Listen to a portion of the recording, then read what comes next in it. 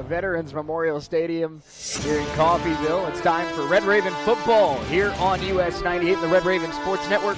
I'm Shane Neal, alongside with me, Matt Jordan. So happy to be with you here on this Saturday. Ravens back at home, looking to snap a losing streak. And Matt, another quality opponent facing off with the Ravens today, the number 10 team in the nation in Highland. Yeah, it's, like you said, a quality opponent. And if you look at how the rankings have gone, because of Cisco going undefeated since that Week 2 matchup, technically 4 straight games against ranked opponents, ranked in some way or another, and trying to right the ship, pick up their first Jayhawk conference win, and stop that 2-game losing streak. And a big opportunity here today. And obviously this Highland team, very talented, led by Coach DJ Mayo, who's done an unbelievable job, the 2023 Jayhawk Conference Coach of the Year. But this just feels like one of those games, Matt, where this team under Nick Dober, we've talked about how talented they are and how they look like a team that can contend in this conference. Well, if you're going to be a contender in this conference, I know the Jayhawk Conference is difficult. I know there's tough teams every single week. But when you're at home and when you have a team that, you know, you feel like you stack up with talent-wise, I feel like Highland and Coffeyville are on the same about level talent-wise. I think that's a fair assessment. You need to find a way to get a win here today. Yeah, absolutely. And it's a team that we saw that first start. Last year, Week 1, we saw the change to being from the bottom of the Jayhawk to middle to top of the Jayhawk in Highland when they beat us Week 1 last year, a game that really we should have or could have won, and you don't want to have that happen here tonight. I expect this game to be very similar. I don't expect this game to be very high scoring. I think if you wanted to set an over-under, you'd feel comfortable somewhere around the 30-point mark, just because how good both these defenses are. I agree with you. I think this is going to be a physical defensive game. Both of these teams have shown quality, nationally ranked defenses here today. Both these teams have inexperienced quarterbacks in one way or another. Guys that have flashed potential, but not by any means the most experienced guys in this league. So I think we will have a good defensive battle on our hands today. It could come down to who gets that turnover, that key defensive stop. And the Ravens, good news for them, they're getting one of the best at getting turnovers and big defensive stops. Jaden Shepard is back in the lineup today for Coffeyville. Yeah, he is back after leaving that Week 2 game against Cisco. I think that's going to be big for this defense. It's so important, a guy like that, the captain of the defense, getting him back. And honestly, it's good that you got him back because you're going to be without Lonnie Burt tonight, or this afternoon, I should say. So getting a guy like Jaden back, going to feel good, missing a guy on that side of the ball. Yeah, you mentioned it, of course. Jaden comes back, but 2 starters will be out today. Lonnie Burt missing at that middle linebacker spot, and Kamari Johnson will move from his traditional outside linebacker into middle linebacker today. Kamari had a great game against Iowa Western, had 12 tackles in that game. I know he's up for the challenge here this afternoon. And on offense, a lot of playmakers, a lot of weapons on this offense, but you're missing one of the big ones. Breck Long out today with a high ankle sprain. Yeah, Long is just kind of that guy. It may not always show up in the stat sheet, but he's a tremendous blocker. He's a great decoy. It's going to be hard without him. But we talked earlier this week when I heard Breck was going to be out. I'm interested to see how the backup tight ends fill that hole. Yeah, Cam Paul, of course, has the size, has the ability, and something Breck said is he can do everything I can do, maybe even better than I can do it. That's how much the coaches trust this guy. So I think the tight end position obviously will be a position to watch today, but I think the Ravens will be okay in that spot. Now, an interesting position that we'll also be watching today is quarterback. We saw the 3rd signal caller for the Ravens last week against Iowa Western, Matt, and the redshirt freshman Chris Arviso. Thought he looked really good. 23 of 36, over 200 yards passing, and a touchdown throw. It seems like it'll be Arviso today. That's still to be determined officially, but it seems like it'll be Arviso, and it seems like at least for the near future, the Ravens may have their guy. Yeah, well, and we talked to Coach Ortiz after the Week 1 game, and he was really disappointed he wasn't able to get Arviso some reps in that game because it getting called before the half. And it sounds like that might be, it's like kids. The offensive coordinator, you don't have a favorite, but you do. That's right. And it sounds like Ortiz might really like how Arviso runs his offense. And well, there's always the coordinator's guy. Right.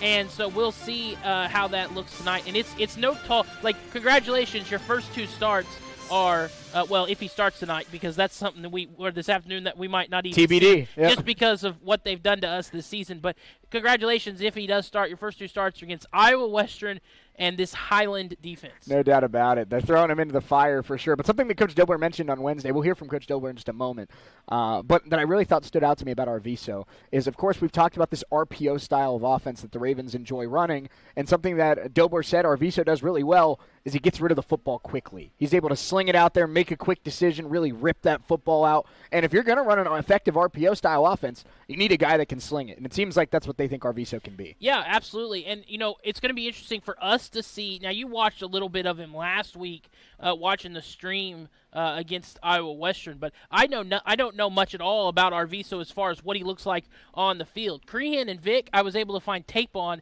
and watch before the season started. Arviso, we weren't sure what his role was going to be, so we didn't really watch any preseason tape. So you saw a little bit last week. I haven't seen any of all, so it's going to be interesting to see really how he fits in this offense. And luckily for him, he's got a stable of backs behind him that can help him out. And a lot of receivers that can make a play on the football, absolutely. Of course, he hit Jaleel Boast last week against Iowa Western. We'll hear from Jaleel a little bit later on in the pregame show as well. Matt, last thing I have for you before we get to Coach Dilber and KJ Johnson, who will be joining us next segment. This Highland team, we talked about it, one of the best defenses in the nation, maybe the best defense in the nation, depending on who you ask. What a 180 this program has pulled off. A team that was consistently at the bottom of the Jayhawk Conference, a team that was considered almost a guaranteed win every year. DJ Mayo has come in. He's completely changed this culture. And something I saw earlier this year, they went out, they beat Iowa Central in a dogfight game, 14-13. And Coach Mayo went on Twitter and he tweeted, "Not the same old Highland." It is not the same old Highland. Coach Mayo has made this team not just a Jayhawk Conference contender. This is a national championship contender. Yeah, absolutely. And I love that bravado from the head coach, just to be like, hey, listen, we're not the same. And he proved it last year. He's proved it so far this year. They've got that one loss to Dodge City. Talk about that's just how good the Jayhawk is. No doubt. Because Dodge City was on no one's radar. Highland was on no one's radar last year. And, there's always that sneaky team. There is always that sneaky team. And Highland has certainly been that 4-1, looking to make it 5-1. They feel like they have as many opportunities to say they're the best team in the conference as well. And they still have Hutch on the schedule later on. So they feel, despite the loss, that they're very much alive in this Jayhawk standings, and they want to make a statement here at Coffeyville, picking up a big win against a historic program. No question about it. It's our Red Raven pregame show brought to you by our friends at Imperial Vending. We appreciate Imperial Vending for being the official sponsor of the Red Raven pregame show. Let's take a quick 2-minute timeout. When we come back, we'll be joined by Coach Dilber, as well as linebacker KJ Johnson, who's getting the start today at middle linebacker with the injury to Lonnie Burt. Coach Dilber and KJ join us in 2 minutes here on the Red Raven pregame show on US 98 and the Red Raven Sports Network.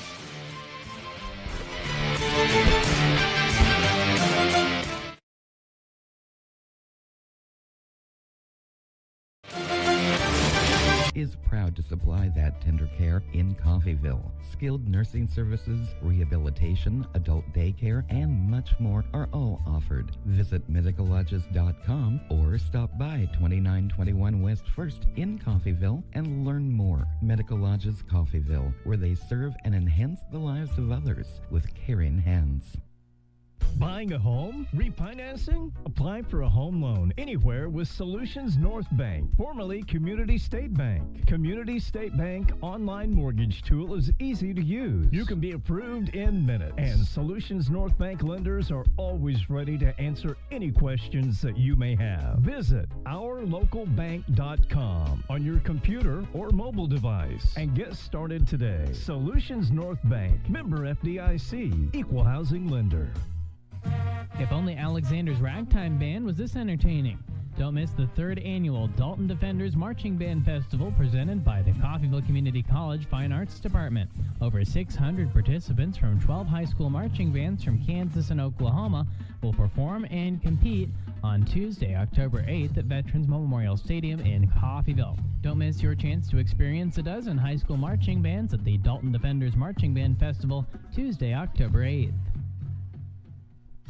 Chevrolet Summer Drive event is in progress at Roman Chevrolet in Independence. Get a 2024 Chevy Silverado 1500 Crew Cab and get $57.50 back in rebates. That is 10% off MSRP. Roman Chevrolet has a huge selection of pre-owned vehicles. Shop the #1 Chevy dealership in Southeast Kansas, Roman Chevrolet, 2313 West Main in Independence, or visit us online at romanchevrolet.com. Chevrolet, together, let's drive. I'm Shane Neal. We're now rejoined by Coach Dobler, as well as joined by sophomore linebacker KJ Johnson. Thank you both again for being here. KJ, we'll get it started with you. This defense, obviously, it's a Raven tradition that it's a strong defense that shows up on Saturdays, but one of the best run defenses in the Jayhawks so far this season. I don't think it's been a bad passing defense either, but you being one of the returners for this unit, what have you seen from both the returners and from the young guys that's allowed this unit to be one of the league's best through the first 5 weeks of the season? Just coming in, putting emphasis on stopping the run and not allowing teams to have their way with us and run the ball on us. That's just being one of our main goals and focuses, just stopping the run. And what's something, I know you played more in the second half of last season versus the first half. You started getting more and more reps towards the end of the year. But what's something that, whether it be spring ball, whether it be off-season workouts, or just something that kind of clicked for you on the field this year that you feel like you're stronger at as a sophomore versus a freshman? What do you think's made you a better football player? The experience from last year being on the field and understanding how the game is and the flow and the tempo of it. So just playing on the run, just certain things like that. Well, all aspects of the game, that experience helped me from going last fall until the spring until now. Just the experience. Great stuff, Coach. We talk about, of course, Highland coming up this weekend. One of the best defenses in the nation, maybe the best defense in the nation, depending on who you ask. But we talked earlier in the show about great coaches in this league. Coach Strohmeyer, Coach Dallas at Hutchinson, a lot of Coach McNary at Butler. But Coach D. One of the most impressive coaching displays I've seen. He took a team, a program that was consistently at the bottom of this league, and he's gotten them the highest they've ever been ranked since 1996. So before we start kind of dissecting their team, what was the interactions, if you've had any, with Coach Mayo, both in last year's game and this year? Well, yeah, last year was the first time. The year before, you got a little taste. 2 seasons ago, you got a little taste of him being the DC, and Coach Powers was the head coach. And then, that last year when they beat us, met very much respect. I mean, they're a well coached. You could tell real quick, like, it ain't just about talent and all that stuff. They're a well coached team. They know exactly what they need to do. They execute. They don't hurt themselves. And that's kind of defensively. You watch them, like, they play very, very sound. They do have some schematic stuff that they do well that makes it hard on offenses, and that's what our offense is going to have a challenge for, is all the different fronts and different looks that they do, that they make it hard. And so, much respect. He's done an awesome job, hell of a job, make it very tough. I mean, his defenses, they're #1 ranked, I think, last year, total yards. Which, again, if you just play sound defense and don't hurt yourself, offense or defense, you have a chance to be successful. Coach, something that stands out to me about the Highland Scotties is they have an offense that is capable of beating you on any given play.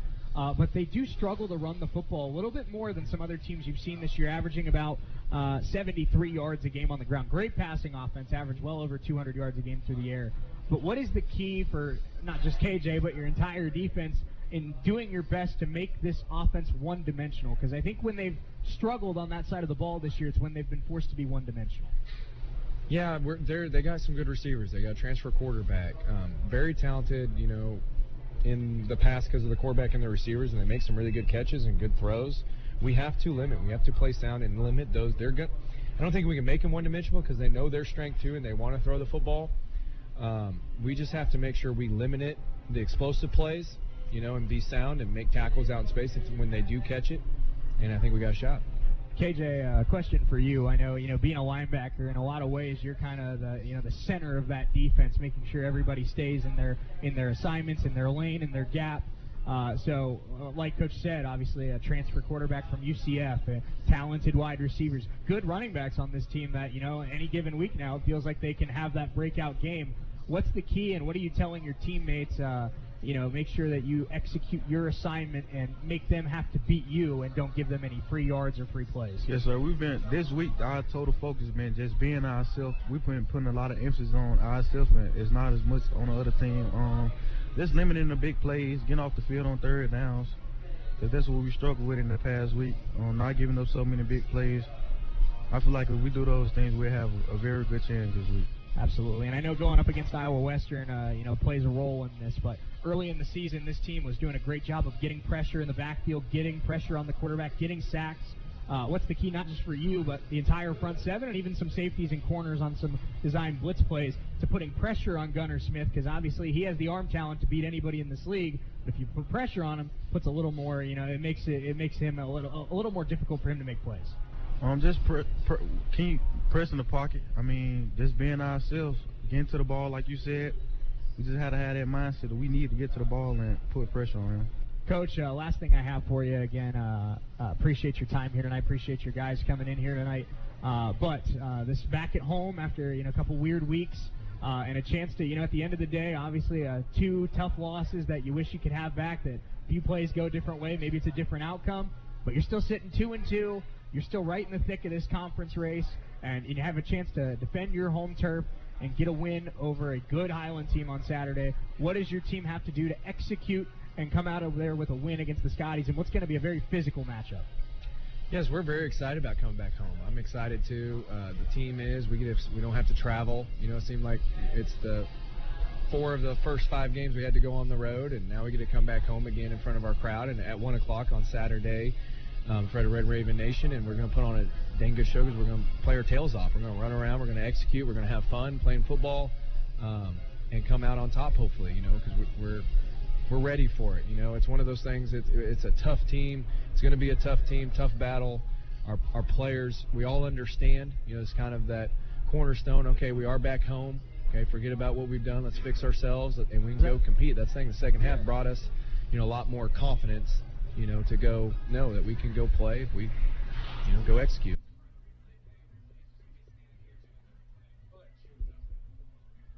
And appreciate, of course, Coach Dobler for joining us here on the Imperial Vending Red Raven pregame show. That was both Coach Dobler and KJ Johnson. And Matt, we'll get into a little bit more about KJ coming up in our keys to the game. But with Lonnie out, him moving to middle linebacker, him being a returner on this football team, KJ needs to have a big performance if the Ravens want to beat Highland here today. Yeah, played a great game last week, and definitely needs to step up. That middle linebacker role is the quarterback of the defense, so it's an important position for the defense, and he'll go right along with Jaden Shepard and try to fill the hole that is left by the injury to Burt. Well, we have one more segment coming up here. Kickoff in about 12 and a half minutes or so. So let's step away for 2 minutes. When we come back, we'll be joined by tight end Breck Long and wide receiver Jaleel Boast as we continue the Imperial Vending Red Raven pregame show. We're back in 2 minutes. Peace of mind. That's what you get when you or a family member can stay in your home when health issues arise. Windsor Place At-Home Care makes staying at home possible. Whether it's a disability, aging, or illness, Windsor Place At-Home Care has the staff and resources to properly support you in the comfort and familiarity of your own home. Specializing in working with Medicaid patients providing in-home support and care, Windsor Place At-Home Care is there for you. Find out more, visit windsorplace.net. Make your home more comforting with help from Derailed Commodity. Update your flooring with the area's largest selection of in-stock carpet, luxury vinyl plank, tile, area rugs, and more in many styles, brands, and colors. New furniture always brightens a home. We have a great selection of furniture, including sofa sets, recliners, and mattresses. Economy to premium, in stock and ready to brighten your home. Shop now at your local Derailed Commodity Flooring and Furniture, Brazelton in Independence, Kansas, and Joplin and Butler, Missouri. Taco Mayo's new Filet Olé Steak Bowl is piled high with filet mignon. It's filet mignon. A heaping bowl loaded with refried beans, Mexicali rice, cheddar jack, sour cream, and tender filet mignon. It's filet mignon. Filet mignon. Filet mignon. Filet mignon. Filet mignon. Savor the juicy Filet Olé Steak Bowl stacked with filet mignon and only from Taco Mayo. That's a wrap. No, that's a bowl. You don't have to drive far to find the best deal on your next vehicle. Just head right around the bend to Perky's Used Cars just south of Coffeyville. Choose from a 2014 Ford Escape, just $73.50, or a 2012 Chevy Cruze, only $72.50, and save a ton on a 2008 Dodge Ram 2500, only $13.9. See the full inventory now at Perky'sUsedCars.com. You'll pay less when you come by and see me, Al Perky, at Perky's Used Cars. We're a mile and a half west of the Woodshed on a State Line Road. Perky'sUsedCars.com. We're now joined by a couple playmakers on the offensive side of the ball. Tight end Breck Long, as well as wide receiver Jaleel Boast. Thank you guys for being here. We appreciate it. How are you? Good. How are you? Doing well. Doing well, and excited to talk to both of you guys as we kind of talked about with Coach at the start of the show. Obviously, not the result you wanted against Iowa Western, but I think, like Coach said, second half very different from the first half. I think there are positives to take away from that game. I think the team in the last quarter and a half really executed well, and I think now I'm sure the offensive side of the ball especially has some confidence going into Highland this week. Oh, for sure. It's definitely a tough loss coming off the previous week as a bye week, trying to get ready and prepared for number 2 team in the country. First quarter obviously didn't go the way we wanted to, like you said, but it's a good thing knowing that we got kids that can turn that. Well, a late touchdown scored in that game was by the man sitting here to our Jaleel Boast. And Jaleel, your first touchdown of the year, and I'm sure, obviously you'd rather it be with the team winning or to take the lead or something like that, but still, for a guy from Charlotte, North Carolina to be out here, on that JUCO grind here in southeast Kansas to find the end zone for the first time, that's got to be pretty cool for you. Oh, yeah, it was a great feeling.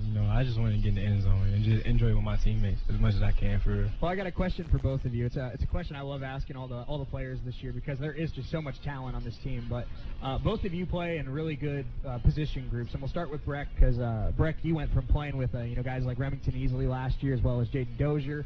Now you're kind of the leader of that room, but you have Cam Paul who came in and has displayed some really impressive talent. A couple other guys in that room as well. What's it like playing with the guys in the tight end room, and what do they bring to practice every single day? And just really, making it because there's some places where the tight end's just an extra offensive lineman, but here at Coffeyville, it's an extra playmaker. Yeah, no, it's a great experience here at Coffeyville. We got Cam Paul. He comes in.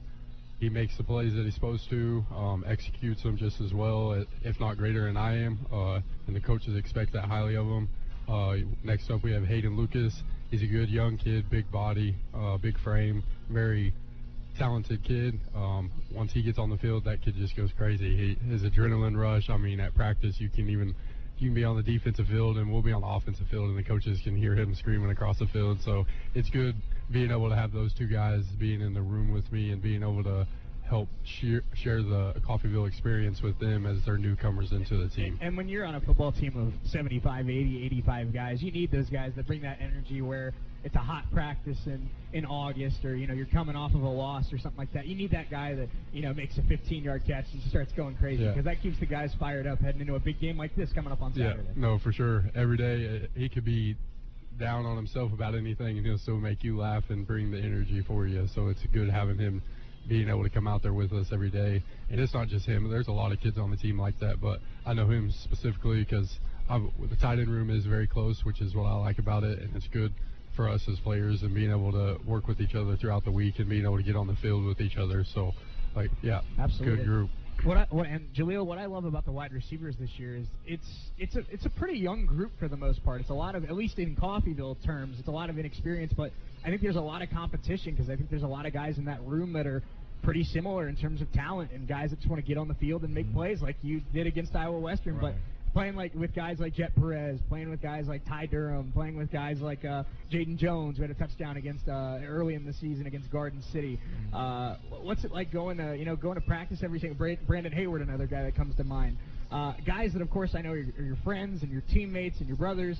But at the same time, I'm sure there's a little bit of that friendly competition where it's like we all feel like we're pretty good football players, and I want to get the snaps. Oh yeah, we're always competing, and so everybody has fun when it comes to practice, but it's very competitive. Everybody wants to get better every day, especially me. I want to get better. And speaking about some of the guys like Ty Durham, man, he's fast. Like we could definitely go deep with him, and everybody else they put in work, especially Jaden Jones. They all put in work, so that's as much as I can say. But I know that we work very hard. Like every day we work hard, get better, we watch film, and just get focused. But everybody works pretty hard, to be honest. And I think it's shown. I think it's shown in the fact that 5 different receivers have a touchdown this year. There's been 6 touchdown passes thrown, and 5 different receivers have a touchdown. So I think it shows, that not only is there plenty of talent in the receiver room and the tight end room, but also whoever's playing quarterback. We've had 3 different guys step back there this year, but whoever's playing quarterback has trust in anybody in that room, any playmaker on this team to run their route, get open, and make a play. Yeah. So, guys, I think something that's really interesting that I know, Breck, you're from, you grew up in Caney and you played at Sedan in high school, and Jaleel, you're from Charlotte, North Carolina. So 2 pretty different upbringings that brought you both to Coffeyville. So I'd love to hear from both of you, because I think it'll be a very different perspective, something that you've enjoyed about being a Red Raven and something that you've enjoyed about JUCO football. Compared to your high school days or your growing up, is it very different from what you thought, or what's something that you really love about JUCO football? We'll start with you, Jaleel. Just coming into Coffeyville as a transfer, so I came for a transfer as a UTEP. I came in and it was very loving and welcoming. They just love to grind. That's it. They love to grind. They love to go hard every day. That's what I like about Coffeyville. It's a grind every day. Keep your head focused and work. And to build off of that, I know that I talked about this a little bit with one of our basketball players from a year ago or so. I know that guys in Division I work their tails off. I mean, you don't get to be a Division I athlete without working your tail off. But I almost feel like in the conversations I've had with D1 bounce backs or JUCO athletes that go on to D1, is you almost get that extra chip on your shoulder, that extra motivation, that extra desire to prove people wrong when you spend time in JUCO. And I'm curious now that, like you said, you're a transfer from UTEP, that time you spent with the minors and now the time you've spent here, does it almost feel like, that you have that extra motivation now to, I got to get back there and I got to prove people wrong. I got to show people that I deserve to be at that level?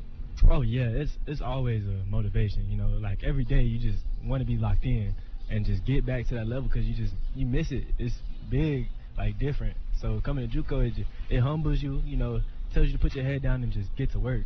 Absolutely. Breck, I know you being a Southeast Kansas guy, turned into Southeast Kansas college football player, haven't really had to go very far to spend your college, the last year and a half or so. But what's something that I'm sure, you grew up watching a lot of Raven football, and I'm sure you were very familiar with CCC when you committed.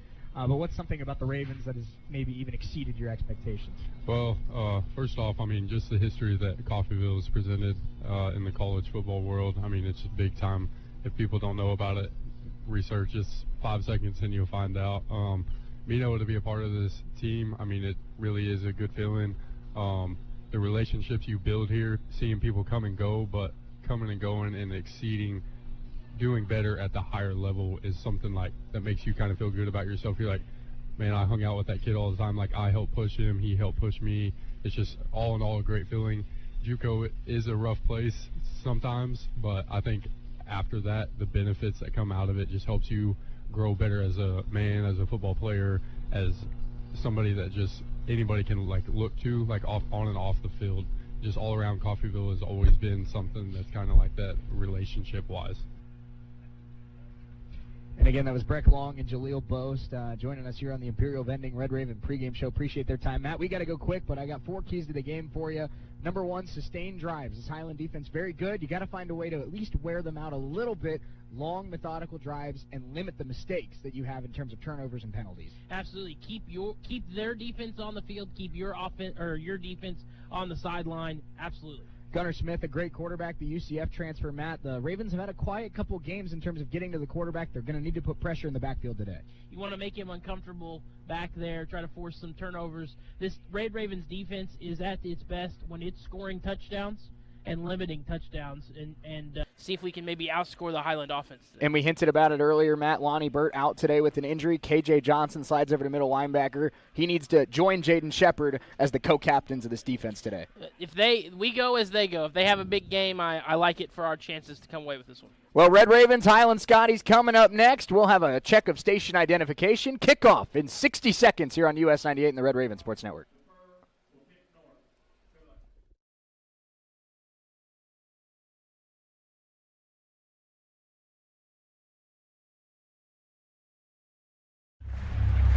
Welcome to the main event.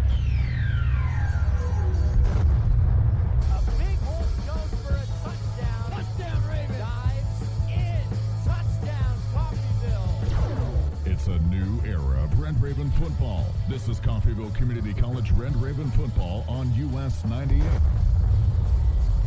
Red Raven football, brought to you by Coffeyville Community College, Solutions North Bank, Coffeyville Regional Medical Center, Perky's Used Cars, Taco Mayo, Medical Lodge, Derail Commodity, and Roman Chevrolet.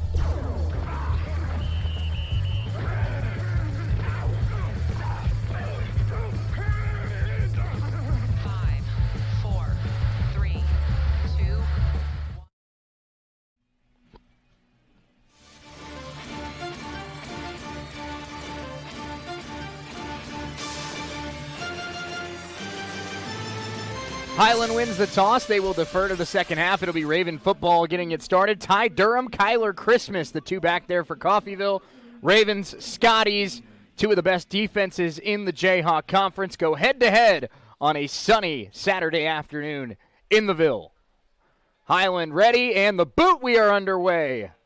And this one sails over the head of Kyler Christmas. Ravens will start at their own 25.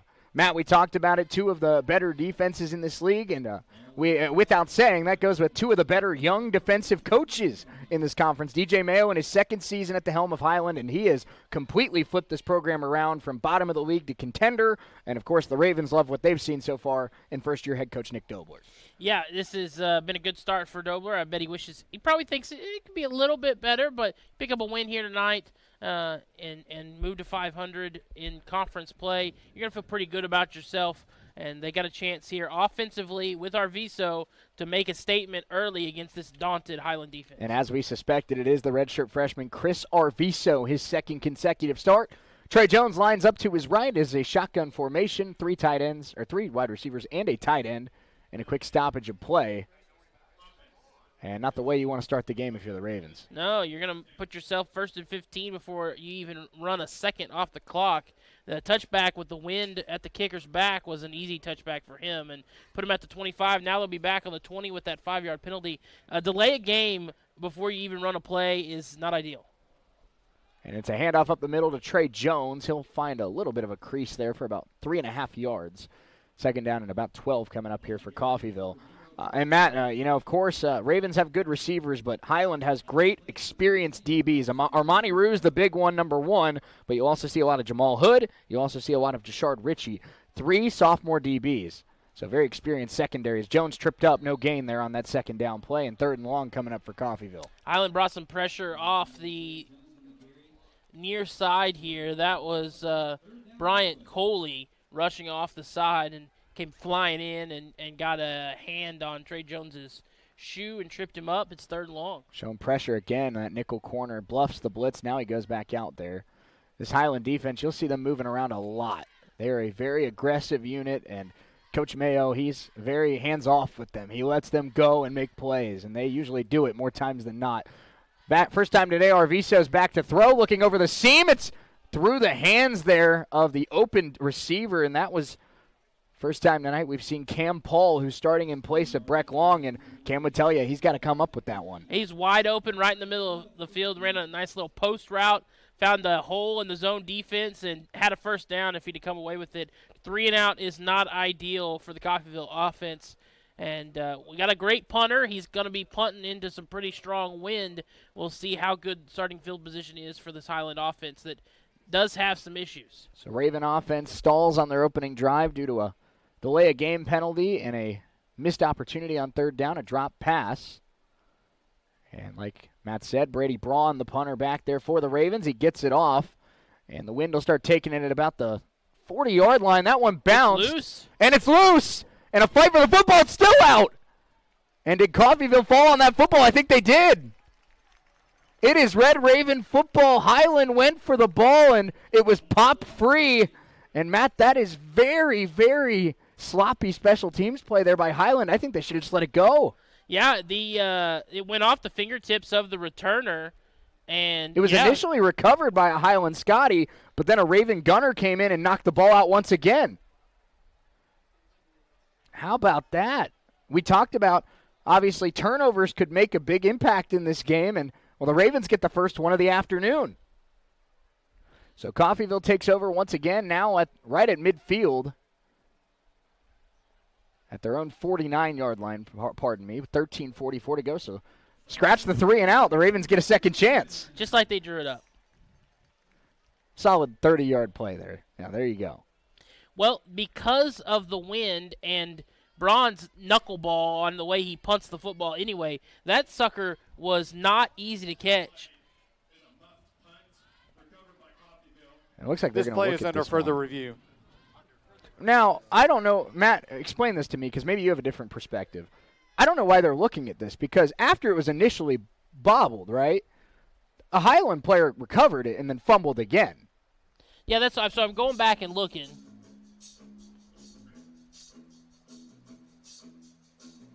I can't tell there if, let me see. It looks like it goes off his hands, but then it goes off another Highland player's Yeah, he recovers it and then he has it jarred and then loose. Another, yeah. So this is a fumble no matter how you look at it. Even if the returner didn't touch it, and it does not believe, I do not believe there was a fair catch called. Even if the returner doesn't touch it, it was still a Scotty that touched it first. It's still touched by a Scotty. It's touched by 2 Scotties before someone from... Did you get a look at who the Raven was that jarred it loose after it was recovered initially? It's hard to see from that angle, I know. Looks like it was the wide receiver, Bryce Bonner. Bryce Bonner, of course, the 6'1" redshirt sophomore. If they overturn this, I'm gonna be pretty upset because it's a pretty and the fact that they're still looking at it kind of blows my mind. I don't even know why they're looking at it. It seems pretty cut and dry. Well, so I don't know. Is this like full collegiate rules where all turnovers are reviewable? And that might be why they're looking at it. I felt like you said, this was pretty cut and dry. But at this point, it feels cut and dry. We'll see what our officials say. So I can't tell if it hits there, but it definitely hits a Scotty there. And then another Scotty has a hold of it before it's and it's popped loose. Popped out of his hands. This should easily be Coffeyville ball. And I just don't get how you're still looking at this. This is taking way too long. It should be look at it twice and confirm it. Yeah, for what this is, unless they're trying to look at ball spot and clock and all of that. Who ended up recovering the fumble? I know I'm having you do a lot here. 69 for us. That's Jordan Acone, the redshirt freshman offensive lineman. So look at the big guy getting his hands on the ball. All right, let's see what the call is here. I would be stunned. I would be stunned. I'm real stunned. Results of the review confirmed. And there you go. Coffeyville ball. Call confirmed. Fumble, Red Raven fumble. That was the right call. It was the right call. It took way too long to get there. We've had more time reviewing a play than we've had actual football here today. Yeah, and again, it has to be because all turnovers are reviewable. So Chris Arviso back out there. Second opportunity here for the Ravens after the Highland miscue. And Trey Jones lines up to his left. Cam Paul, the tight end, no Breck Long today due to a high ankle sprain. And some pre-snap movement. Second straight opportunity for the Ravens. We're on first down. Before a play's run, there's a pre-snap penalty, Matt. It's going to be a long afternoon for Coffeyville if they keep giving themselves, they're going to wave it off. And they picked it up. What? What's happening?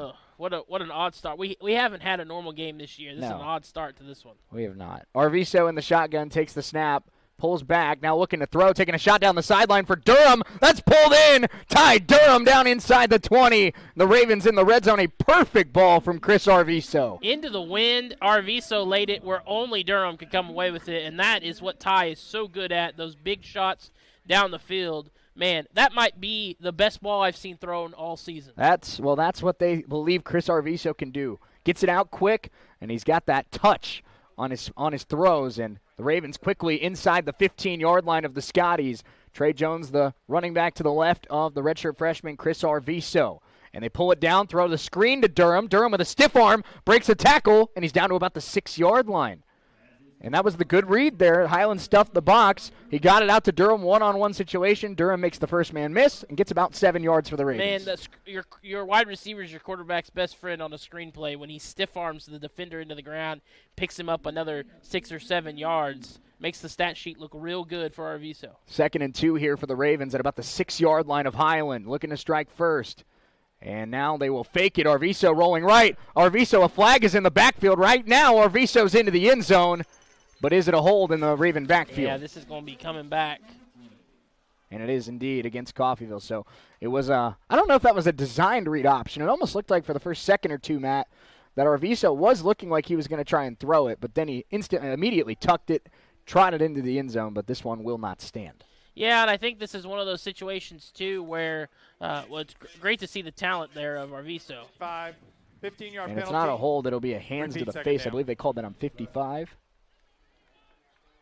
Let's see if I can go back and see it. That is the redshirt sophomore, Eric Lane. I don't see hands to the face. Oh, yeah, there it is. There it is. He gets that hand right up and under the helmet, pushes it up.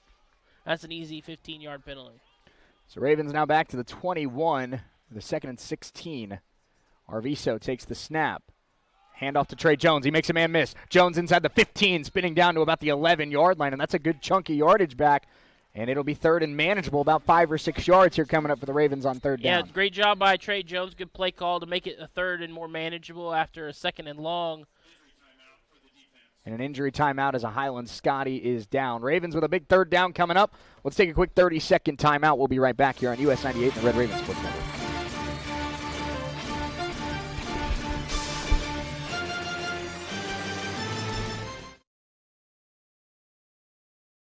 Family medicine and women's health physicians are accepting new patients. We have convenient office locations in Coffeyville and Independence with extended and Saturday hours in Coffeyville. If you need a physician or need to make an appointment, please call 620-688-6566. That's 620-688-6566.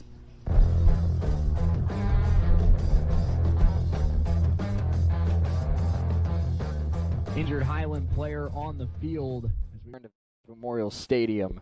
It'll be 3rd down coming up for the Ravens. I'm not sure who that is, Matt, down for the Scotties, but it is number 9, and we appreciate Ben over to our left. That is going to be Jamarion Augustus, the sophomore defensive lineman.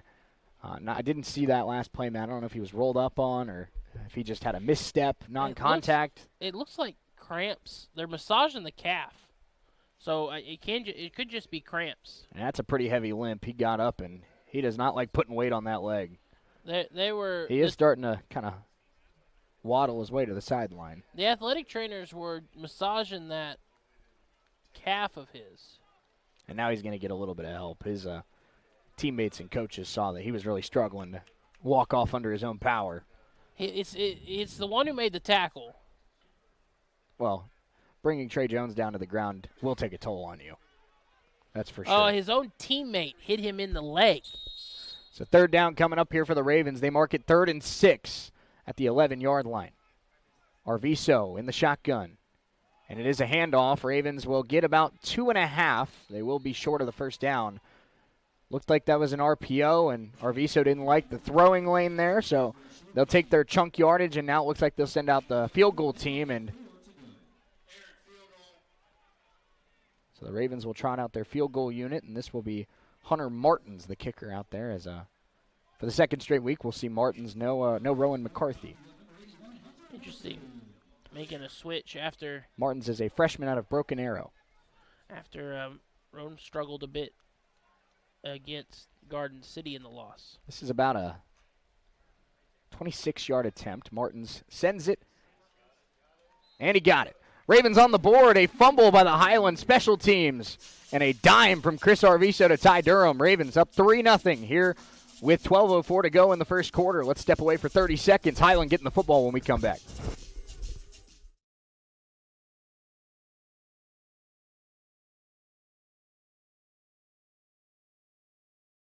by bringing in new walk-in coolers, walk-in freezers, new truck dock, and putting out 250 brand new vending machines. They're going to also invest another $1 million into this area with all brand new route trucks. True commitment to the community, and it's created in this location. This was create 3 new jobs.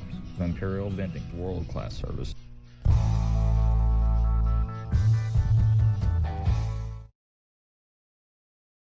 Ravens, 12:04 to go, first quarter. I'm Shane Matt Jordan alongside with me here, Red Raven Football on US 98 and the Red Raven Sports Network.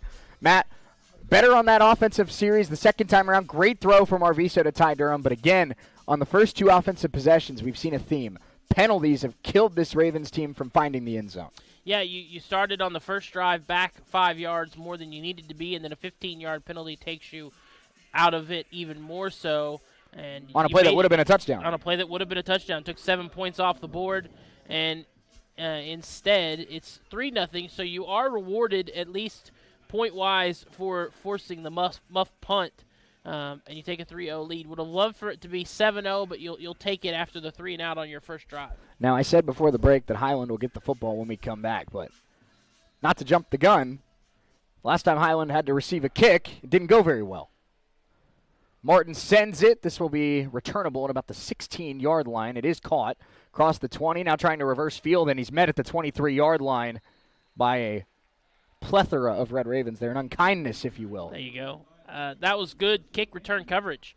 You got a kick that is caught inside the 20, and you don't let them get back to the 25 into the wind. I thought that was a really good kick, and it kind of hung up there, allowed the team to get back, and you made the tackle as you need to. Of course, Shay, as we're into this game, just a few minutes, do want to give a shout-out to any of the Scotty listeners, the fans, the little Scotty fans that have tuned in to the stream, either the radio stream or the YouTube feed. So shout-out to the Scotties that wanted to check in on the game but couldn't make the drive down. I know from experience it's a long one. It is. Gunnar Smith in the shotgun, first snap of the day for the Highland offense. It's a handoff, spinning off a tackle and getting about 6 yards on the play there. And for Highland, that we'll get you that running backs. Looks like that's 46, Matt, and maybe I'm wrong. I don't have a 46 here on my sheet.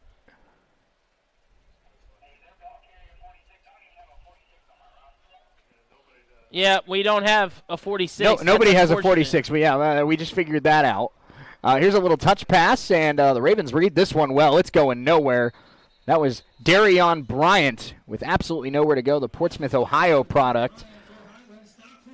And, Matt, this Highland team, an interesting one. A lot of Jayhawk teams run the football, establish that running game. 70% of Highland's yardage this year has been through the air. They know what they're good at. They have good wide receivers, a great quarterback, and they're an air raid style offense in this league. Yeah, our run defense is incredible, and their running game is not very good, so they are going to want to air the football out. Ravens showing pressure, third down, and we have some pre-snap movement.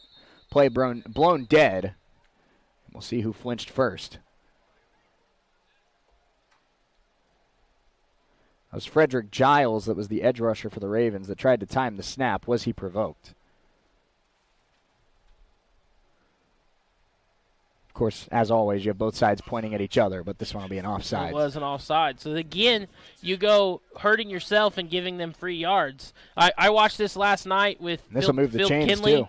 Phil Kinley, 10 penalties, 115 yards. It really hurt them. It's one of the big reasons why they lost last night. You do not want to see CCC get into that same situation. Well, you had Highland quickly to a 3rd and 5, and the offsides penalty will move the chain. Already 4 penalties for the Ravens here in the opening 5 minutes of this football game.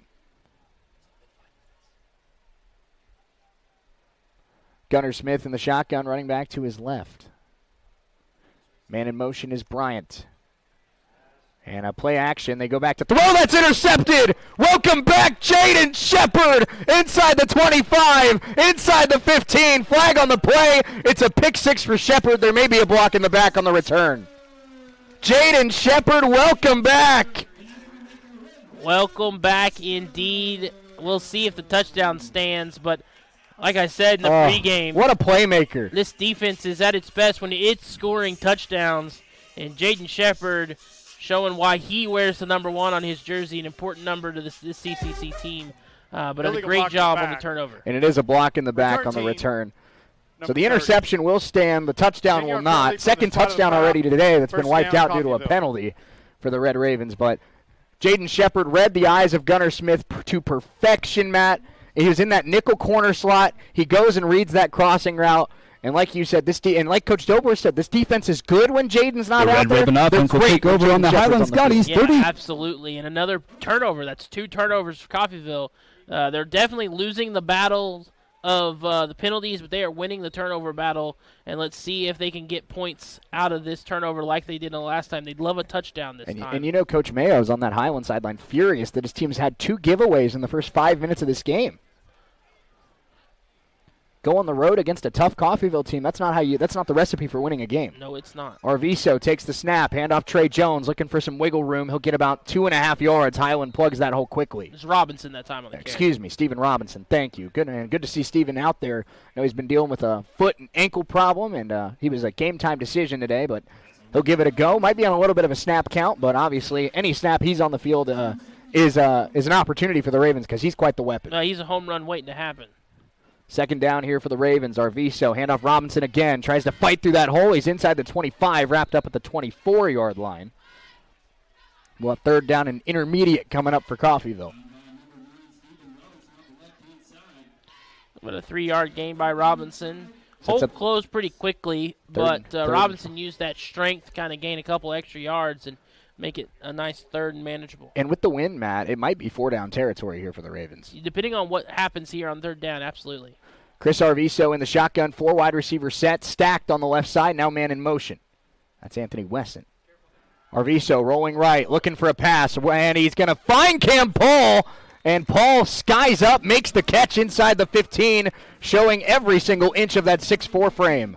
Yeah, he had to go up and get it. Way to make sure you stayed in bounds as he was kind of near the sideline, and dropped a pass earlier that would have kept the drive alive. Did not drop that one, and that's a good first down pickup. Ravens in the red zone for the second time in this opening quarter, trying to build on their 3-0 lead. Arviso, handoff Robinson. He's got a hole, and he's inside the 10, down to about the 6-yard line. Stephen Robinson with a gain of about 6 yards on first down. Good strong run that time by Robinson. He's about 1 broken tackle away from making that one 6. This Highland defense is just really technically sound. They don't make many mistakes. Arviso in the shotgun, second down. Handoff Robinson. Robinson pushing forward. Only about a yard on that play. And again, it'll be third down for the Ravens, this time 3rd and 3. Good short run. I like that the Ravens have really been adamant on running the football. I think that, we talked about if you're going to beat this Highland defense, you got to try and wear them out. And if you keep running the ball like the Ravens have so far, third, fourth quarter, I think this Highland defense is going to be exhausted. Yeah, you want to have good, long, sustained drives. And right now, they've done a pretty good job. Outside of the first drive, which they got the ball right back, they've done a good job with that. Third down for Arviso and the Ravens from the 5-yard line. It's a handoff to Trey Jones. He bounces outside. Trey Jones breaks a tackle. And he's into the end zone, but a flag on the play. No flags, but that was Robinson. No, never mind, no flags. And again, it was Stephen Robinson. Thank you, Matt. That 9-0 from up here in the box throws me off. I'm with you. But a good call there. Stephen Robinson, house call for the Ravens. And now we'll see Hunter Mattins coming in for the extra point. Robinson that time finds the hole, bounces it outside and into the end zone, showing the speed that time. As he got to the edge, no one was catching him. When we talk about Robinson and Jones as the extra point up and good from Martins, we talk about them having the thump, Matt. They also have the wiggle. They're able to make a man miss in space and get to the end zone. Ravens have had some penalties early in this one, but they forced 2 turnovers, and they have a 10-0 lead. We're back in 30 seconds here on US 98 and the Red Raven Sports Network.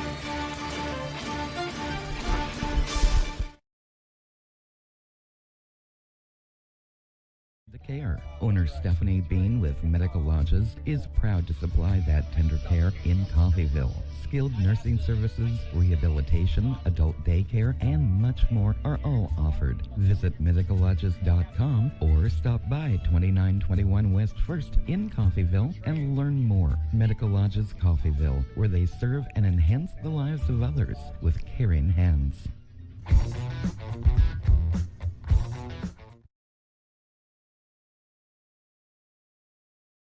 Ravens early in this one off a pair of turnovers, a fumble on a punt return that led to a field goal, and then an interception for Jaden Shepard. Welcome back to the lineup. Ravens find the end zone. They have a 10-0 lead on Highland. Obviously, you want to clean up the penalties, Matt, but a pretty good start for Nick Dobler's squad. 10 points off turnovers. That's exactly what you want to see. Could be 14. It could have been a pick six. You've had a couple touchdowns taken off the board. We're able to get one of them back at least, and it's good to see the team is being methodical. They've picked up third downs. They've just made good plays, and now you have a 10-point lead with almost halfway into it. Hunter Martins boots it. It'll be taken at about the 16-yard line.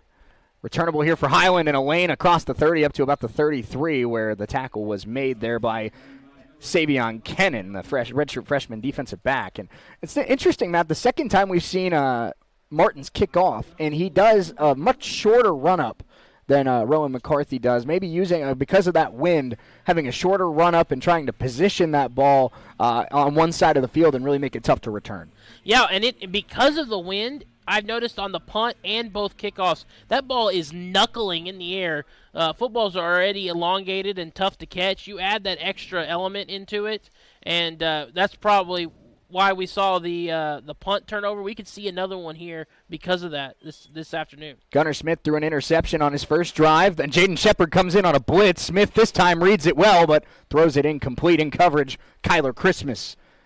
And again, Matt, we talked about it before the season even started. Christmas and Shepard, they complement each other so well. You see Christmas there with blanket coverage. Jaden Shepard, after making an interception in coverage, comes screaming on a blitz. That's why he's so valuable, Matt, because you don't know what he's going to do on any given play when you're a quarterback. Yeah, absolutely. That's what makes him a key piece of this defense. It's what they've missed. He can play so many different roles and do so many different things. That's why he's so dangerous. 2nd and 10, and they'll switch the running back now. Shepard showing blitz again. It's a handoff, bouncing up across the first wave of defenders, and he's going to have a first down run there. That was a very solid run there for Highland. Gain of 11 yards, and it'll move the chains. I wonder if we can pull up a box score and maybe see if a running back changed his number. Because that's, again, number 46 that's getting the handoff, and we don't have a 46 on our roster. So I will work on that. We'll see if we can get that pulled up for you as soon as we possibly can. Gunnar Smith and the Scotties have a first down at their own 46-yard line. And a man in motion, and now looking is Smith underneath route on a crosser. It's caught. Instant tackle there from Kyler Christmas with a little bit of help from Jaden Shepard again. And man, you can tell those two are excited to be playing with each other again in the secondary. It'll be a gain of 2 yards. Christmas and Shepard shut it down immediately. 2nd and 8 coming up. No rust to kick off for Jaden Shepard, Matt. He's been in the middle of everything. No rust at all. 2nd down and 8 here for the Scotties at their own 48-yard line. Running back switches to the right of Gunnar Smith. He takes the shotgun snap. It's a handoff, a delayed handoff, and he's spun down by Fred Giles for a loss. Fred Giles comes off the edge, and that Raven run defense right there in the backfield. It'll bring up 3rd down and about 9.5 here for the Scotties. And, man, if the Ravens can get a stop here defensively, momentum is firmly on the Coffeyville side. Absolutely. A big 3rd down for the Scotties. 6:10 to go in this opening quarter. 10-0 Ravens. 3rd down here for Highland. The number 10 team in the nation. Down 2 scores early on the road. Ravens looking for their biggest statement win of the season so far. Gunnar Smith in the shotgun.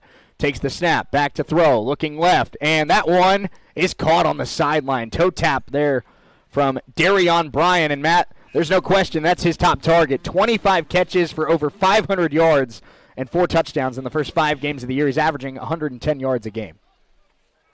Yeah, went to the guy he trusts the most on 3rd down, and a nice little got one toe down. That's all you need at this level, and picked up the first down. First down, Highland at the 41 of Coffeyville now as they keep that drive alive. Gunnar Smith back to throw once again, looking to the sideline. That one high, intended for number 83, Demetrius Alexander, sophomore out of Miami, Florida. Gunnar Smith, he lives up to his namesake, man. He's sitting back there in the pocket just flinging footballs all over the field. Like we talked about, this Highland team, they learned their identity very quickly this year, Matt. They're an air raid offense and a strong defense, and they bring the same game every single week. Yeah, they love to throw the football. They're much different than some of the other teams in the JUCO, but they don't have a run game, and so it's all about the pass. Shepard coming in on a blitz again. It's an RPO quick screen, and it'll get about 7 yards. Once again, that's Darion Bryant with the catch. And it'll be 3rd down and short coming up for Highland. Right on the edge of field goal range. They do have the wind in their favor, but this would be about a 50-yarder from where they're at right now. So you'd think they'd probably go for it here if it ended up being a 4th and 3. Gunnar Smith, it looks like he's going to go 5 wide here on 3rd down and short. Gunnar Smith in an empty backfield. 2 wide receivers to his left, 3 to his right. We'll see how aggressive the Ravens are on the blitz. Man in motion. Smith takes the snap, looking right, and now throwing back left. That's caught by Bryan. It's a well-designed screen pass, and it's a 1st down up to the 23-yard line. And I like that play design there from DJ Mayo, Matt, where you had wide receiver motioning right. You had 3 wide receivers over to the right side, and then you throw back left to Darion Bryant for a gain of 11. Yeah, then again, the guy you trust the most on 3rd down, and worked out perfectly that time for the Highland offense. And, of course, Coffeyville's been a little bend but don't break at times, and let's see if they can hold here as they're inside the 25 now. 1st down Highland, 4.5 to go. First quarter, they're down 10-0. Their best drive of the day so far. This is going to be a handoff right and cutting inside, getting to about the 22-yard line for a gain of about 2.5. Ball came out late, but they're going to mark him down. That was Buru Kasabu running with the football, but it'll be a 2-yard run. Hasabu made the tackle, and he ended up coming away with the football as well, but it is not a fumble as the running back's elbow was down. Have we found out anything about this running back? This mystery running back? I'm still looking. Now, it's interesting to me. I have the Highland stats in front of me, Matt. We do have a couple running backs that are unnumbered on the stat sheet, so maybe it's one of these guys. Gunnar Smith, shotgun snap, 2nd and 8. It's a handoff up the middle, and it'll be about a 3-yard gain. And it'll set up 3rd and intermediate here for Highland. Gavin Fillingham up the middle. I feel bad because he's the starter, so you feel like you should know him, but we just don't have him on our roster sheet. Yeah, that's interesting. I mean, their guys this year have been Miles Murphy and Landon Moore, so I'm not sure. 3rd down and 5 here for Highland. Gunnar Smith looking over to the sideline, getting the call from offensive coordinator Sean Washington. Smith, 4-wide formation. It's a handoff, and he bounces outside. He's going to have the 1st down inside the 15-yard line. And that is going to be one of the running backs that we've seen a little bit more this year for Highland, Matt. That is number 20, Miles Murphy, on that 3rd down handoff. Pardon me, that's number 21, Gavin Fellingham. I was going to say, I think it was Fellingham. Fellingham, a guy that's from Olathe. Kansas kid. And there's going to be an offsides free play here, and it's incomplete. In coverage on the play there for the Ravens was number 16, Savion Kennan. Pass is incomplete to number 17, Damian Thompson.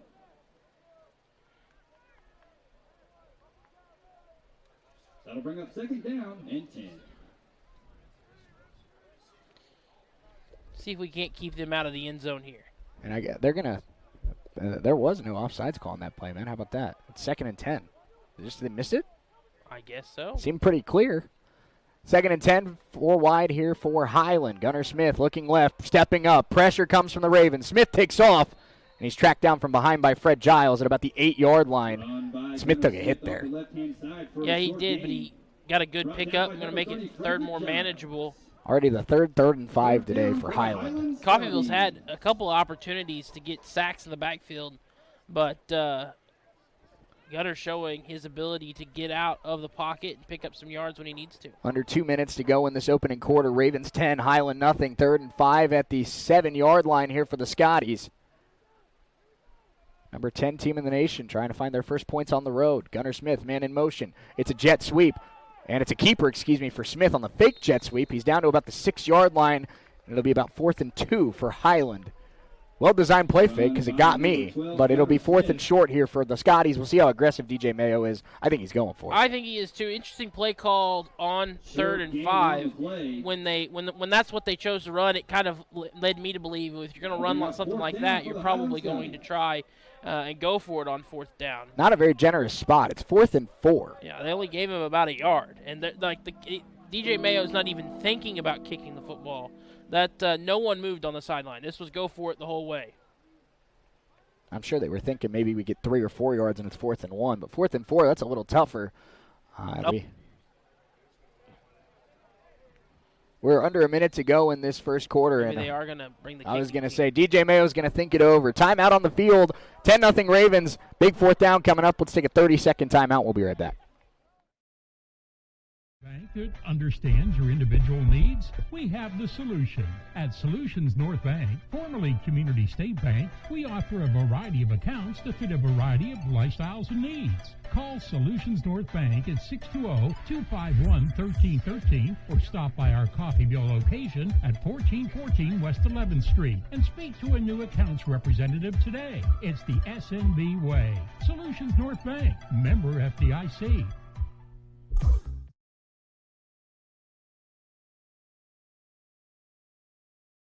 4th down coming up for the Raven defense, leading 10-0 in this one. 4th and 4 from the Ravens 7-yard line. I'm Shane Neal, Matt Jordan alongside with me. Matt, obviously I don't want to jump the gun, but Ravens can find a way to get a stop here. We talked about their ability to bend but don't break. If Highland goes all the way down the field and comes up with no points, that is a gut punch. Well, and it's a big win for the Coffeyville defense. And it looks like they did think twice about it. I think DJ Mayo realizes the kind of football game we're going to have here today and is just going to take his opportunity to get some points. So this will be freshman kicker Justin Dahlstrom out of Overland Park. And this will be from about 25 yards. Ravens showing a very aggressive front. And it will be up. It will be good. Little line drive kick. Dahlstrom puts it through. Scotty's on the board. Long drive leads to a 25-yard field goal. Ravens lead at 10-3 with 55 seconds left in the opening quarter. We'll see Chris Arviso and the Raven offense back out on the field when we're back in 30 seconds on US 98 and the Red Raven Sports Network. Is this entertaining? Don't miss the 3rd annual Dalton Defenders Marching Band Festival presented by the Coffeyville Community College Fine Arts Department. Over 600 participants from 12 high school marching bands from Kansas and Oklahoma will perform and compete on Tuesday, October 8th at Veterans Memorial Stadium in Coffeyville. Don't miss your chance to experience a dozen high school marching bands at the Dalton Defenders Marching Band Festival Tuesday, October 8th.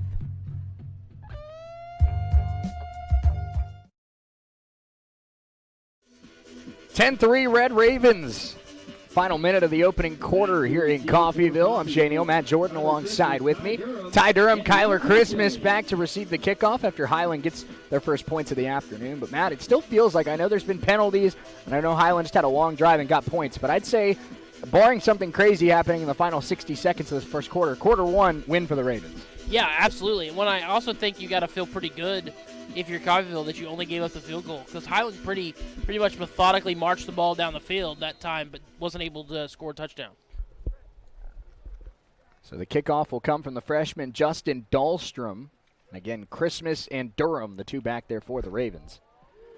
This one is heading towards Kyler Christmas's direction and over his head and into the end zone. That's where the Ravens will set up shop at the 25-yard line. I love that the chain gang knows with the wind. They were already kind of anticipating that kickoff going into the end zone. They were ready at the 25 when that ball sailed over Kyler's head. And, you know, that's going to be something to monitor, Matt. When we switch to the second quarter, obviously we're going to switch fields, and the Ravens will have the advantage in the kicking game. So I would say that they've had it already because you almost want the wind. Kicking into the wind has made the ball do some funny things. We'll see. You know, they only have it for 55 more seconds. But yeah, you mean when you're looking at getting touchbacks and whatnot, yeah, you'll have the advantage. And we already know what Brady Braun can do as the punter. It'd be interesting to see what he can do with the wind at his back as well. Timeout Coffeyville before their first down play is, again, the offense a little late getting out there on the field. And that's something that We talked to Coach Dobler a couple weeks ago on the Red Raven Coaches Show, Matt, and he said there was a delay of game against Garden City that he took responsibility for. And he said, look, that was on the coaches. We were talking to the guys on the sideline. We lost track of the clock. But it feels like this has become a theme for the Ravens where they're just late getting out on the field. And that's got to be something that changes because you've still got Hutch on the schedule. You've still got Indy on the schedule. I mean, you can't be making that mistake. Burning timeouts because of that. That might just simply be a young coach and a second starting quarterback. Not just a young coach, but young coordinators and then trying to make sure everything's perfect and young coordinators, a quarterback in his second start, a young coach. They just haven't quite figured out the great clock management skills. DeAndre Kelly is the running back that heads out there with Chris Arviso. Ravens lead this one 10-3. A field goal off of a muffed punt by the Highland special teams, and then a touchdown scored by Steven Robinson after an interception from Jaden Shepard. Man in motion is Anthony Weston. First down snap for Arviso. Fakes the handoff, now running for his life. Gets away from the initial pressure. Throws on the 1-2.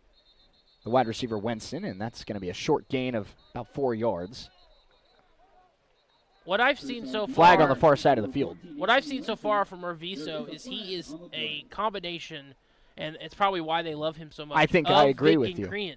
He has the athleticism, the ability to escape the pocket and make something happen with his feet of Carson Crean. But a stronger arm. He has the strong arm. Like when I said earlier that throw to Ty Durham was one of the best throws I've seen this. The only other one that I think would be up there with it was the Vic touchdown week 1 against Kansas Wesleyan to Ty Durham. Well, he's got the arm strength of Vic and the mobility of Crean. He's the best of both worlds. When you run RPO, you're in danger of this, Matt. That play extended, of course, with Arviso trying to evade the sack, and you get called for an ineligible man downfield. That's the offensive line. I don't think you can fault them for that. That's their job to run down the field and block. That is the thing, especially when you're scrambling out on an RPO. Extra lineman on the field is DeJaquan Jackson, the freshman out of Dublin, Georgia. He lines up at right tackle.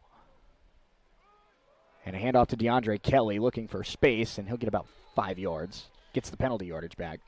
Interesting to see so far early in this game. Trey Jones got drive number 1. Robinson got drive number 2, and Kelly is getting drive number 3. Well, and I think with a defense like this, Matt, that's so technically sound, they stack the box very well. I think you're just trying to keep these guys fresh going into the second half. You want your running backs to be more stamina than their defense. Absolutely. Tight end is Cam Paul to the right of Chris Arviso, and once again it's a handoff to Kelly. This time it's read well by Highland and might have lost a yard. That'll bring us to the end of the first quarter, I believe. Unless there is a last-second timeout call, which I do not anticipate. Our score after 1, Coffeyville 10, Highland 3. Ravens with a big third down coming up as we go to the second quarter. Let's take a 60-second timeout. We'll be right back.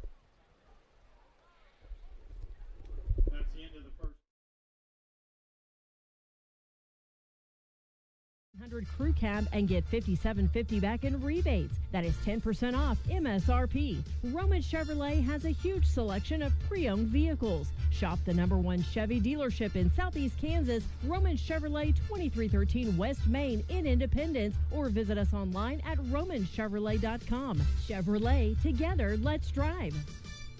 Make your home more comforting with help from Derailed Commodity. Update your flooring with the area's largest selection of in-stock carpet, luxury vinyl plank, tile, area rugs, and more in many styles, brands, and colors. New furniture always brightens a home. We have a great selection of furniture, including sofa sets, recliners, and mattresses. Economy to premium, in stock and ready to brighten your home. Shop now at your local Derailed Commodity Flooring and Furniture, Brazelton in Independence, Kansas, and Joplin and Butler, Missouri.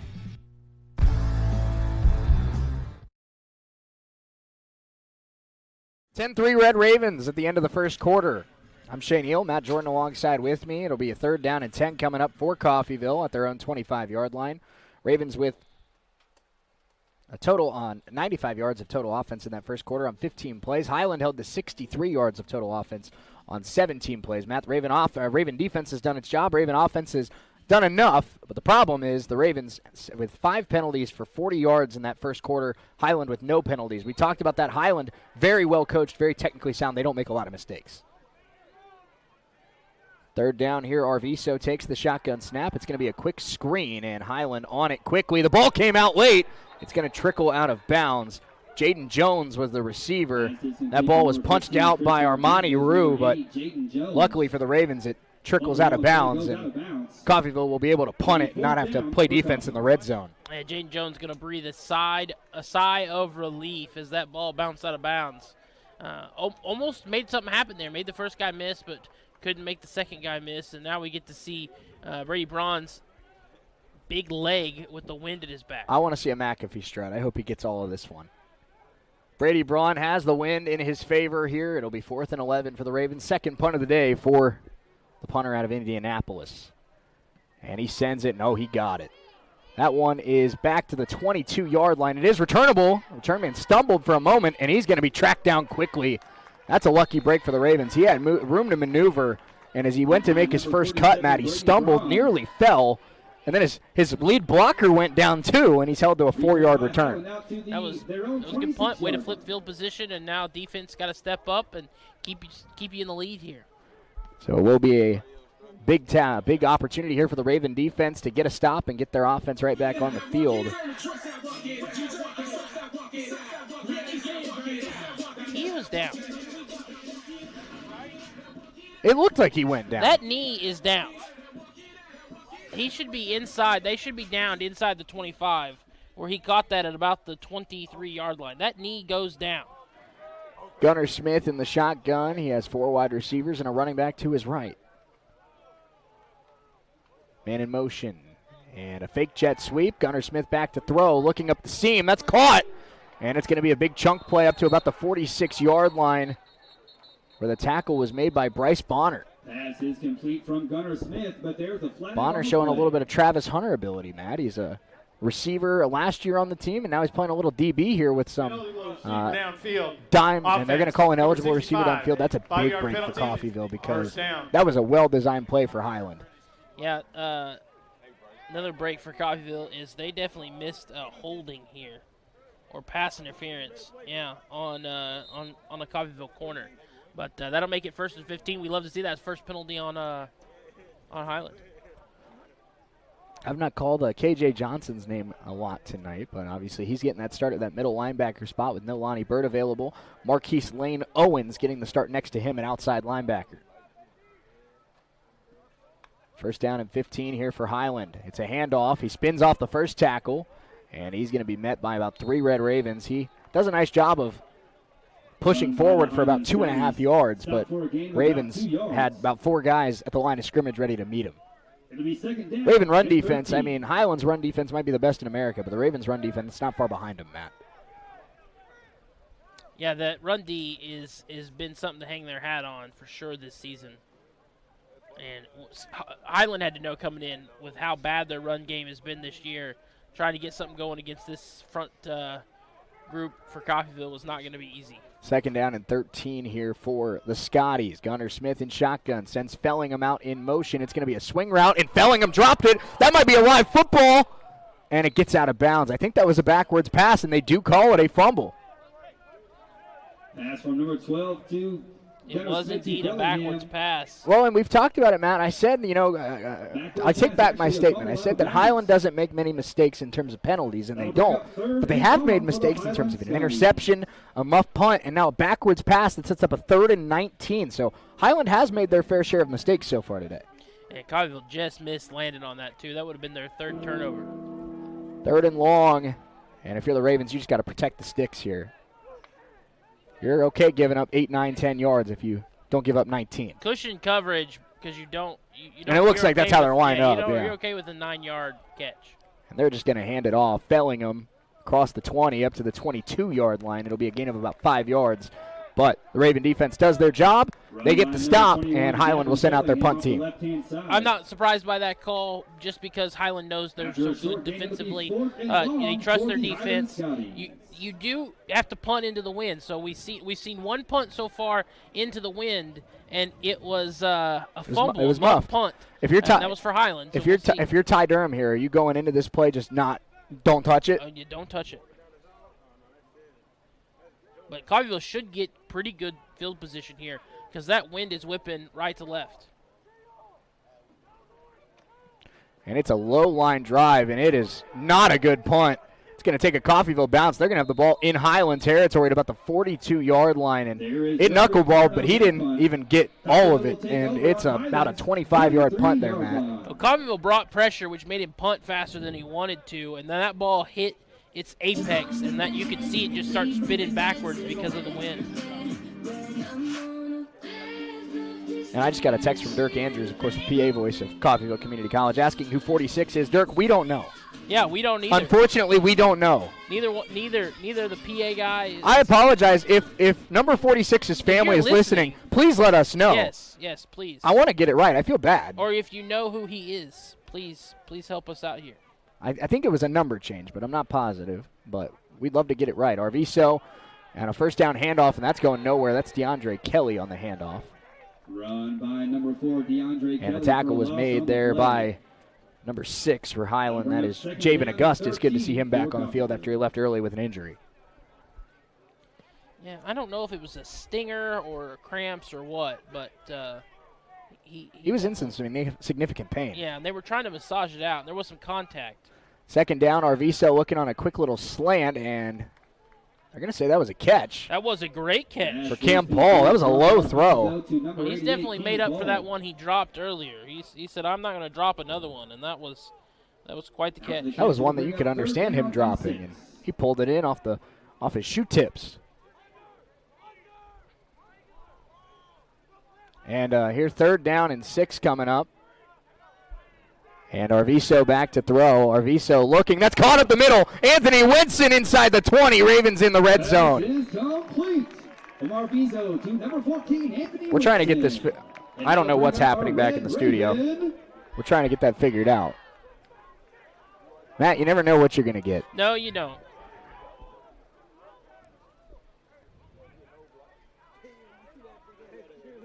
Handoff and yeah, I got you. Thank you. Yep. Oh, perks of having a play-by-play guy. That's right. That's right. Number 4, DeAndre Kelly.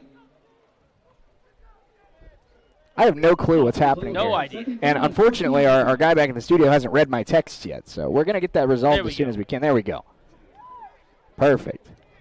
Technology, a mind of its own. It's very possible that he had like scores around the league pulled up on the computer and it played an ad or something like that. I don't know what happened there, but sometimes the computer takes a mind of its own.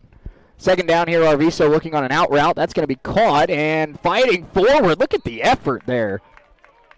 And the Ravens will have a 3rd down and short coming up as that was a Pass is good from Arviso to Lost. catch for Jaleel Boast, who we had on the coaches show this week. He had his first touchdown as a Raven last week against Western. Nice effort there after the catch. You know what I loved about that play is Arviso, so much trust in his wide receiver. He threw that pass before Boast had even turned to look because he knew what he was supposed to do, and he trusted his wide receiver to run the right route. 3rd and 6 here for the Ravens. Arviso. He has 4 wide receivers, 3 to his left. And it's going to be a pull-down throw, and that's going to be caught. And fighting forward, I believe he's going to have the first down inside the 5. Was that Cam Paul again? Yep. Look at him go, man. Having a great day on the offensive side of the ball. He dropped his first catch of the game. It was on a 3rd down, and I'm sure he beat himself up a little bit, stepping in for Breck Long.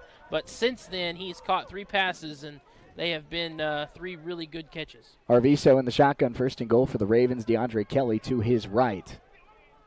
And a big blitz shown from Highland. Arviso tries to pull out of it, but a sack. And that's going to be a big-time play for the Scotties. In there was number 52, Alex Gunderson. And that was a big blitz, and Highland just sent pressure, and they got home. Yeah, they're showing why they're one of the best defenses in the country with pressure like that. They're trying not to give up another touchdown here. They want to keep this in a 1-possession game if they can. 2nd and goal, and Arviso got him to jump. Free play here for the Ravens. It's intercepted, but it will be an offsides against the Scotties, and the Ravens will get those 5 yards back. Flag on the play. Free play for Arviso. Smart, just to try something. The official diagnosis from Scott Maples back in the studio was it was a computer error. It went to satellite when we were still set on live. The computer has a mind of its own. I figured that's what something was going on there. Very excited, Matt. Second and goal coming up for the Ravens. Coming up at halftime, the Lady Raven Jamboree coming up tomorrow, and we're going to be joined by sixth-year Lady Raven head coach Tony Turner at halftime. Always a fun conversation with Coach Turner. Great coach, great personality. It's always a fun interview when we talk to him.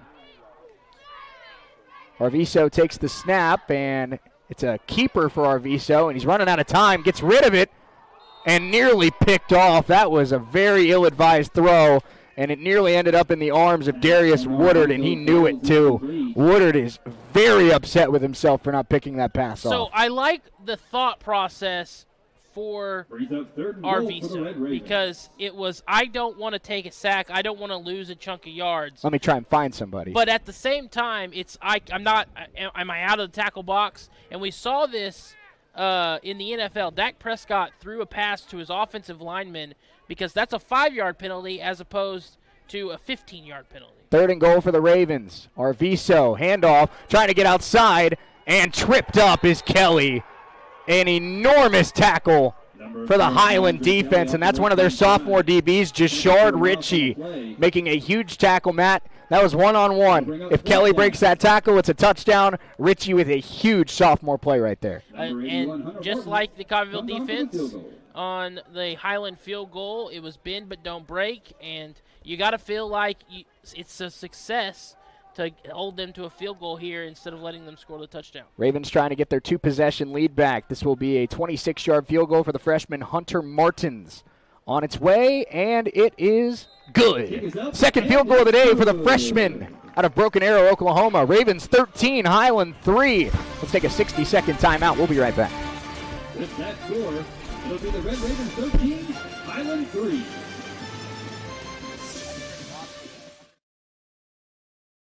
Filled with Mexican favorites and literally erupting with filet mignon.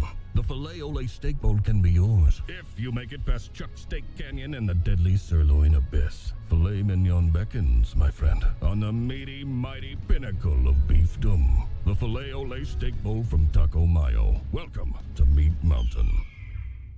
You don't have to drive far to find the best deal on your next vehicle. Just head right around the bend to Perky's Used Cars just south of Coffeyville. Choose from a 2014 Ford Escape, just $73.50, or a 2012 Chevy Cruze, only $72.50, and save a ton on a 2008 Dodge Ram 2500, only $13.9. See the full inventory now at Perky'sUsedCars.com. You'll pay less when you come by and see me, Al Perky, at Perky's Used Cars. We're a mile and a half west of the Woodshed on State Line Road. Perky'sUsedCars.com.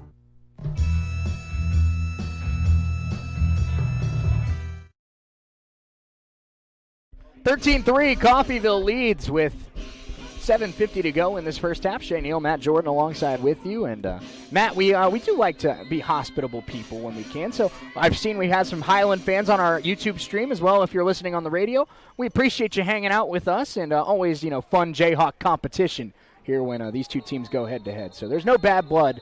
Maybe there's a little bad blood on the field, but for us up in the press box, we're happy you're here with us. The only bad blood I ever have is the 4-hour drive. The drive, I have to make up that's there. a tough drive. But no, I always. Here we go. 46 is Miles Murphy. Thank you to that listener on the YouTube. So we do have a number change there. Miles Murphy on our roster sheet is set as 20. He is now 46. So there you go. Big thank you to that Scotty fan for letting us know. Now we know moving forward, Miles Murphy, the lead back for Highland. That makes a ton of sense considering the snaps he's gotten so far. And I will let Dirk, the PA guy, know as well. Thank you. Appreciate the... Much appreciated. Yes, and we appreciate you guys listening as well. First down here, Gunnar Smith in the pistol. Ravens have 4 DBs on the field with 2 safeties. So it's a dime package. And handoff up the middle, and get about 4 yards, maybe falls forward for 5. Run by Highland up the middle. That'll be a gain of 6. That was Murphy on the handoff. For Highland. Murphy's had a good season. Out of all the running backs on Highland, Murphy's definitely been their top guy. 33 carries. He's added to that today, but almost closing in on 200 yards on the year.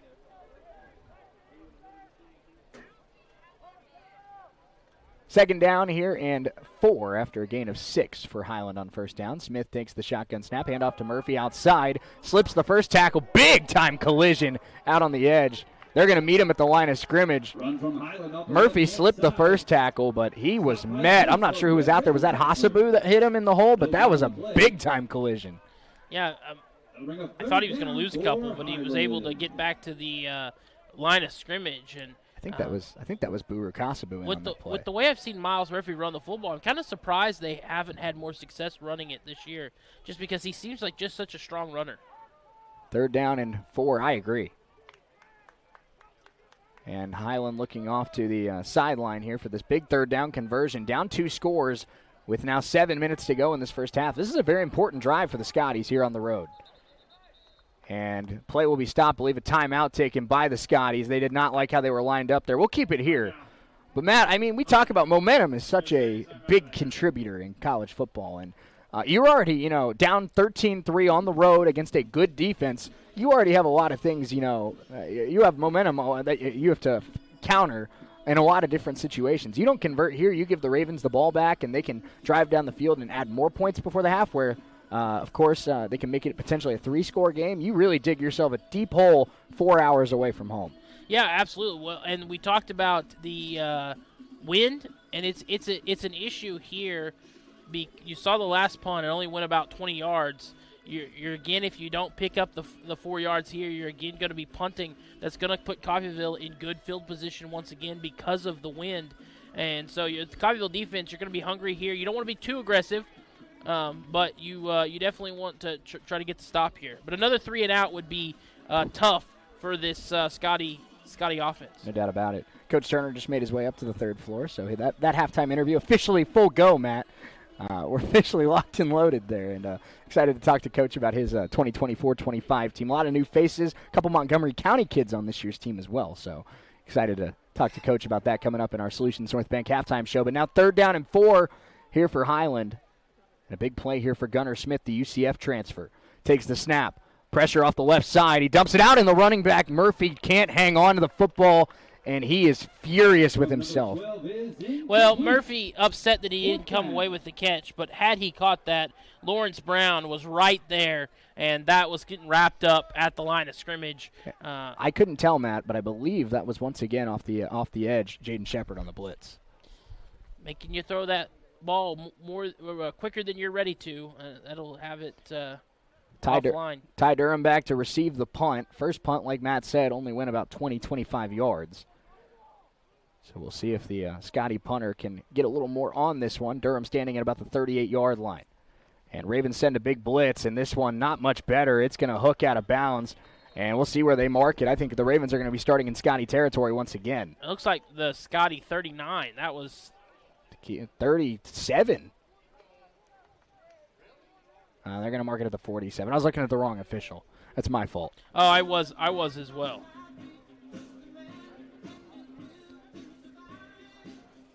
.6:58 to go, first half, Raven football. Let's pause 10 seconds for station identification here on US 98 and the Red Raven Sports Network. 47-yard line.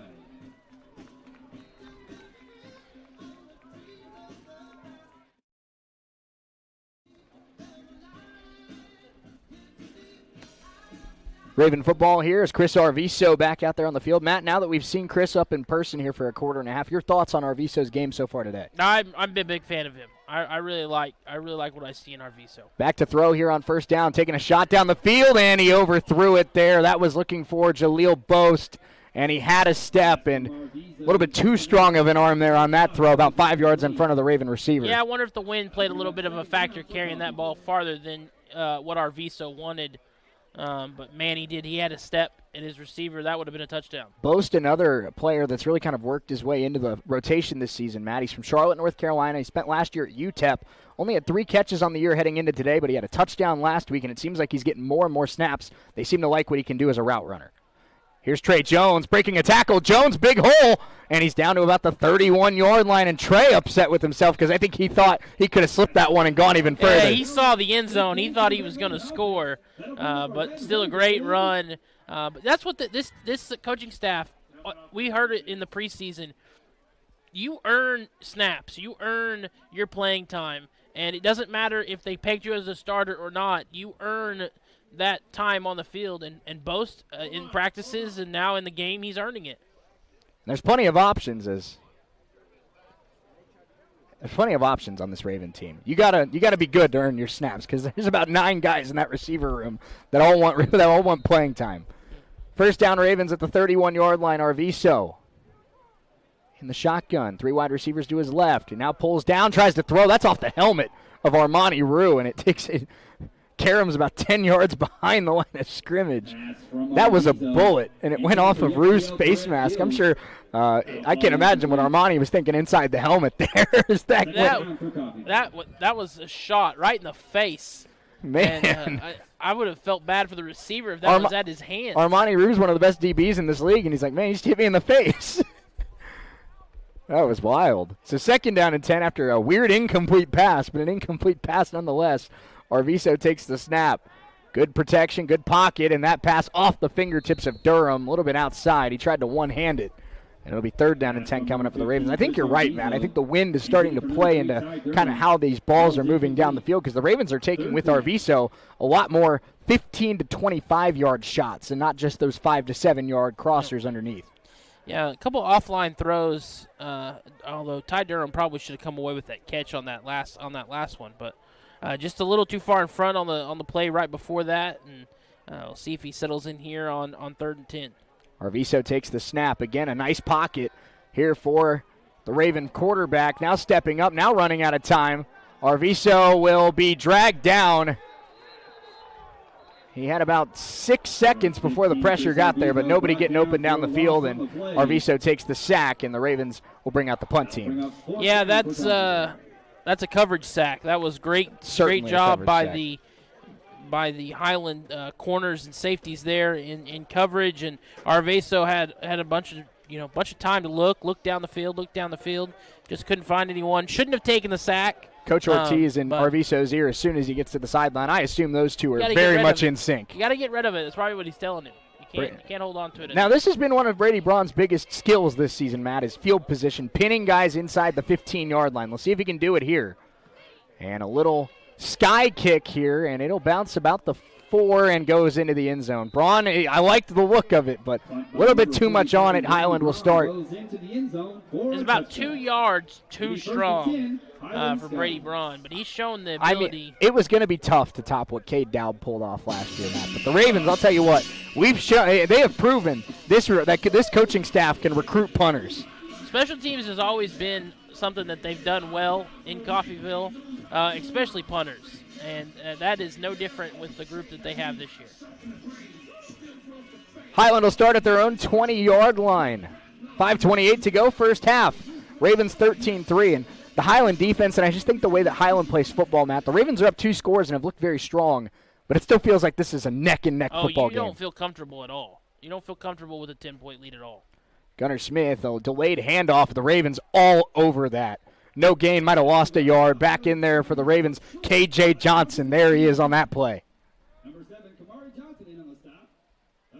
And of course, his birth name, Kamari Johnson, but he told me on Wednesday he prefers KJ, so I'll call him KJ for the rest of the year.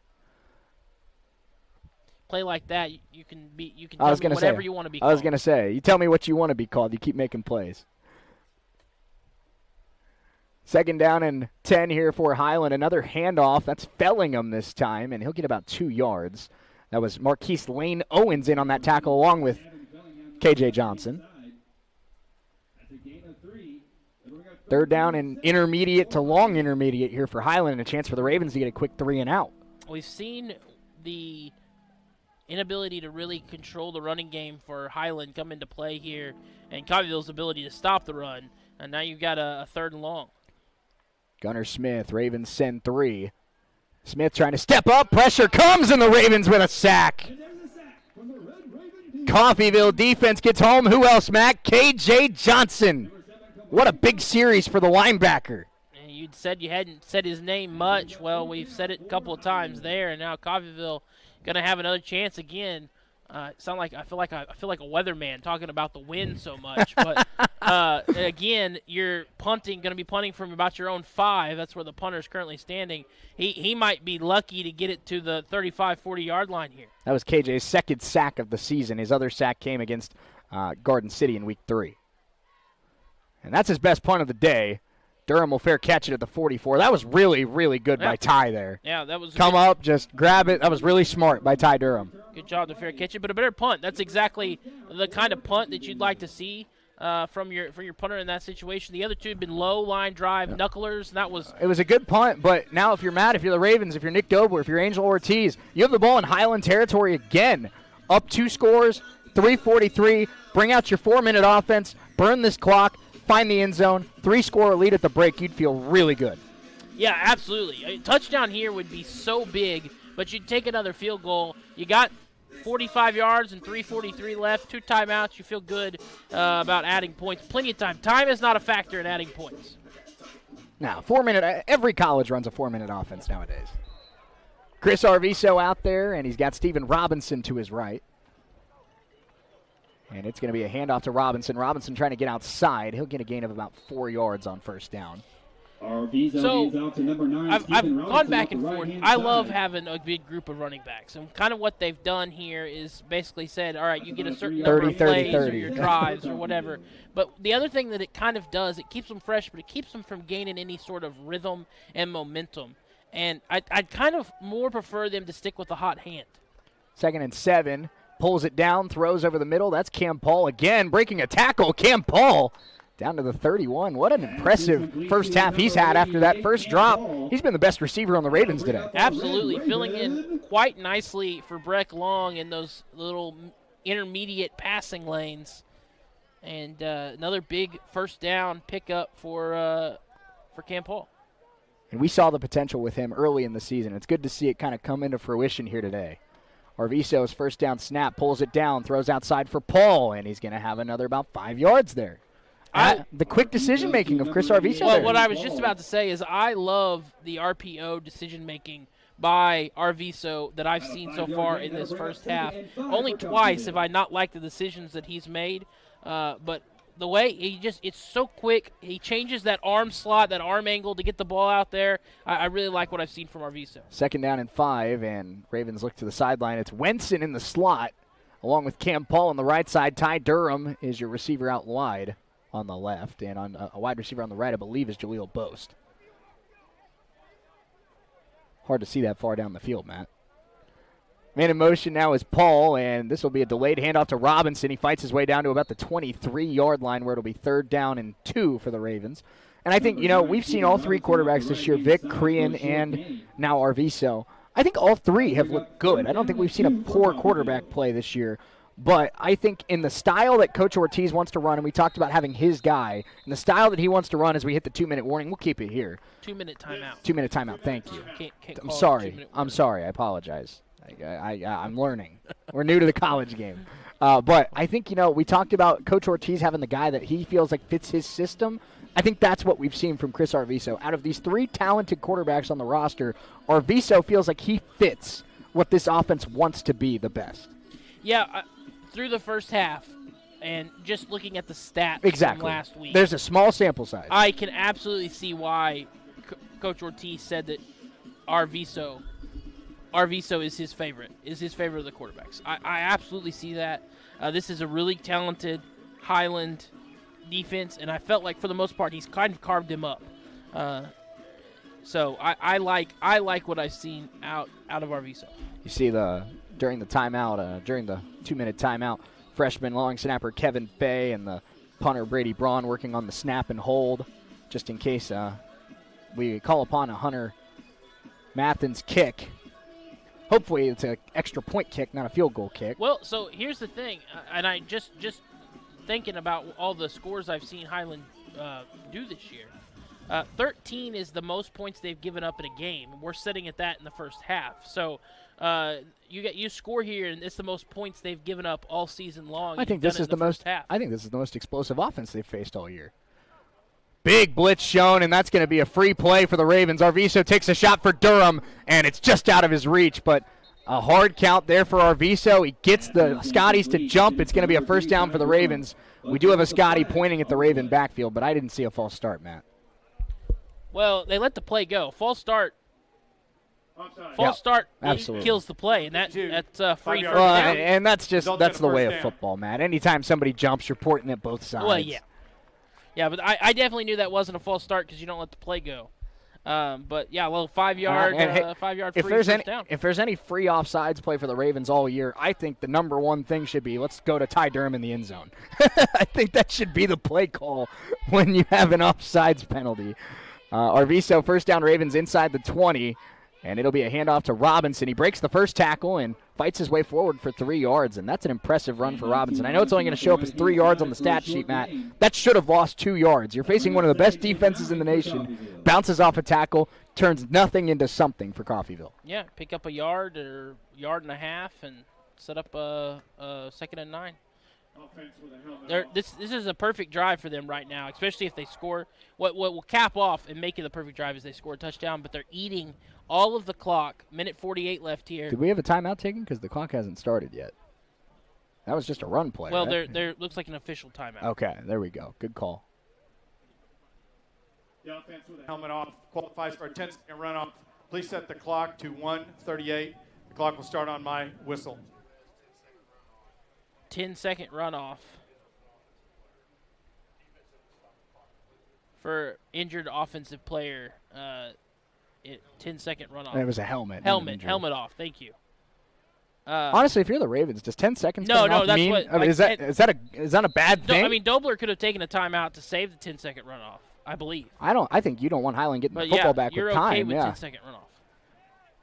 2nd down and 9, and it's another handoff, and breaking a tackle is Robinson. He's down to the 11-yard line, where it'll be 3rd down and 3 for the Ravens. Strong running again from Stephen Robinson. Up the middle to the 11-yard line. I really like what Robinson and Kelly and Jones bring. It's a good backcourt. It's a good backfield. It's a quarterback's best friend is what it is, and it's a coach's offensive coordinator's best friend. And right now, I mean, it is a big part of why we are up 13-3. The running game, Arviso's decision-making, and turnovers. We have Dobler having a word with our official there after that play. For a 10-second runoff, however, Coffeyville has elected not to take the 10-second runoff. Okay, so this time we had a Highland play that would have resulted in a 10-second runoff. Ravens don't take it. So now 3rd down and 4 is the official ruling here for Coffeyville. 1:21 on the clock. Clock is running. Arviso stands in the shotgun. Robinson to his right. Man in motion is Cam Paul. Highland shows blitz. They jumped again. Ravens with a free play. Throw to the end zone. Incomplete. It'll be 1st down. It was actually a laser because it hit the pylon. It was a dime if he was looking for the back corner. Another free 1st down. And that was intended for Jaleel Boast. And again, Matt, we've said it. I mean, Boast is getting more and more snaps as this year goes on. And maybe another guy like Arviso that was just learning the playbook, getting acclimated, and now this is going to be an impact player moving forward. And who knows, maybe Arviso and him have developed a lot of chemistry in practice because neither one of them were getting first-team reps at first, and so they turned that into playing time for both of them. Don't mean to cut you off, Matt, but both offsides penalties on Darius Woodard, the sophomore running back, and DJ Mayo not happy with his sophomore. Just pulled him out of the game. 1st and goal for the Ravens. Both free 1st downs. The 6-yard line. Arviso takes the snap, pulls it back, now running, trying to find the receiver. It's caught by Paul. He dives. He's in. Touchdown, Ravens. A little bit of a ricochet on that throw, Matt. I think it deflected off the blocker, and Paul pulled it in. Yeah, there were 2 players right there in that area. Man, I tell you what, Cam Paul dropped his first catch of the game. What a first half. Is that his 6th catch? And just taken over since then. And just like you said, Matt, now with that touchdown right there, we are in the 2nd quarter, and the Red Ravens have scored more points against the Highland defense than anybody has all year. No deflection. Paul just stuck his paw out there, yanked that one in, and turned it into a touchdown. We might have to start calling him Cam Paw because those hands have been dynamite since that first drop. Extra point up and good from Hunter Martins. And with 1:03 seconds left in the first half, Coffeyville 20, Highland 3, the Ravens back at home. Feeling good. We're back in 30 seconds on US 98 and the Red Raven Sports Network.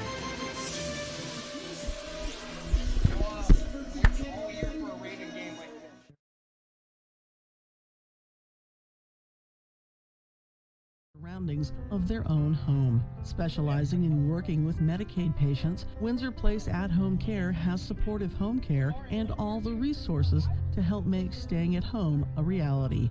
Find out more about what Windsor Place at-home care can do for you. Visit windsorplace.net.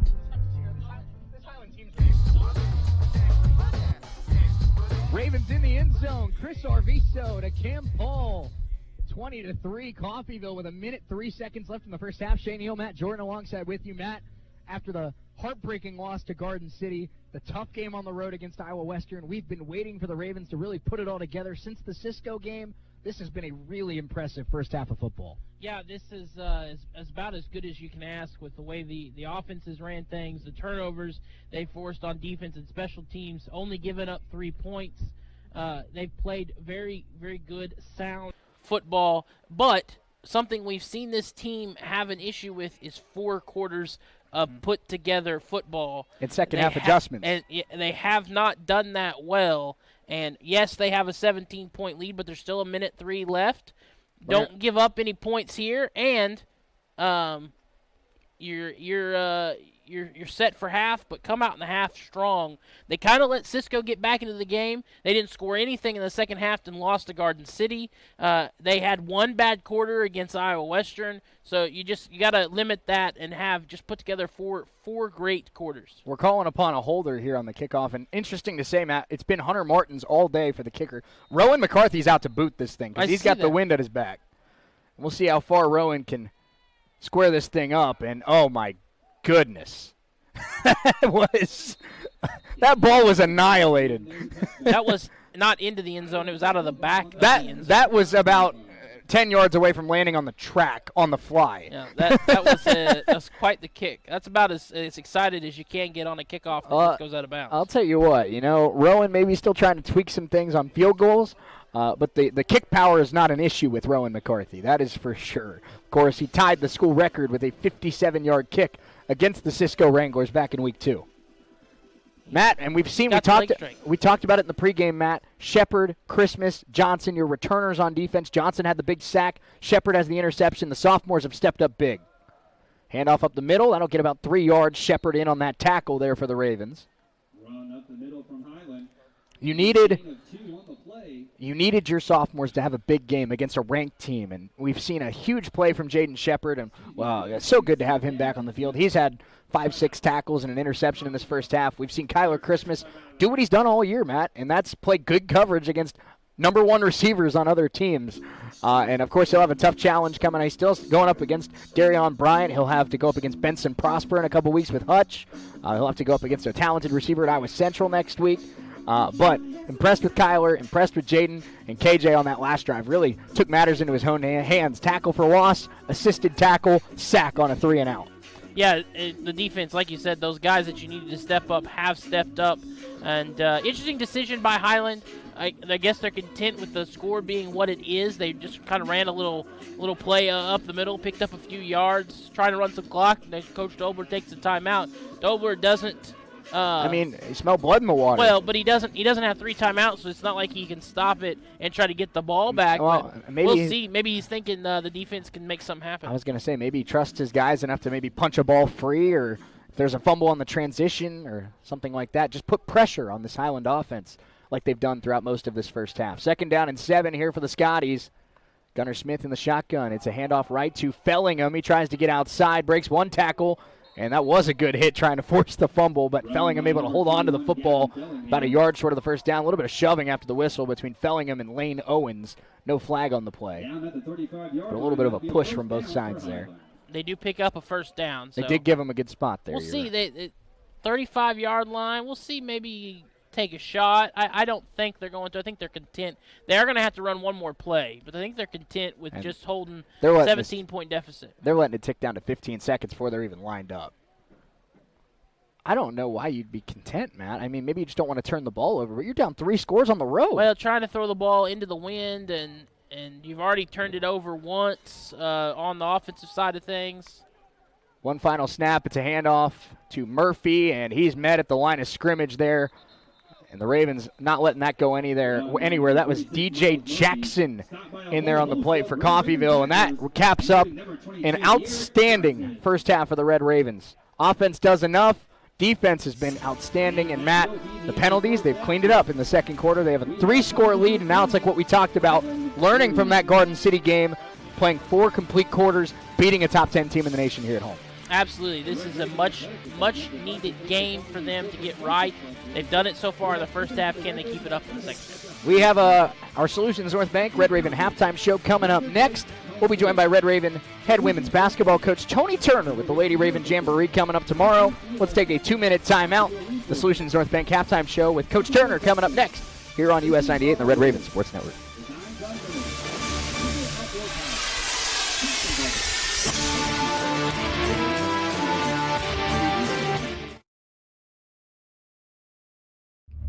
ER physicians at CRMC have access to general surgeons, specialists, medical imaging, lab services, and the technology needed in an emergency, all right here.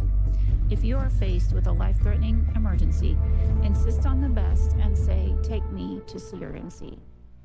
I'm Adam Vanderlinden, General Manager of Imperial Vending. We cover all the way to Pittsburgh, Kansas, Iola, Kansas, Fredonia, Kansas, and Caney, Kansas, and all of the towns in between. We also serve micro markets, vending, or coffee service. We offer office coffee, hydration programs. A lot of businesses will just buy pallets of water from us. We sell pallets of water and we deliver them. We also have Powerade, Gatorade, electrolyte powders, and electrolyte freezer pops. Imperial Vending, world-class service.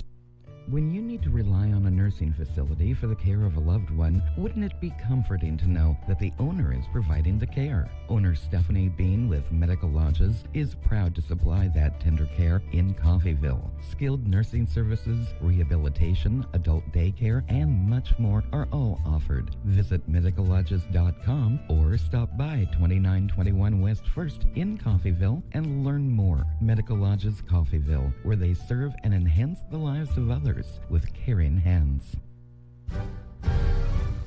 Our local teams are hitting the football field once again. Solutions North Bank, formerly Community State Bank, is proud to sponsor Coffeyville's home team. Community involvement has always been an important tradition for both Solutions North Bank and Community State Bank. At Solutions North Bank, you'll always find them rooting for the hometown team. Solutions North Bank, a proud member of the Coffeyville community. Solutions North Bank, member FDIC.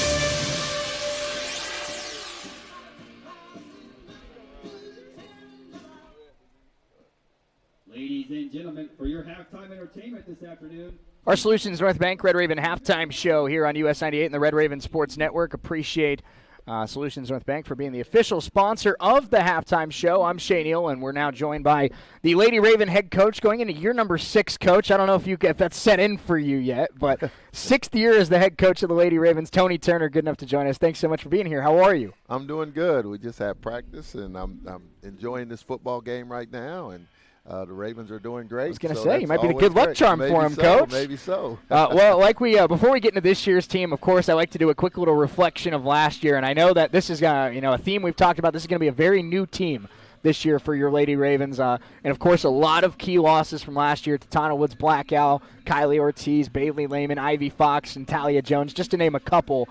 But what did we talked about it a little bit at the end of last season, but just that class, not just on the court, but what they brought in terms of leadership, what they brought in terms of culture. What did that group mean to you in this program? You know, that group was very special. It was really like our first group that we got to recruit on our own. I mean, all the rest, either COVID or different things, I mean, that group last year was just fun. I mean, they were a family atmosphere kind of kids. I mean, they got along well. They worked hard. I mean, they just built the foundation. They just continue building the foundation with what we kind of established here. But, no, that group is definitely going to be missed. No doubt they will, and we're excited to follow them. Most of that team is continuing their basketball career at four-year universities, so I know we'll be excited to keep up with their careers as it moves forward. But, Coach, you do have a couple returners for this year's squad. Alexis Parker, Ava Baker. Back Ava, of course, didn't play a ton last year, had some injuries, but a player that knows the program now, knows how the Ravens do things. Alexis Parker got more and more playing time as her freshman year went on. I know she's going to be a big piece for you this year, but how have those two taken that step from freshman players and role players to leaders of this team that you need them to be this year? Oh, they definitely have stepped up so far. And go back to when you said all those players, all our sophomores from last year's team are playing at the next level. So Great stuff. Yeah, it is Great cool. stuff. They all ended Absolutely. up getting going somewhere, Awesome. which was awesome. But back to Ava and even Karis, is also a That's returner. right. Karis started for us some, and Alexis. But no, they've been great vocal leaders. Just handling their business on and off the court. They just like to continue the tradition that we got going on here. And, our number one priority is academics first, and then we talk about, the basketball side of it. But no, they're doing great. Just trying to get we have a lot of new kids, so they're doing good at just letting them know what this is all about, what we expect, how hard we need to work, and they've been great sophomore leaders. And I know, it goes such a long way for a coach where when you have a team that has so many new faces, so many new players, to have those 2-3 key pieces that know how things are done, that know how a workout is done, that know how the Ravens do practice, that know how the Ravens handle their business off the court. It makes your life easier. It makes Coach McBride's life easier. It makes this entire staff's life easier when you don't feel like you have to keep eyes on people 24/7 because you have leaders and you have mature players on this team that know the expectation of this team. Well, yeah, no question. We emphasize that in our practice. Like, we don't want to have to put out fires on off the court, and if we'll address it and we'll fix it. I don't want to discount anything, but we try to we tell our team that we want to focus on on what can we do to help this team get better, what can we do to help you get better. So if we can manage it by just doing all the little things right, going to class, being on time, giving each other encouragement, things like that are things that myself, my coaching staff can focus on and just help us get better. We have a lot of new pieces, so we definitely need as much time as we can to help this team get ready. Well, Coach, let's start talking about some of those new pieces, whether it be an incoming freshman or a transfer or just a new player to the program. Who are just a couple players from this new Raven roster that we should keep an eye on because they could be immediate impact players? Well, right now, we have a few that stands out on top right now, and it's Narika Welch. Narika Welch was Division II Player of the Year, Freshman of the Year last year. Narika's from Japan. She's very talented. She can really shoot it. She's fun to watch. And then we have Aubrey Henshaw. She's a transfer from Henderson State. She's been hurt. She got hurt last year, so she didn't play. So she's been out, but she's back. And we're counting on her. She plays the 4 spot, can play the 5 spot, can play the 3, really athletic. Played with Jordan Connors. She was in our program a couple years. She was her high school teammate. Carly Parker, that's Alexis's little sister. She's been a big impact for us. Olivia Littlecook. I can go on and on. We have 21 kids out there that's battling, and they're all battling. They're all trying every day. I tell them you're getting better and better every day, and just keep working, working. I know you wouldn't have them in the gym every day if you didn't believe in their ability. So something I noticed about this team, Coach, and I know you're an Indy guy and you're a Montgomery County guy. A pair of Montgomery County kids on this team so far this year. In Anna Washburn, of course, who started at Caney over the last couple years, and then Cam Etchison, who I know you saw a ton with the Bulldogs at IHS. So it has to be cool for you. Obviously, their talent deserves their ability to play college basketball, but just to get a couple SEK kids, a couple Montgomery County kids in the mix has to be pretty cool. Oh, those two definitely. One thing about the Southeast Kansas kids, they work extremely hard all the time. They battle, they work. Those two are at the top of the level as far as it's just working hard and flying around and very coachable. And, the speed of the game has changed for them a little bit, but they're making adjustments. I can go on and on about how much they've improved a lot. We had Kim with the first group the other day. She held her own. She's just working her way up the ladder. And Anna's. If I can get Anna to stop, what I want to say, processing everything in a good way. But she's such a perfectionist, and every day she just loosens up more and more each day and gets better each day. And once she gets over that hump, she'll be real, because she's very athletic and she works extremely hard. That's something I hear from a lot of coaches is, sometimes you got to get a player to not think and just do, and just, trust your ability and just go out there and play. Don't think about anything and just go out there and play. And I know in some instances you have to think. You have to think about what play you're running. You have to think about where you're supposed to be on the court. But I know with a lot of these players, sometimes it's a mental battle. Yeah. And it's just, trust your game. You're a college basketball player. You're here for a reason. Go out there and just do you. Do you, yeah, exactly. Don't worry about making mistakes. You make a mistake, 2 claps, next play. Let's go make up for it on the other end. Absolutely. It's our Solutions North Bank Red Raven halftime show. We're joined by Lady Raven head coach Tony Turner. Coach, we'll talk a little bit about the Jamboree coming up tomorrow, just right after the break. But last thing I have for you, now entering year 6 as the head coach of the Lady Ravens, you've gone to a region championship game. You've gone deep with this team in the playoffs the last couple of years. A lot of great memories. You beat Butler on the road last year. You beat Hutch on the road in the postseason. What has been one of maybe a memory or two of yours that's been your favorite from coaching in Coffeyville? I know that's a really tough question. That is a very tough question. I can go back from year 1 to year 6, and we've had great memories. Great. It's one of the best ones. We take over a program that was 6-24 and turn it around to 24-6. I mean, that was great. And that last year's crew, when they were freshmen, we were basically rebuilding and reloading, and they made it to the regional finals. Even go back to the Faye Simpson's era. We have a kid that's All-American. It's been such great memories here. And, a lot of people ask me when I'm going to retire. I say, I don't know. I really like it here, and I really like what I'm doing. And I kind of still got a lot of fire in me, and I'm still competitive. And so the great memories keep happening. So I don't know. It may be a while. Absolutely. I know Raven fans are hoping that fire doesn't go out anytime soon, because this Lady Raven program is certainly a fun one to follow. It's our Solutions North Bank Red Raven halftime show. Let's take a quick 2-minute timeout. When we come back, Lady Ravens will be in action tomorrow in the Jamboree. We'll talk about what Coach wants to see from his players coming up this weekend. We're back in 2 minutes on US 98 and the Red Raven Sports Network.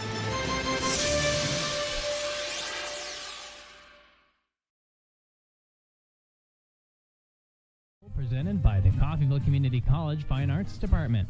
Over 600 participants from 12 high school marching bands from Kansas and Oklahoma will perform and compete on Tuesday, October 8th at Veterans Memorial Stadium in Coffeyville. Don't miss your chance to experience a dozen high school marching bands at the Dalton Defenders Marching Band Festival Tuesday, October 8th. Chevrolet Summer Drive event is in progress at Roman Chevrolet in Independence. Get a 2024 Chevy Silverado 1500 Crew Cab and get $57.50 back in rebates. That is 10% off MSRP. Roman Chevrolet has a huge selection of pre-owned vehicles. Shop the #1 Chevy dealership in Southeast Kansas, Roman Chevrolet, 2313 West Main in Independence, or visit us online at romanchevrolet.com. Chevrolet, together, let's drive. Make your home more comforting with help from Derailed Commodity.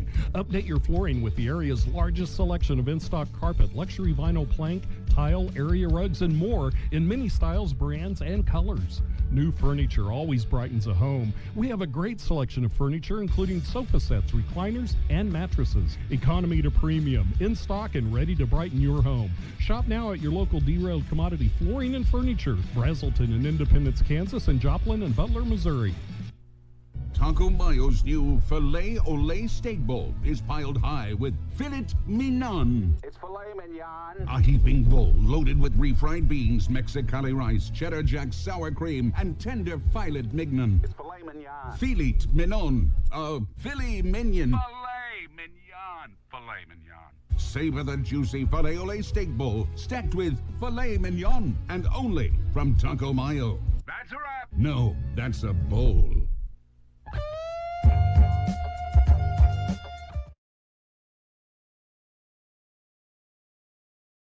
Halftime show here on US 98 and the Red Raven Sports Network. I'm Shane Neal. We're continuing our conversation with Tony Turner of the Lady Raven basketball team. Ravens lead this one 20-3 at the break, thanks to a touchdown run from Steven Robinson, a touchdown throw from Chris Arviso, and a pair of field goals from Hunter Martins. Now, of course, Coach, with it being October and the Jamboree being tomorrow, we are now officially inside of a month until opening night. It's crazy how fast the offseason goes every year. But your team officially on the court in scrimmage action for the first time tomorrow with the Jamboree. And I know it's a fun opportunity every year, not just for your girls to get out there and play some schools that have a lot of talent and see what they have in game action, but also we're going to have a dozen teams in from around the nation that are really quality basketball programs. It's going to be a fun day of basketball for the basketball fans. Oh, yes. We're looking forward to this Jamboree for several reasons. We get to see some of the teams we play, Butler, Connors, NEO, Independence. Who else is there? Several.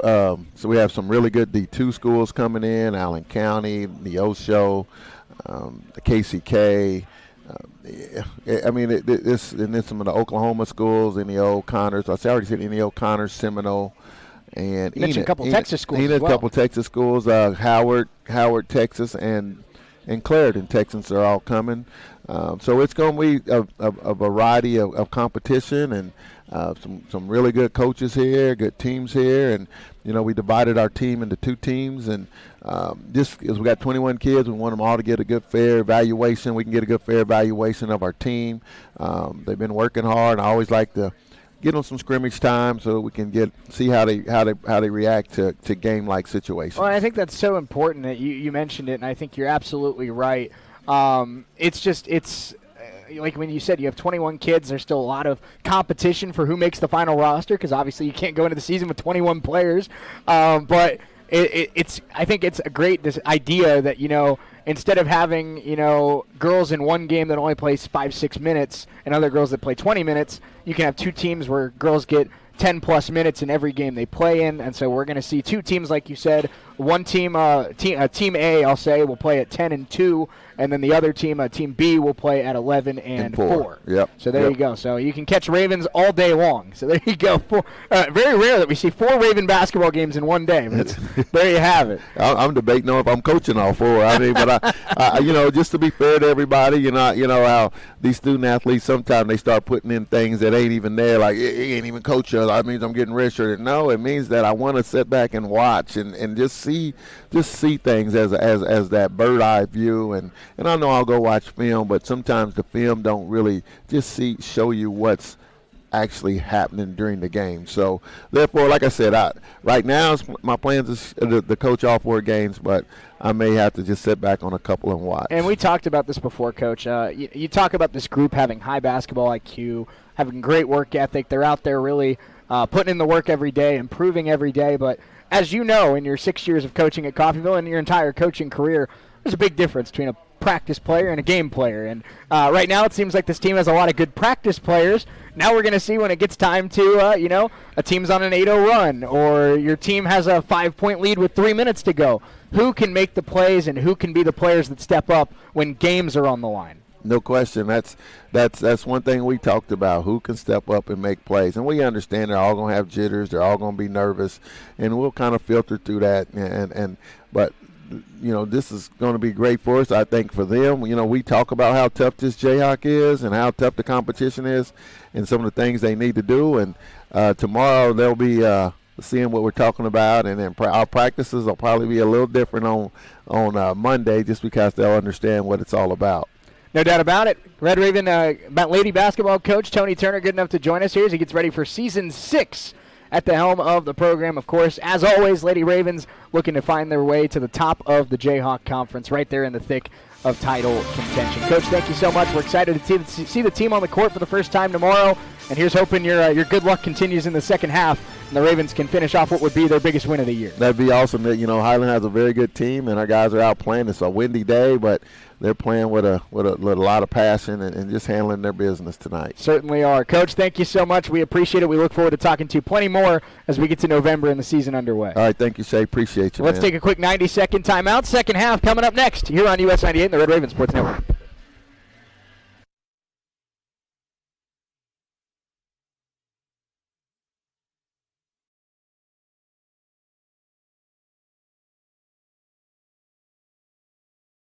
And save a ton on a 2008 Dodge Ram 2500, only $13,900. See the full inventory now at Perky'sUsedCars.com. You'll pay less when you come by and see me, Al Perky, at Perky's Used Cars. We're a mile and a half west of the woodshed on State Line Road. Perky'sUsedCars.com.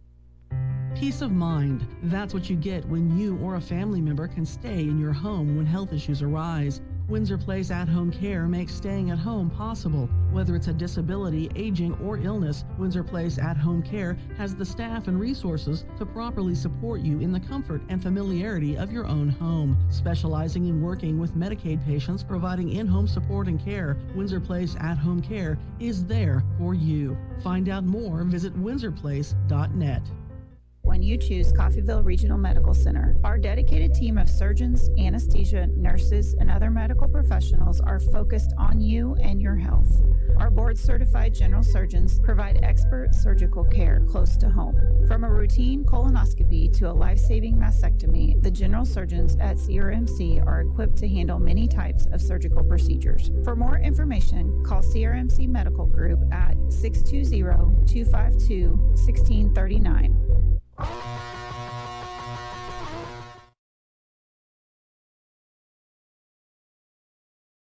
Ravens lead it 20-3 at the half. Our Solutions North Bank halftime show. Appreciate Coach Turner for joining us at halftime. And Matt, we talked about it. I said this exact same thing last year when Coach Turner joined us for the Butler game. I'll say it again this year because it stays true every single year. Great basketball coach, fun to talk hoops with him. Just a great guy, fun to talk to here on US 98 and the Red Raven Sports Network. Yeah, we got a lot of great personalities, great coaches, a great group here at CCC. I mean, from the coaches to ADs, SIDs. Makes our job easier. Your media certainly. People, yeah. I mean, there's a great group of personnel. Absolutely, easy to interact with everybody, easy to get interviews lined up, easy to have a sports presence here in Coffeyville, and that's the help of all the fabulous people we have here at CCC. Ravens will kick it off to start the second half. Matt, 3-score lead. We talked about it a little bit. Obviously, they struggled in the second half against Garden, didn't score any points. What adjustments do the Ravens need to make from that Garden game, a game that broke their hearts? What do they need to learn from that heartbreak to finish the deal today? Well, they made too many errors in that second half against Garden, offensively, defensively, penalties, turnovers. They limit those mistakes, which I feel like they did a really good job in the second quarter of this game doing that.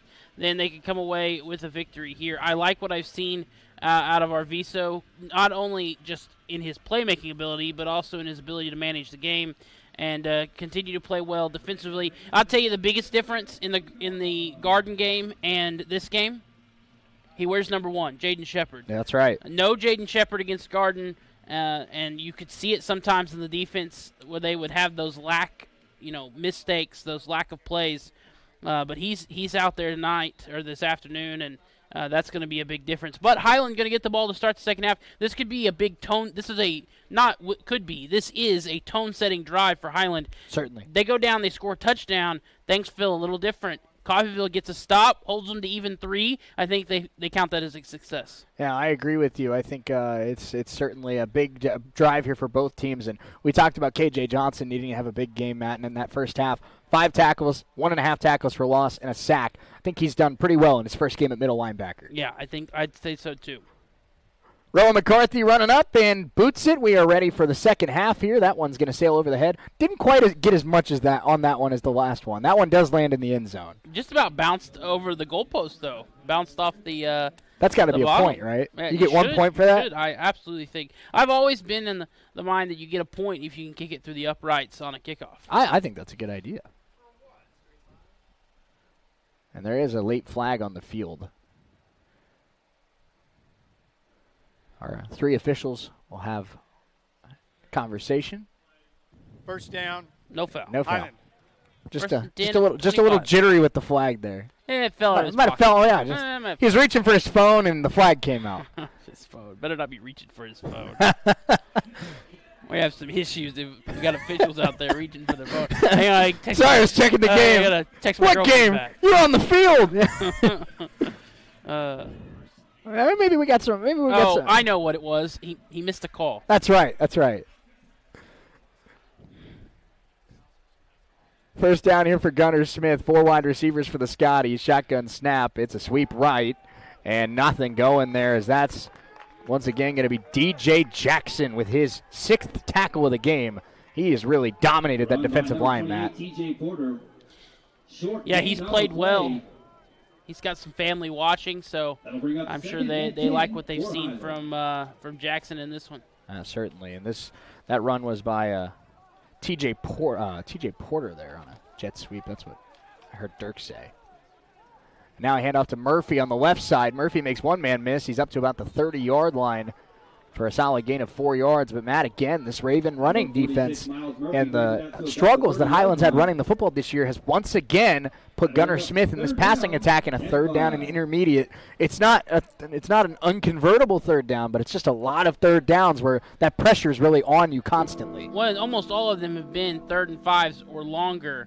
And the inability to get the run game going really makes you one-dimensional, which it makes it, when you got a defense as good as Coffeyville, it's really hard to be a one-dimensional offense. Just underway in the second half, 3rd and 5 here for Highland at their own 30. Fred Giles is the edge rusher along with DJ Jackson. They show pressure from the linebackers as well. Gunnar Smith looking on an in route. That's caught, and a big-time tackle there.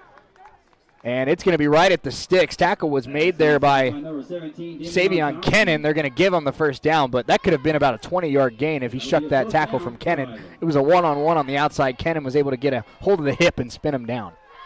Good open field tackle, but also good route, good catch. That catch was made there as we'll run the first down play, and it's a handoff. And fighting for yardage there is number 20. Who we have listed as Miles Murphy, but now we know Miles Murphy is 46, so. It's 28.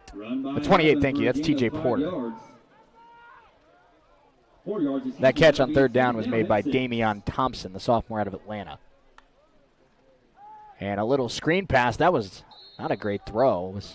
Does that end up being a catch? I think he caught it. He's going to lose some yards on that, too. Not to mention, I thought it bounced, but the refs are acting like he caught it. Well, I also think it might have been backwards. Gunnar Smith to Demetrius Alexander.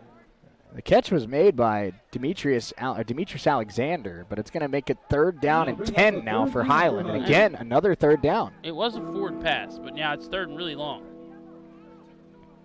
Now, it's hard to tell a receiver to drop it, like intentionally drop it. I mean, that's his job is to catch the pass. Giles, again, showing major pressure off the edge. It's a jet sweep, and there's a lot of room to run, and it's a great play call for Highland. First down into Raven territory as Javis McGee, the sophomore out of Anniston, Alabama, gets some space.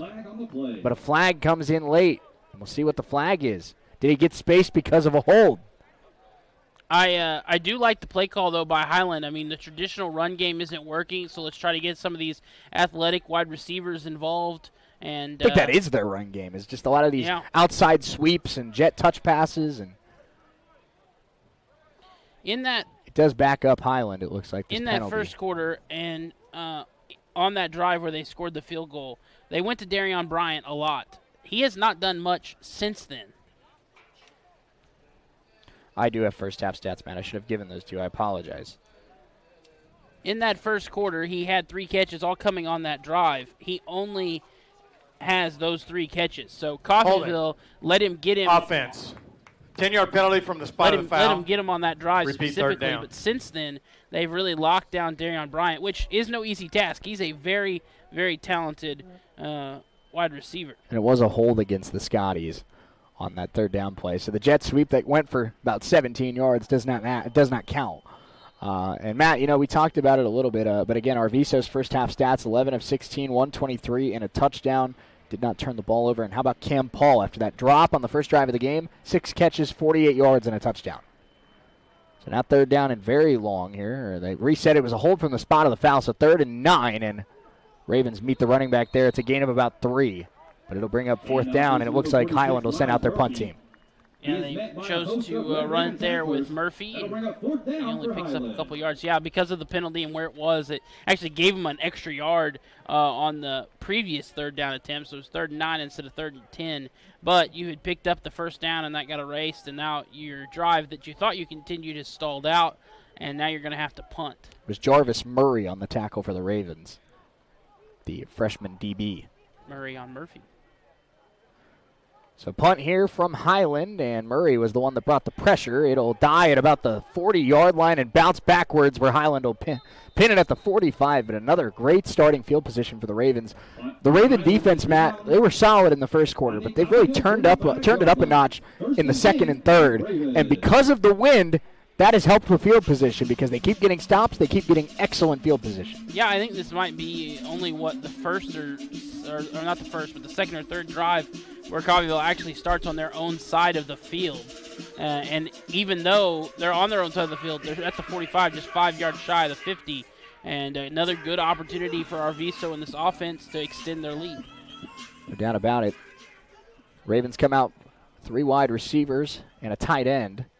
Arviso lines up in the shotgun. And this will be a sweep outside. Trey Jones spun down for a loss of about 5 yards. Ravens tried to run the outside sweep, Highland all over it. One of the, maybe I can count on one hand, Matt, the amount of plays Trey Jones has had negative yards on this year. It's his first of the game, that's for sure, but not too many times as he ran for negative yards. Good defense by Highland.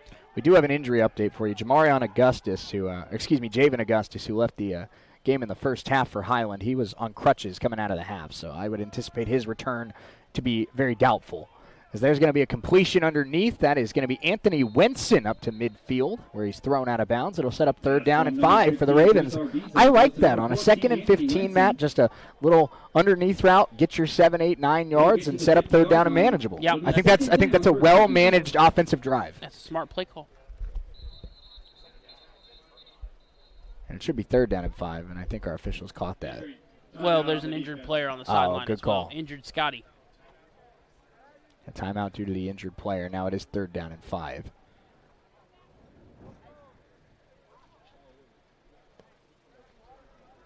Let's take a break while they attend to this injured player. We'll be right back after this 30-second timeout.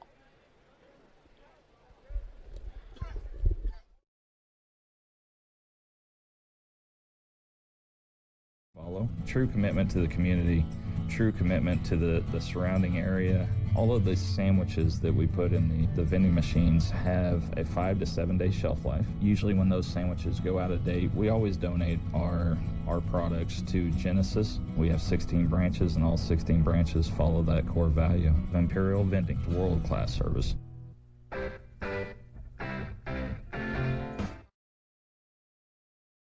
Not what you want if you're a Highland Scotties fan. The injured player for Highland on the play is their sophomore star defensive back, Armani Rue, the Lakeland, Florida star. And Matt, much like Jaden Shepard, Armani Rue wears the 1 for a reason. He can play corner, he can play safety, he can play nickel, he can play outside. He's a guy that DJ Mayo can plug anywhere on the football field.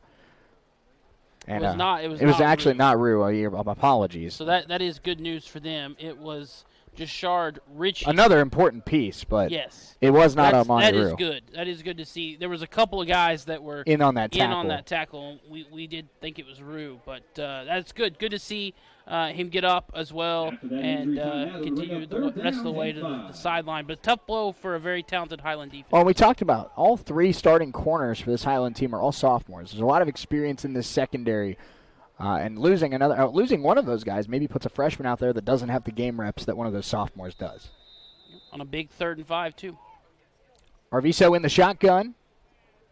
And they're showing a little bit of safety pressure, but they pull back, and it's a handoff outside. And Trey Jones is going to be spun down. There's a flag in on the play. Is that going to be a Highland upset about it? Is that going to be a face mask or a horse collar? Might have been a face mask. Highland immediately reacted to that like it was a negative for them. I don't see the face mask, but it is against the Scotties. Personal foul. Face mask. And they're going to call a face mask. We'll take a look at this on the replay if you're watching on our RSN stream. Oh, I see it there. I see it. It was early on in the tackle. 95. And that was on number 91, Tavalis Curry, the sophomore out of Florida. You know, we talked about Highland being a fairly disciplined team early in this one. That's their 4th drive extending penalty. Yeah. First down Ravens at the 33-yard line of the Scotties. Arviso back to throw. Clean pocket. Now running out of time. Taking a shot deep. And it is Boast trying to go up and get it. He's in. Touchdown. Jaleel Boast. What a catch and an absolute dime from Chris Arviso.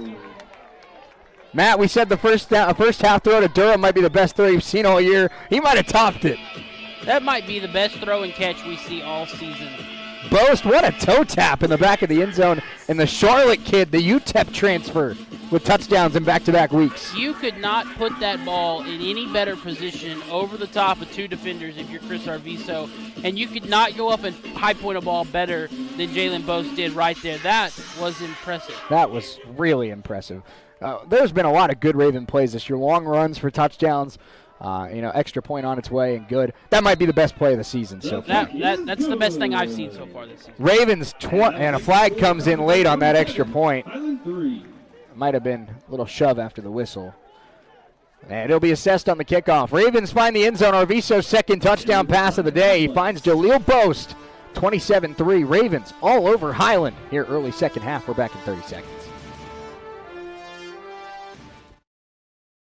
Loved one, wouldn't it be comforting to know that the owner is providing the care? Owner Stephanie Bean with Medical Lodges is proud to supply that tender care in Coffeyville. Skilled nursing services, rehabilitation, adult daycare, and much more are all offered. Visit medicallodges.com or stop by 2921 West 1st in Coffeyville and learn more. Medical Lodges Coffeyville, where they serve and enhance the lives of others with caring hands.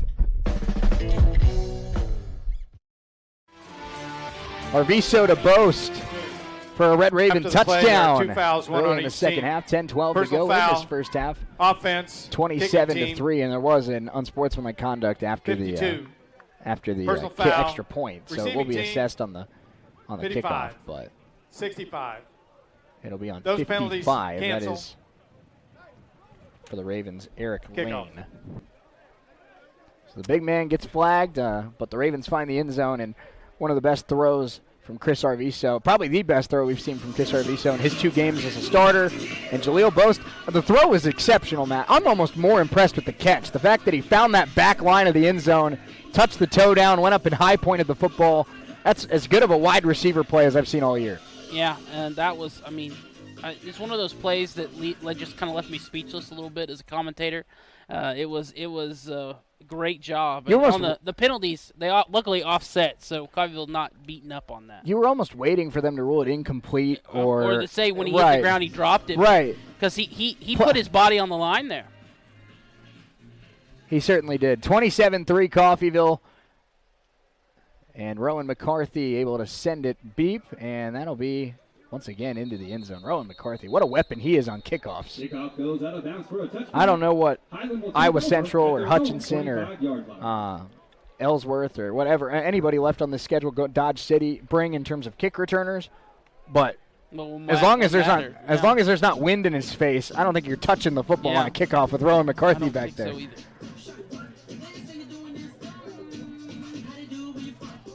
Ravens back out there, and now, Matt, you see something a little unique here on this first down play. Kyler Christmas has moved inside to like a safety look, and it's Jaden Shepard out wide, and now a flag comes in. And we also have a new quarterback.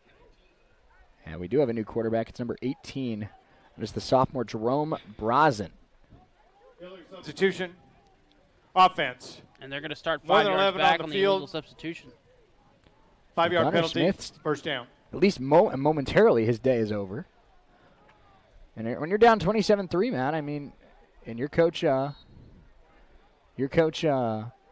Mayo, maybe do try something different.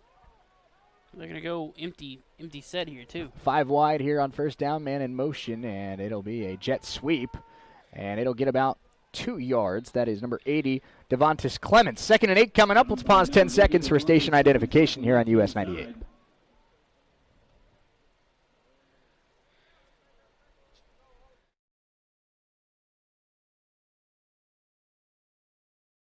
And 8 coming up, and again, new quarterback here for the Highland Scotties. It is the sophomore Jerome Brazen. Brazen on the season has thrown 2 passes, completed 1 for a 10-yard gain. So this will be his first extended playing time here. Sophomore is out of Crestview, Florida, and a handoff there, and that's going backwards. That was Jaden Shepard coming in off the outside, bringing the pressure, and met the back right as he got the ball. Man, Matt, this has been a really impressive display by the Coffeyville defense. We came into this one expecting saying that the Ravens were playing the best defense they've played all year. The Ravens have been the better defense today. Yeah, absolutely. And 27-3 shows that the Ravens. This is the best the Ravens have looked as a team all season long. This is a very good game for them. 9 minutes to go, third quarter. Highland comes out 4 wide receivers here on 3rd down and 16. Man in motion. Brazen takes the shotgun snap, looking on a screen back across the field, and met immediately there, and that's going to maybe lose another yard or 2. In there on the play was Lawrence Brown, who, Matt, we heard Coach Dobler talk about the Liberty transfer as another flag comes in late. I think this might be on Coffeyville. KJ Johnson can't believe it. But Lawrence Brown was a player that we heard Coach Dobler talk about before the season, the Liberty transfer, a guy that brings some experience. Didn't play a ton in the first couple weeks of the year, but last week and this week we've seen him on the field more, and we've seen him start to make more plays. Yeah, and he did what he needed to do there. Is he didn't make the tackle fully, but he slowed the receiver down enough for the rest of the Ravens to fly to the ball and stop a play in its tracks. And we'll see what the official ruling is here. After the play was over, unsportsmanlike against Coffeyville, number 1. Yeah, it's Jaden Shepard. 15-yard penalty, automatic That's first a play down. that Jaden knows better. And he knew. Oh yeah, that's an easy penalty. Jaden, I think, just got a little too carried away. He taunted the Highland sideline. Now that'll get you called. So Highland keeps the drive alive on a Raven unsportsmanlike conduct penalty, and that's a play that just can't happen when you have all the momentum. And he knew it immediately. I watched him come to the sideline, tapping his chest like, "Yeah, I messed up." And what I also like to see is that when he did it, handoff here on first down, and that'll be a gain of about 3 yards. Kamari Johnson, KJ Johnson, was like, "Hey man, like, what are you doing?" So there's a checks and balances. And off to number 46, Miles Murphy for a short gain. That's something that we've heard this team say, is that they hold each other accountable. When Jaden, as we have a Raven down on the play, looks like it's one of the D linemen. When Jaden does something wrong, KJ calls him out for it. When KJ does something wrong, Kyler calls him out for it. When Kyler does something wrong, Trey calls him out for it. This team has preached accountability and making sure that they all have the same expectation, no matter if they're a first year or a captain of this football team. Yeah, exactly, and that's what you like to see, and that's what makes teams great. And again, I think if you talk to Jaden, he's gonna say, "Yeah, I shouldn't have done what I did." Got carried away. I screwed up. You haven't won this game yet. You're up 24 points. You're feeling good, but there's still plenty of time left in this one for something crazy to happen, and we've seen crazier things. Well, and keep the emotion and put the emotional side of it into it as well. This is Jaden Shepard's first game in a month. Yep. He's been dying to get back out there on the football field. He made an interception early. He's had a great game. I'm sure he's fired up, and he knows he just took it a step too far. Yeah, keep it on the field. Shotgun snap here, and this is back in the game, Gunnar Smith, and he's going to take off and run with it, and he's going to get to about the 43-yard line. It'll be very close to a first down. Run by number 12, It'll be 3rd and 1. So I'm not sure, did Smith have a stinger or something where they took him out for a couple plays? They kind of hope maybe a change in dynamic would help them a little bit here. Looks like they're getting ready for a tush push. And there was a timeout called immediately.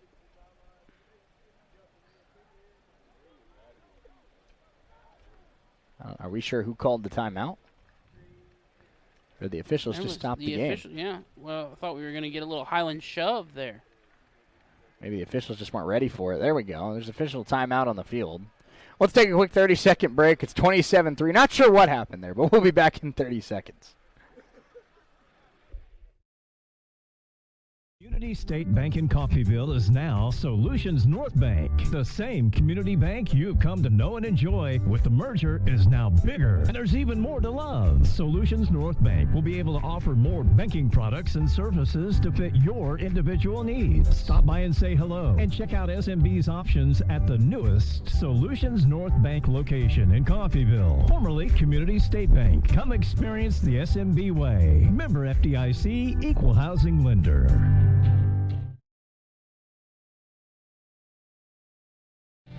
Now officially have a better understanding of what just happened on that last play.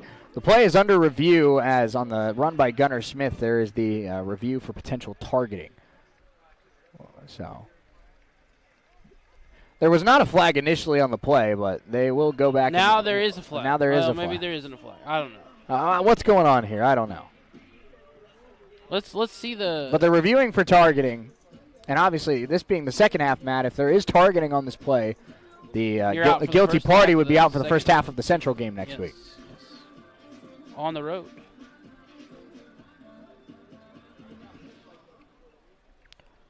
Well, and it's plays like this. I know that contact to the head or neck area is the rule, but Gunnar Smith dove in head first. I mean, right. It's hard for a defender Well, to kind of. Here's the replay.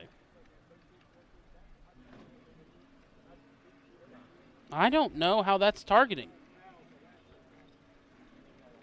Was that Lane Owens that made the hit there? I think so. I don't know how that's targeting. Yeah, I don't know how that is targeting. Yeah, I don't know how that's targeting. There's no contact to the head or neck. We'll continue to have a look at it down on the track.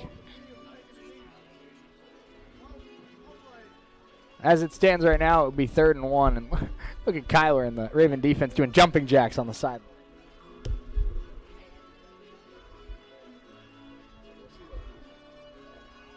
We'll see what these officials have to do here on this 3rd down play. Matt turned down the wrong microphone.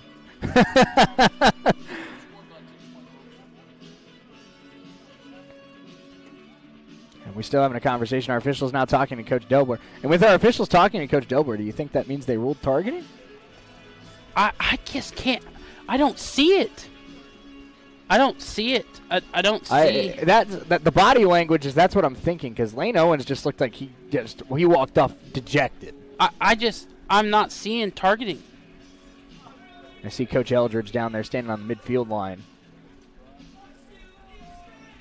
trying to get his guys fired up. Coach Eldridge, we talk about Coach Dobler and Coach Ortiz a lot with this offense and changing kind of the style of this Raven offense. Here we go one more time. Yeah. That's short. Oh, I see it there. It's after the tackle, and it is. That's on KJ. If what I'm thinking they're looking at, it's going to be on KJ. Here we go. Here comes the official ruling. No more The ruling on the speculation. field of no targeting is confirmed. Highland is charged our first time out No of the targeting. half. Highland charged They the have no more timeout. challenges during the game. I thought it was a stretch to call it targeting. I agree, but when you really look at it, there is a little bit of a play where KJ kind of lowers his shoulder kind of towards the end of the play, but it's a good no call. But I was talking about it, Matt. We talk about Coach Ortiz changing up this offensive identity a little bit, but Coach Eldridge has done a great job with this defense in his first season. Here comes the Scotty shove. Scotty shove. Don't jump off sides if you're Coffeyville. And they do. Is that my fault?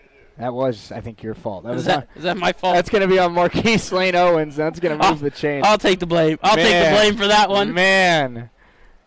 My guy knows all about the announcer's jinx, and he just threw a fastball right down the middle. That one's on me. My bad. My bad, team. My bad. First down, Highland, as I believe it was Hasabu that jumped off sides. Or, excuse me, it was Lane Owens that jumped off sides.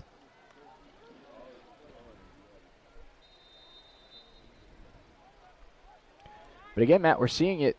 The Ravens, they almost feel confident. As here's a pulled back handoff, and that's incomplete. Jaden Shepard, if he turned around a moment earlier, would have had his second pick of the game. Yeah, he knows it too. He's like, oh, that one was close right there. I will say the thing about this Highland drive is they're putting together a pretty decent drive. It was kept alive by a penalty, but they're starting to eat some clock, and the clock is not their friend. And I don't know if you've noticed this, Matt, as second down and 10 coming up, but the Ravens like what they've seen from, they have we've seen a lot of Savion Kennan today. We've seen a lot of Lawrence Brown. Jaden Shepard's playing the nickel spot. They've moved Kyler back to that deep safety spot. Here's a handoff and running downhill into Raven territory to about the 48, gain of 4. That's interesting to me. He's been, outside corner all year long. lockdown wide receiver 1, but with the depth of the corners today, they feel like he's more valuable back on the deep safety on the back line. Yeah, and I mean, that's what you love to see from a player like that, willing to play whatever they want him to on the defense, and also having the versatility to play wherever. Well, he knows his job. Don't let receivers catch the ball. No matter where you're playing, that's still the same rule. That is true. 3rd down and 8 here for Highland. And a man in motion is Bryant. Gunnar Smith, it's going to be a delayed handoff to Fellingham, and it's going nowhere. And Gunnar Smith looked irritated with that. I'm not sure if he was irritated with the play call or if he was irritated because it was an RPO and he feels like he made the wrong decision. That's kind of the vibe I got, Matt, is it looked like he had the option there and he handed it off, and as soon as he handed it off, he realized he should have kept it. But it is 4th down, and Highland once again forced to punt. It's been a frustrating day for Coach Mayo and his offense. Yeah, well, they've struggled this season against good competition. They've had a hard time scoring points. 31 is the most they've scored this season. They did that against Monroe and against Independence, but they've been held 21-14, held to just 6 in the loss against Dodge City. And a good snap, and the play is blown dead before it'll be a delay of game just to give the punter maybe a few more yards to work with. Delay game. Offense, number 38, 5-yard penalty, 4th down. Justin Anderson is the punter for Highland. He is a 6-foot freshman out of Bettendorf, Iowa. Good old Bettendorf, Iowa, Matt. Shout out. Maybe the only times they'll ever be said on the air. I'd bet on that. And the Ravens send a ton of pressure. The punt gets out of there. Durham's going to let it go, and it'll bounce out of bounds at about the 32-yard line. I think, it's a little thing to notice in the span of a 3-hour football game. I think Ty Durham has really done a great job as a punt returner. Yeah, I think he's made all the right decisions. I think nothing flashy, too exciting, but yeah, I think he's made the right decisions. And sometimes at the end of the day, all you ask for your punt returner is to not turn over the football. Exactly. And I think Ty Durham, he strikes me as a guy that knows, look, I'm a pretty fast guy. I'm a pretty good wide receiver. If I see space, I'll go, but I'm not going to force anything. Yeah, absolutely. Absolutely. So Arviso out there now for the Ravens, and they lead at 27-3. We're down to 5:41 to go in this 3rd quarter. Coffeyville has put together about the best 2.5 quarters we've seen from them this season, now looking to piece together a full performance. Stephen Robinson with the 1st down handoff. He reverses field. He'll get about 5 yards up to the 35-yard line. So as I was coming into the game earlier this afternoon, I came in the gate same time as a scout from K-State. Had a little chat with him and talked some of our players up, and you got to think he's liked what he's seen so far. No doubt. Almost through 3 quarters here. I don't know if we got any QB scouts in the attendance today, but I think they'd be liking what Chris Arviso's been doing. Yeah, I really talked up Jaden Shepard, and he's definitely lived up to the hype that I gave him. Arviso back, empty backfield, pressure comes. He gets rid of it, and he gets it complete to Cam Paul, who breaks a couple tackles, and he's going to push his way into Highland territory. The big fella has had a day to remember, Matt. His 7th catch, and he's nearing 100 yards. He was asked to step up in this game because of Breck Long's injury, and boy has he, he made that drop on the first drive that it did not cost the Red Ravens because they got the ball right back, and since then he has caught everything thrown his way. I think we might see a little more 2 tight end sets moving forward. Yeah. 1st down Arviso. He's got Robinson to his left. 4:25 to go, 3rd quarter. They're at the Highland 49-yard line. Arviso back to throw. Quick pressure, and he might have lost the football there. He tried to kind of slide down, and I think they're saying he's down. Okay, they're going to mark him down, and I don't think Highland loved that. But if I have one complaint about it's Arviso, it's you got to throw the football away. The ruling on the field is that the quarterback's knee was down before the ball came loose. There you have it. The ruling on the field, the quarterback's knee was down before the ball came out. Well, I just think it's kind of the same, it's the same fault of a lot of young quarterbacks, man, is they're trying too hard to make a play. Yeah. Sometimes the play's not there. Yeah, you just got to get rid of it after a point. 2nd down and long here for the Ravens. They'll mark it officially 2nd down at about 21, and handoff Robinson, and Robinson gets through up to about the 44-yard line. Not a bad run there by Robinson. It's going to set up about 3rd and 16. It makes it a little bit more manageable, but still 3rd and really long. We'll see if they're content with playing field position or if they try to pick up the first down here with a big pass.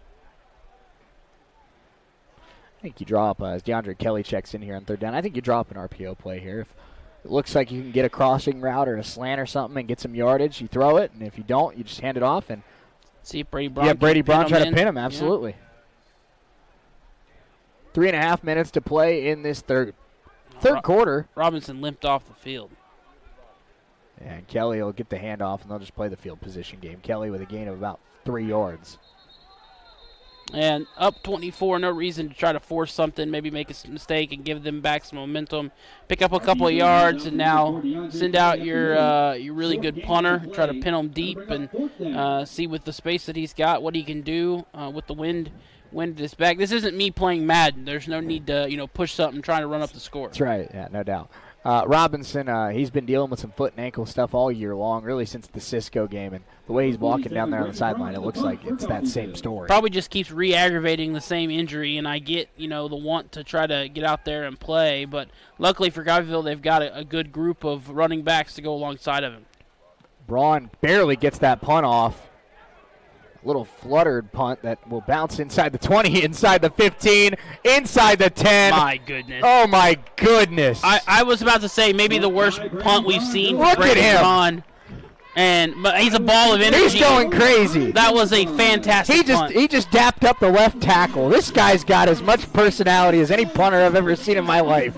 I thought that punt was one of the ugliest I'd ever seen, and somehow Brady Braun bounced down to the 4-yard line. Pins them inside the 5. Impressive. What a punt. Man. Brady Braun making a late push for US 98 player of the game. And just an incredible punt. I was like, oh, this one's bad. I was about to say the same thing. I was going to say this is one of the weaker punts we've seen from Brady. No. And no, it bounced down to the 5. That sucker knuckled and went right down to the 5. It it hugged out of bounds until it needed to go. What a weapon.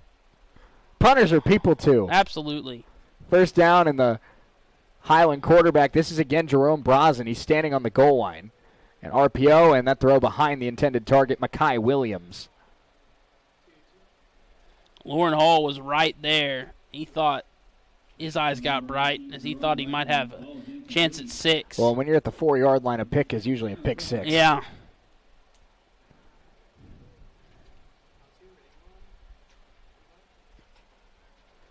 Of course, we have Kansas Jayhawk football coming up at 5:30 on Greatest Hits 104.1 for our family of stations. Also, some playoff baseball. We'll get you some scores as soon as we can here after the second down play. Brazen, man in motion, and a delayed handoff. He steps over a blocker that's down on the field, and he's going backwards to about the 2-yard line. Raven run defense is really impressive. Yeah, it is, and they're in an interesting spot here, Highland. Cleveland Guardians end up winning game 1 over the Tigers 7-0. And in Mets-Phillies, leadoff home run for Kyle Schwarber has the Phillies up 1-0 in that game. Nice little Schwarbomb. October Schwarbomb. Brazen in the end zone. It's going to be a QB run, and he's going to try and get outside. A little bit of room there. And he actually got pretty close to that line to gain. I think he might have gotten it. What a run for Jerome Brazen, the sophomore out of Crestview, Florida. They are going to mark him just a hair short. I think they're going to give it to him. And they do give it to him. Impressive run. Well, that's one that they're gonna wish they had back. But again, you're at minute 47 left, up 24. You didn't let him score. You're not gonna feel too bad about it. Well, and this is a guy that Matt's thrown 4 passes this season. You probably know he's more times than not gonna take off with it. He took off right there, picked up another 4 or 5 yards. This almost reminds me of the Dodge City 2-quarterback system they had last year. Not quite the same style, because obviously Gunnar Smith has been their QB1 most of the year, but you have the mobile guy and you have the pocket passer gunslinger. Well, I think you're just trying to get DJ Mayo's just trying to get the run game going any way he can. And right now he feels like the best opportunity for that he goes is again. Brazen. And he bounces off a tackle, and Brazen is going to go down into Raven territory. And he's finally pushed out of bounds at about the 38-yard line. So how about Jerome Brazen? Jerome Brazen with the run up the middle for a big gain. Bringing a nice little burst of energy, yeah. 60 yards of rushing there. Before Highland gets a first down. Broke a couple of tackles and pushed his way down the field. Minute to go in this third quarter, 27-3 Ravens. But Highland on the move thanks to their backup quarterback and his legs. Jerome Brazen, first down at the 37 of the Red Ravens. Now he lines up in the shotgun, four wide receivers make that. Running back to his left. Takes the snap, sweep right, and the Ravens ready for that one. That's going nowhere. Might have gotten a yard. That was T.J. Porter.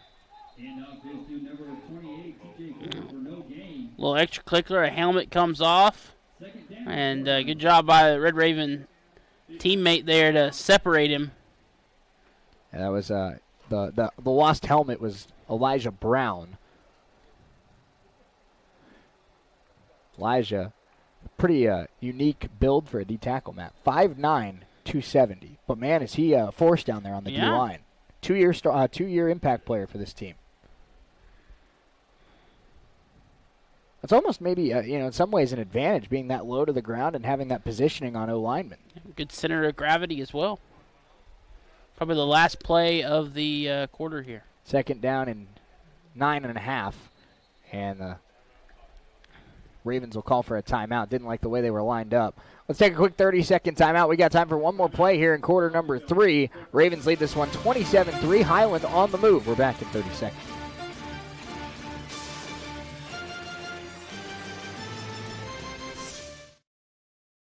Festival presented by the Coffeyville Community College Fine Arts Department.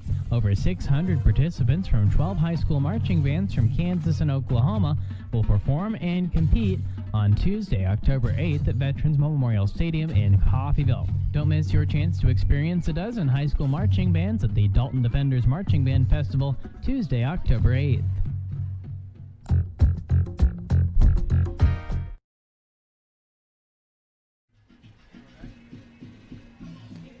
Ravens lead at 27-3 late third quarter. There'll be a second down and 9 coming up here for the Highland Scotties. Shay Neal, Matt Jordan alongside with you. And Matt, Coach Mayo decided to go to his backup quarterback, Jerome Brazen, who's more of the running quarterback between him and Gunnar Smith. And on this drive, 60 yards of rushing for Brazen. He's really been more of an extra running back there in the backfield. Yeah, been a nice little burst of energy for this Highland Scotty team that has really fallen asleep, struggled to get much of anything going. And out of the timeout, now we go back to Gunnar Smith. Interesting decision making. We gotta keep an eye on this because they're flipping them every play at this point. 13 seconds left. I wonder if they... I almost feel like, though, you can anticipate when Brazen's in there, you're running, and when Smith's in there, you're throwing. That's the downside. Man in motion is Porter. Smith back to throw. Pressured immediately. He escapes the pressure, and now Smith taking off. And he will get inside the 30 to the 28 where he's chopped down by Buru Kasabu. We have another Scotty down, an offensive lineman. He said, I can run too. Injury timeout as they attend to the injured Highland offensive lineman. Let's take a 60-second timeout. We'll be right back.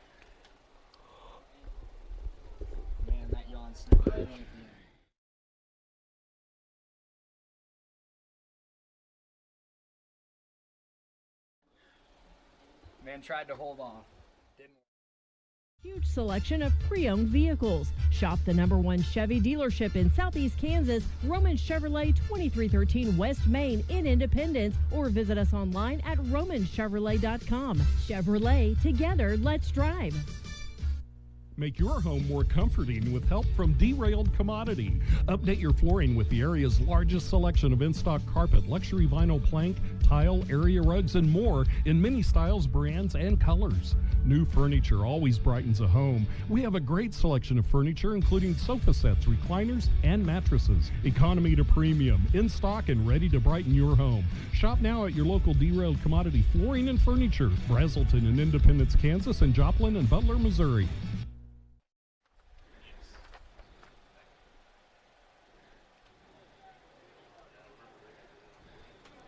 Injured Highland player number 55, Anthony Farr, and he's getting some help getting off the field. And we hope he's okay. But, Matt, that looks like some of the injuries we've seen this year, that looks like one of the more serious ones. Yeah, it didn't look good.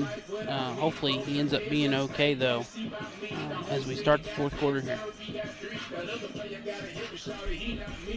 Is it sad that I now know this song from the Deadpool Wolverine movie when they have that fight scene? You know, when they're driving the minivan into the into battle. The Subaru or whatever. Not I think Subaru. it's not a Subaru. They make fun of it, whatever it is. Yeah. Is it a Honda Odyssey? I don't remember. I can't remember. I don't remember. 3rd and 1. It's a little handoff here for Highland, and I think it might have been another Scotty shove. The Ravens are claiming that we saw both Jaden Shepard and Savion Kennan say they stopped him short. I don't think they did. First down, Scotty's up to the 27-yard line. Like you said, Matt, I mean, Highland's found some success running the football here, but now they're still down 3 scores, 3 touchdowns, 3 two-point conversions, and we are inside of 15 minutes to go. There's good amount of time left, but it is running out quick. They need a touchdown on this drive. No question about it. Gunnar Smith lines up 3 wide receivers to the right. Ravens initially show pressure with Shepard. Now he backs up. Now he comes in again. It's a blitz. Jaden Shepard trying to get around the edge. It's a shot up the sideline, and look at that play from Kennan. There was a chance there that football got to its intended target, Darion Bryant. Savion Kennan showcasing the athleticism, full extension to get a fingertip on that football. Yeah, something happened, though, because he's coming to the sideline hurt. I think it might have been the way he landed on that shoulder. He looked fine initially, but then after a bit, he was feeling something.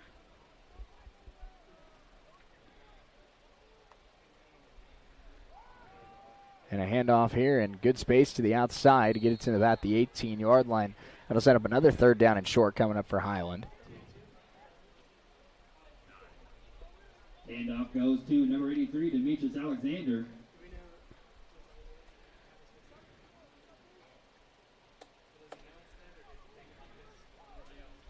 Third and 1.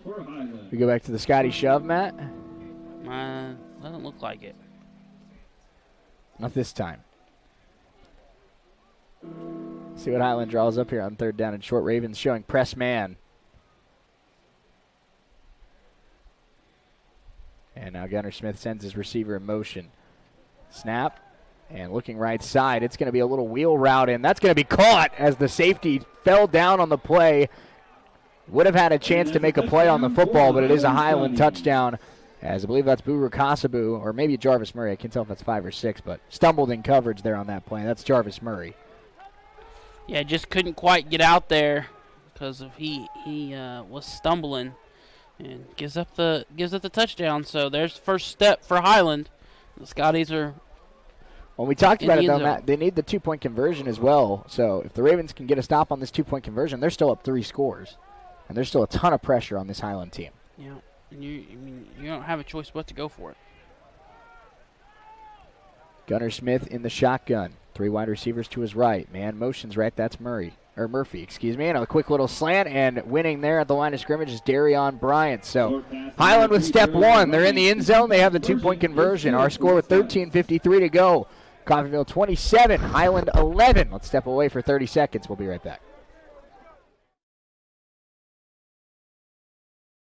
On the summit awaits the all-new Filet-O-Lay Steak Bowl from Taco Mayo. A heaping bowl filled with Mexican favorites and literally erupting with filet mignon. The Filet-O-Lay Steak Bowl can be yours if you make it past Chuck Steak Canyon and the deadly sirloin abyss. Filet mignon beckons, my friend, on the meaty, mighty pinnacle of beefdom. The Filet-O-Lay Steak Bowl from Taco Mayo. Welcome to Meat Mountain.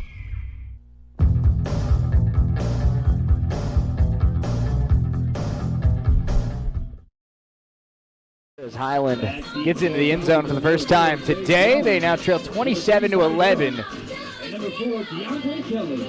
DeAndre Kelly and Ty Durham back there for the Ravens.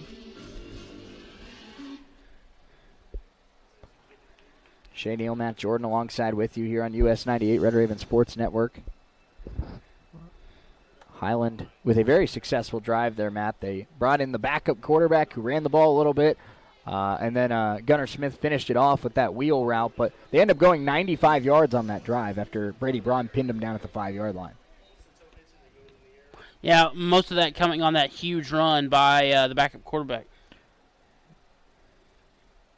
So once again, when you're kicking in with the wind at your back today, you're going to need a holder. And Highland will have a holder here on this kickoff.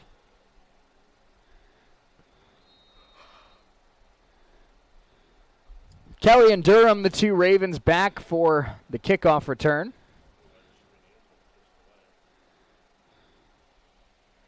And running up and booting it. It's a low-line drive, and it's going to get over the head of DeAndre Kelly into the end zone. And I don't think there's much, there might not even be much point in bringing out your kick returners on that side of the field today. No, you almost guaranteed to have that ball go into the end zone. So here comes Chris Arviso in this Raven offense. It's had a pretty successful day for the most part. Arviso has a pair of touchdown passes. Steven Robinson with a touchdown run as well. One touchdown pass went to Jaleel Boast on one of the best throw and catches we've seen all year. The other one went to, of course, the tight end Cam Paul.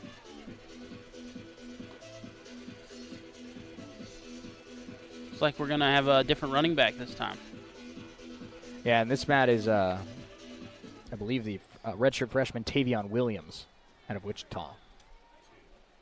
And Arviso back to throw. It's a quick screen, and Wenson out there as a blocker for Jaden Jones. And not a bad gain there. Jones with about a 6-yard pickup on first down. Jaden, I'm sure, just happy that he gets a catch and run and didn't fumble the ball that time. Because in the first half, he nearly gave it up on that similar play. Yes, he did. 2nd down and 5 after a gain of about 4.5. Arviso at the line of scrimmage. He's got 4 wide receivers, 2 on either side. This will be a handoff up the middle, and a nice juke there. And look at Tavion Williams up across the 40, first down. RB4, hello. Welcome to the show.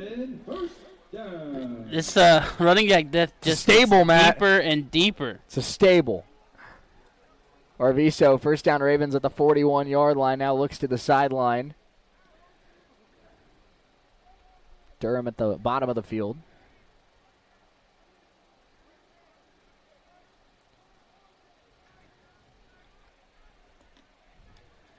Excuse me, no Durham on the play right now. That's Jet Perez, who we haven't called his name much today. Handoff Williams again. Williams running hard, fighting forward for about 4 more yards. Tavion Williams, man, he hasn't gotten many opportunities to play this year because of the 3 guys ahead of him, and he's running the ball like he's been waiting for this. Yeah, I mean, he's seen some of the other guys earn opportunities and take advantage of the ones they get, and Coffeyville just in the run clock and gain yards mode of their offense. And I don't know anything about Steven Robinson's status. I don't know what's going on with his foot/ankle. I don't know how serious it is. But you see, these last couple runs by Williams, and you obviously know what Trey Jones and DeAndre Kelly can do. Does that almost motivate you to sit him a week and get him ready for Hutch? Yeah, I mean, I don't know. There's another handoff up to the 48. We don't want to stress him more than you need to, and it looks like, without Robinson, you still have a really good set of 2 running backs in Kelly and Trey Jones. 3rd and 4 coming up for the Ravens at the 47-yard line as we're going to go inside of 12 minutes to go in this football game. Arviso in the shotgun. Highland showing a little pressure off the edge. And the Ravens will hand it off to Williams. He fights his way up across midfield. He's going to be right at the first down marker. We'll see how generous the spot is. Tackle was made by Markel Chapman, the 6'3", 315-pound D tackle. And it'll be 4th and 1 coming up for the Ravens from midfield. And Raven players want to go for it, Matt. Does Coach Dilber give in? I don't think so. Oh, maybe I'm wrong. Well, maybe they try to get him to jump. I think you just let not Cade, that was last year's punter. Brady Braun, try to pin him deep here, even into the wind. 4th and 1, Arviso. And they're going to take I think they're going to take the 5-yard penalty here. There you go. Ravens call timeout. 4th and 1 at midfield. Not sure if they're going to punt, not sure if they're going to go for it, but Coach Dobler wants to talk about it a little bit more. Let's take a 30-second timeout. We'll be right back.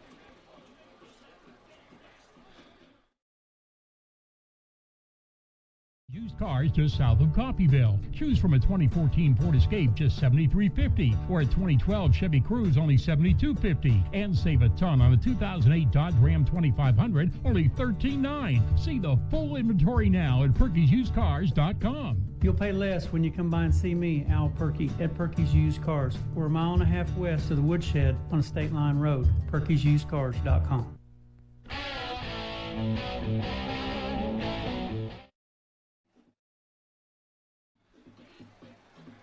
4th and 1 for the Red Ravens. With 11 minutes on the dot to go, they lead at 27-11 over the Highland Scotties, the number 10 team in the nation. I'm Shane Neal, Matt Jordan alongside with me. And Matt, you know, Coach Dobler, Coach Ortiz, Coach Eldridge, I get the vibe this is a very aggressive coaching staff, but it looks like they're sending out their punting team. Yeah, I don't blame them. I think that's a smart decision. Up 16, 11 minutes left. Try to see, even kicking into the wind, what Brady Braun can do to pin them deep.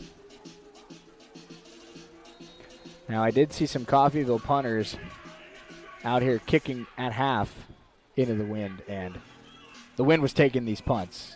They were going maybe 30 yards on a good one. So now, this will be one of Brady's toughest challenges of the year. Well, the biggest issue for Brady is he is a high punter. He likes to punt the ball. Hang time. He wants hang time. And so trying to get a low-line driver might be difficult for him.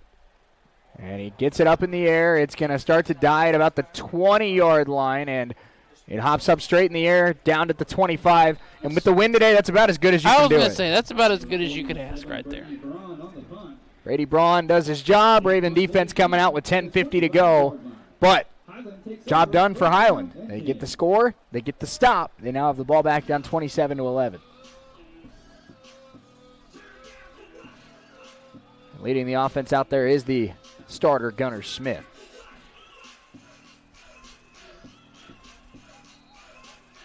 Smith, a big body, 6'4", 210 pounds, out of Lake Mary, Florida, same hometown as Raven basketball star Charles Caparasso. Oh.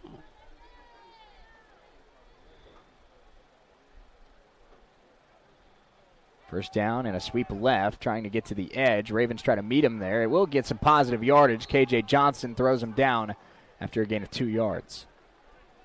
Hand off to number 46, Miles Murphy. I love watching the body language of a linebacker. KJ just made a great tackle for a short gain, and he's very upset with himself because he feels like he should have stopped it for a loss. It's like, I'm furious you got 2 yards.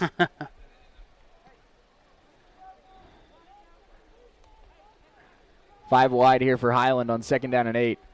Man in motion. Gunnar Smith takes the snap. Looking on that screen, that is a backwards pass. It is caught. Now a trick play. They go down the field, and that's caught. And it catches the Ravens off guard. It worked. This is a big-time touchdown for the Scotties. Into the end zone, Damian Thompson. And a trick play to perfection. Michael Townsend threw the touchdown. And just like that, this game is interesting. What a play call. That was quite the play draw up. So now they have to get the 2-point conversion to make it a 1-score game. And running in late here for the Ravens is going to be number 44, Austin Apaya. What a throw by the running back. Great I throw. mean, just absolutely.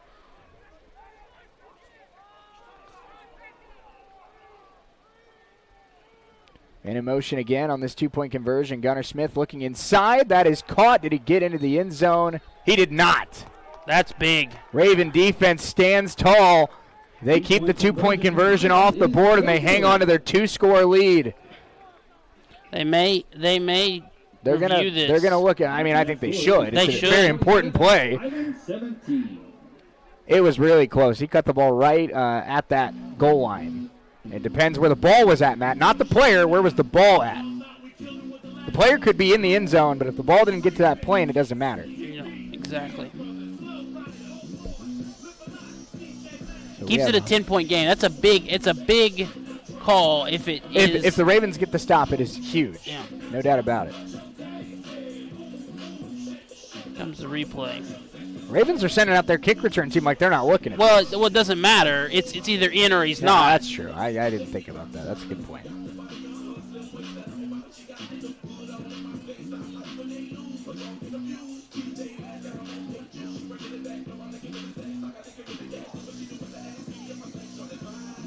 I haven't seen an official make like we're changing the call here, so I think we're. Well, they can't challenge it. They've already lost their challenge.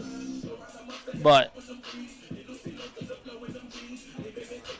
all right, well there we go. What a trick play, though. I'm very impressed with that play. That was great. That's one of those that you practice, at the end of a practice in August, and you just say when the time comes. Yes, sir. Almost like the touchdown pass from Amon-Ra to Jared Goff. Yeah. Which I know benefited you very well. It did. It helped me win a fantasy game. Scotties will kick it off. They do have the wind in their favor, so I would assume this one sails over the heads of the Raven returners, and it does. Call me Tony Romo. That was an easy prediction. Under 10 to play. You're up 10. You got a little conservative offensively just because of the lead, but things have gotten a little bit more interesting. You've still got the 2-possession lead. But I think the beauty of the Raven offense, Matt, is they don't need to change much. They still run the ball a ton. They'll dwindle clock, but I think you keep doing what you're doing. Move the football. You need to be your more aggressive self a little bit as well. So we'll see. I'd love to see a deep shot for Ty Durham. We'll see what they draw up. And I feel like we haven't seen him in a while. Trey Jones out on the field. And maybe this is, when fresh Trey Jones can really take this game over. And our officials having a conversation here before the first down play.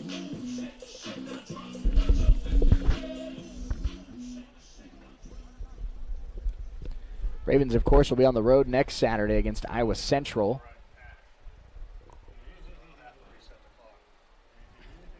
And then, of course, we'll be back at home for Coffeyville homecoming on the 19th when they play Matt.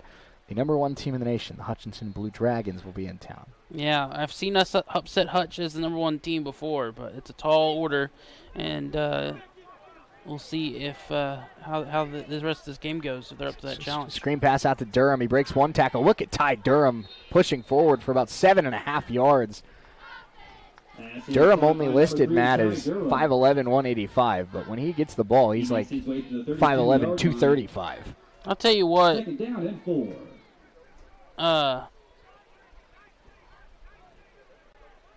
Every single player on the Red Ravens is all their effort into gaining yards. Every single one of them.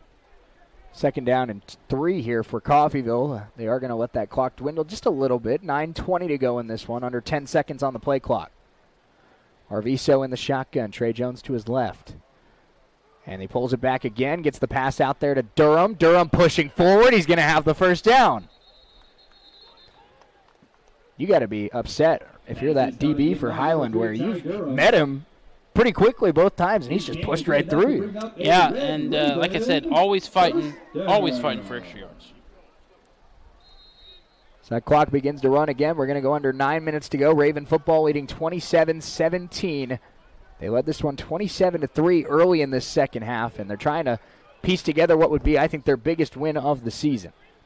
Arviso back to throw, looking, buying time. That's caught. Jaleel Boast, who caught the touchdown earlier in the half, he has it, and he's into Highland territory. That's what I like to see. They went back to the pass a little bit. A couple of quick hitters to Ty Durham, let him use his athleticism to pick some yards up, then take a shot a little further down the field, find another receiver who's having a great game, and push it down the Highland field. They mark it right at midfield. First down Coffeyville with 8:25 to play in this football game. Ravens leading by 10, trying to march down the field and go back up by 3 scores. Chris Arviso standing in the shotgun. He's got 7 seconds on the play clock. Highland showing blitz. Handoff Jones. Jones with a big hole. Trey Jones inside the 30. Runs over a man. Trey Jones down to the 27-yard line.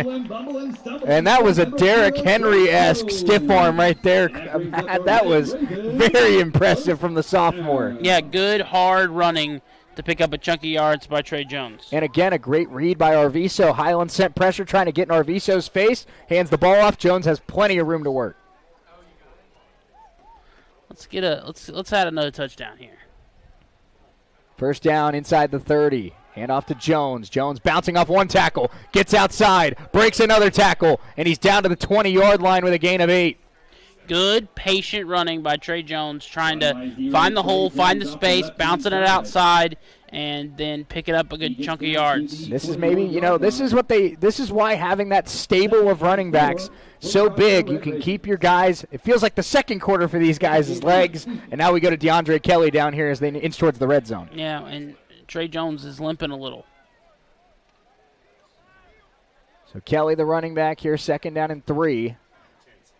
And Highland showing some pressure once again. Arviso, I think, changing the protection look. 5 seconds. Got to get the snap off. 2 seconds. Arviso back to throw. Quick pass. And Paul has that ball knocked out. In coverage there was the sophomore Bryant Coley, who is out of O'Fallon, Illinois. It's the first time in a while that a ball was thrown near Paul and he didn't come away with it. And that was just a well-timed hit. Yeah. I mean, that he got there as soon as the ball got there. That's just a good defensive back play. Hard to catch a football when you're taking a helmet to your back. Third down and 3 here for the Ravens. And it's a handoff to Kelly. Kelly trying to get through that hole. It's going to be close. We'll see where they mark it. He's inside the 20 at about the 18-yard line. Looks like they're going to mark him just an inch short, Matt. You got to go for this. Oh, you have to. Especially with the wind not in your favor. Well, I think this easily. A field goal doesn't necessarily help you all that much. I mean, it makes them need more than a field goal to tie if they are able to get the touchdown. But 13 to 10, it's not that much of a difference. It's been a bruising day for the Raven running backs. Now Kelly a little slow getting off, and we're going to go back to Tavion Williams. Here comes the Barton soccer team getting ready for some soccer coming up later tonight. A timeout taken. We'll keep it here. It's a busy day for Andrew, Matt. We have a Red Raven soccer doubleheader coming up tonight. Timeout. Highland. Believe is it the ladies at 5 and the men at 7, Andrew? How about that? You get about 45 minutes of a breather when this is over. Shout out to Andrew Elrod.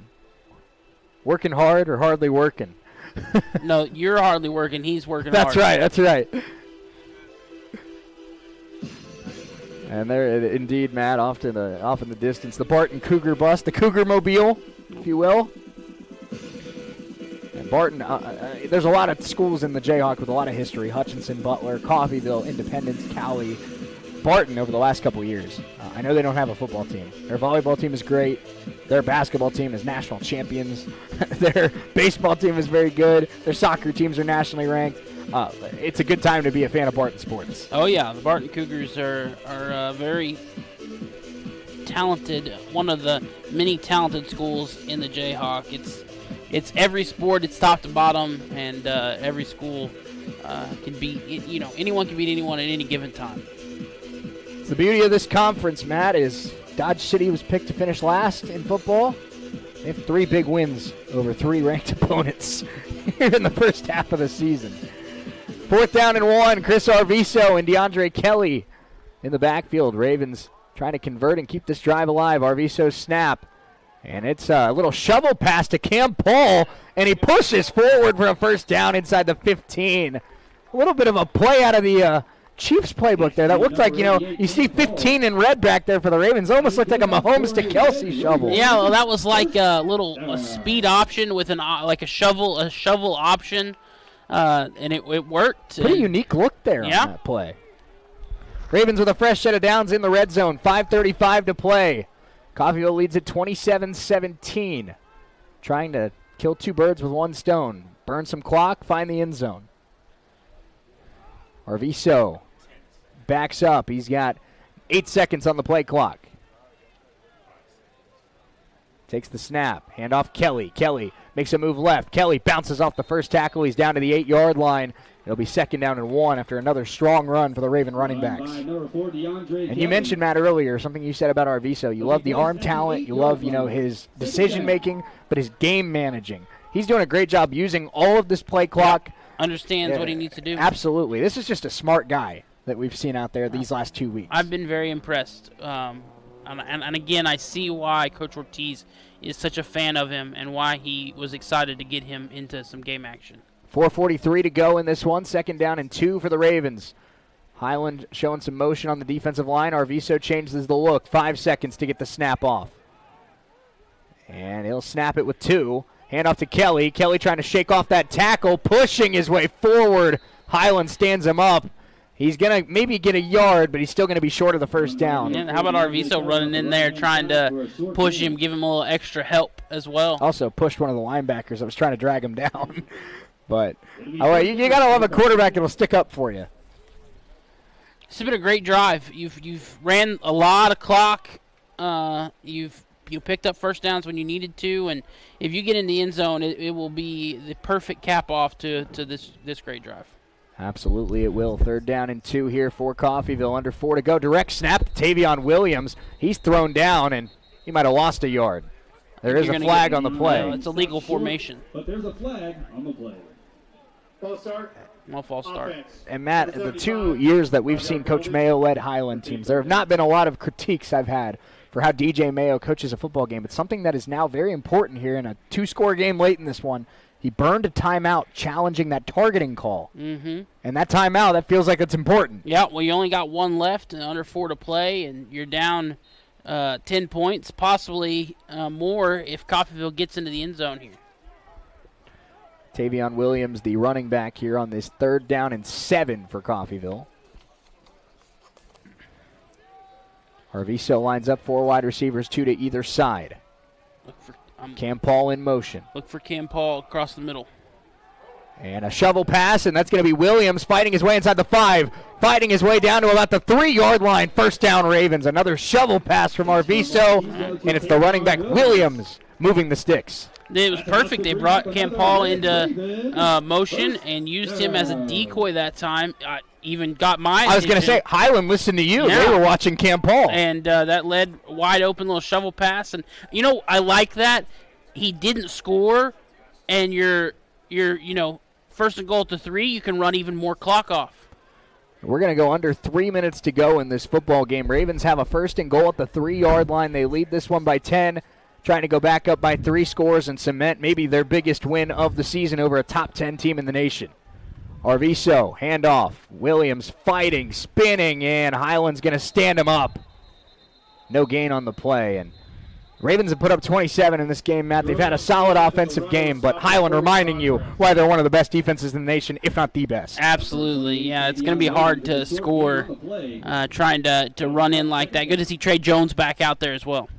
And I think this, this is when you're a running back in college football, there's a lot of cramping, a lot of, maybe you roll your ankle or something like that. I think that's the case for a lot of these running backs where they're kind of hobbled after a couple carries in a row. But like you said, good to see that it's nothing serious for Trey. So 2:20 to go in this football game. 2nd and goal for the Ravens from the 3-yard line. And they can bring it down to the 2-minute timeout with 1 more play. They snap it with 1. Handoff Jones. Jones pushing forward. He got to the 2. Fighting to the 1, he did not get in, and we'll hit 2 minutes to go. Well, Matt, it all comes down to this. Ravens about 1.5 yards away. They just push forward for about 1.5 yards, and they've got themselves maybe their biggest win of the year. Yeah, I will say it's their biggest win of the year if they do seal this. And you're sitting here, 3rd and goal from the 2 as we hit the 2-minute timeout. I think that you go for it on 4th down, because even if you don't get it, up 10 points, you're giving them 99, 98 yards to drive. I'm with you. I think you have 2 opportunities to get 2 yards right here. Well, and let me tell you what probably isn't going to happen on the next drive. You're not going to be burned by a trick play. No, that's right. I think what's funny, Matt, is, of course, we talked about Breck Long being out. That's a big loss for this team today. This would be where I'd almost use Breck. You bring him in, the quarterback at Sedan High School. We saw a play last year where Jeff Leiker had him come in and play quarterback and run it into the end zone. I wouldn't be surprised if Breck was able to play today if they called something similar here. You might see something like that. So we'll see what they draw up. Again, we've seen it a couple of times. We saw it on touchdown that got called back. It's a 3-yard touchdown run. Arviso can do some stuff with his legs. He's got some mobility to him. He's a throw first guy, but he can run when he needs to. If you're just now joining us, Ravens have played an outstanding game defensively. Jaden Shepard back from injury today. He has an interception that led to the first touchdown of the day. Ravens have forced 2 turnovers in this one and have really played a clean game of football. Had some penalties early in this one, but ever since that first drive or so, been a pretty well-executed game for the Ravens. Yeah, I would agree.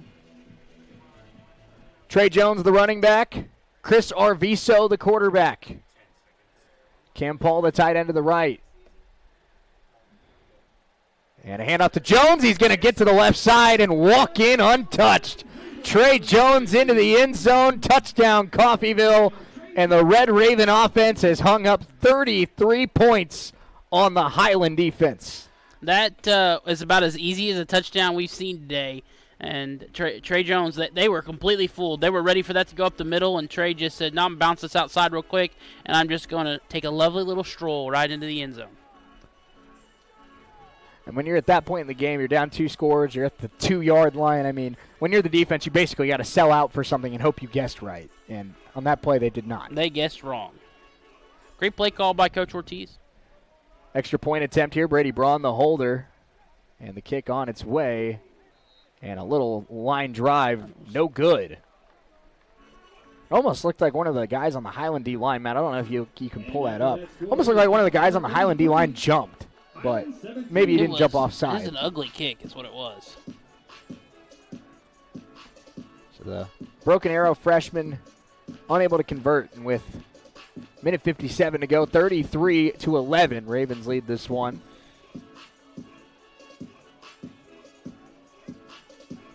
I don't know if someone got a 33-17, pardon me. Hand on that or what, but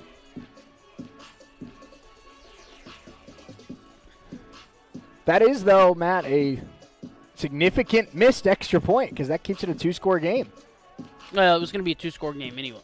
If he hits it, it's a 3-score game. It's a 3-score game. You're right. That is keep it a 2-score game. They're going to need those 2-point conversions again. But 2 touchdowns, 16 points in a minute 57 is going to be very difficult for this Highland. 1 offense. timeout? And 1 timeout. But you're kicking into the wind, so you're going to get a return. You should get a return. If you're Rowan McCarthy here, do you think about squibbing this? I would.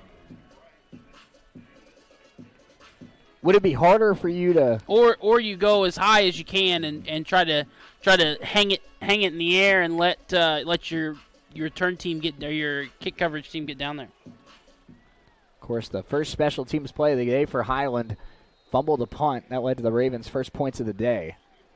Rowan McCarthy takes his stride up, swings it, and he'll kick it off down to about the 11-yard line where it's returnable here and getting across the 20, across the 25, up across the 30 to about the 32-yard line. Solid return for the Scotties. Here comes that Raven defense. You see Shepard, you see Christmas, you see Hasabu, you see Johnson. Those 4 sophomores on that back line, so important to getting this final stop to clinch this upset victory. I hesitate from calling it an upset victory. In terms of the rankings, this is an upset, Matt. But again, like I said in the pregame, I feel like these 2 teams should feel like they're about equal talent-wise. Yeah, I would agree with that. We said that coming in. I think Coffeyville deserved. They got receiving votes. I think they reserved that respect. And Highland obviously has just made a tremendous turnaround the last couple of seasons, and they're going to be fine for the rest of the year as well, too. Certainly one of the better teams in the Jayhawk Conference. Gunnar Smith stepping up, throwing down the middle, incomplete in coverage. Kyler Christmas on the play, as well as a little bit of help from number 21, Lawrence Brown. That ball's incomplete. Second down for Highland. And Buru Kasabu, little giddy getting off the field, and he'll be replaced by Jack Lanning.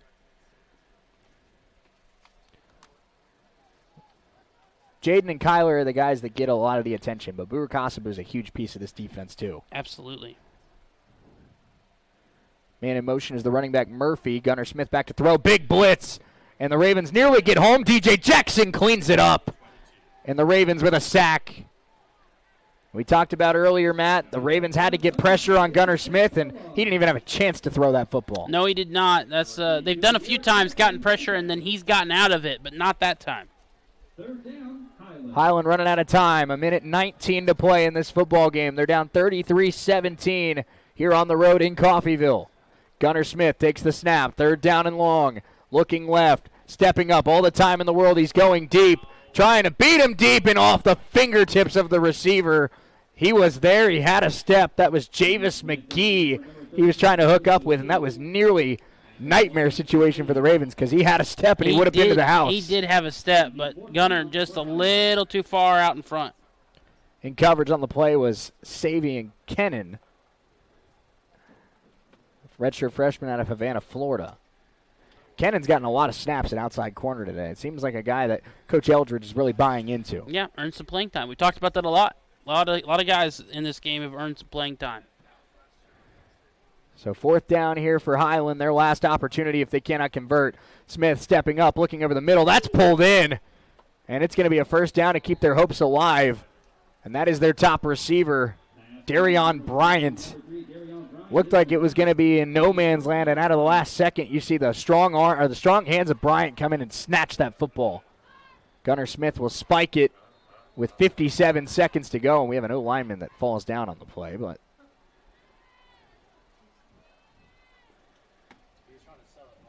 yeah, he was doing a pretty good acting job there. That was the left tackle, Jaden Flores. 6'6", 335 is Flores, Matt. When you see that body hit the floor, I mean, that's the field was probably shaking down there. 2nd down and 10 here for Highland. They are at their own 44. There we go. Yep, that's working now. And Murphy moves to the right side of Gunnar Smith. 57 seconds to play in this football game. Murphy in motion. Gunnar Smith back to throw. Dumps it underneath and incomplete, intended for Murphy. And that's just a misfire there from Gunnar Smith. He had that running back in the flat there as a check down, Matt, and he just missed him. Did just miss him. And you can't be, I mean, your time is running out real fast. And you got less than a minute left, and you still got 55 yards to go here. 3rd and down. Now, we talk about analyzing Chris Arviso. How would you rate Gunnar Smith's performance today? Because I think this is a talented football player, clearly. But I think the Ravens have done a nice job of limiting his impact on the game. Smith takes the snap here on 3rd down, back to throw, taking a shot up the seam. That's picked off, and that should do it. It's KJ Johnson. And just now we've got flags coming out late, but capping off. It should be way after the play, so the pick will stand. There's a Highland player that's down without a helmet at about the 26-yard line. That was down on the play was Damian Thompson.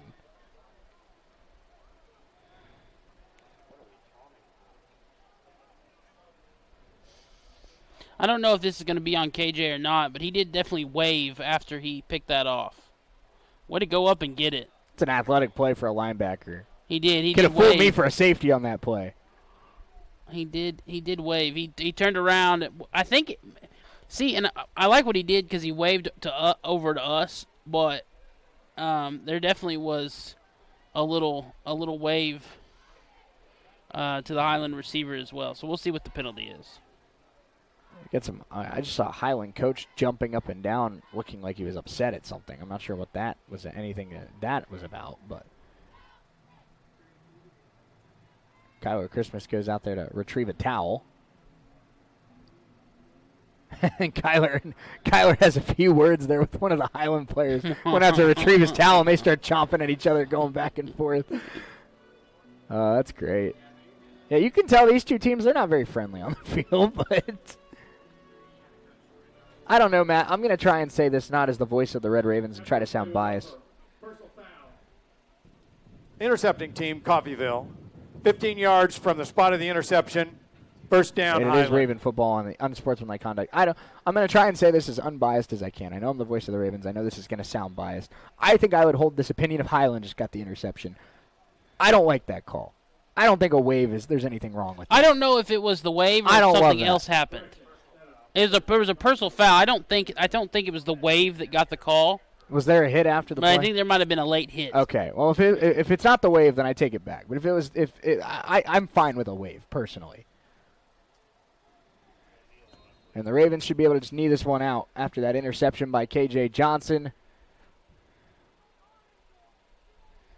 everyone's favorite formation, the victory formation. And this is the pistol QB kneel, Matt.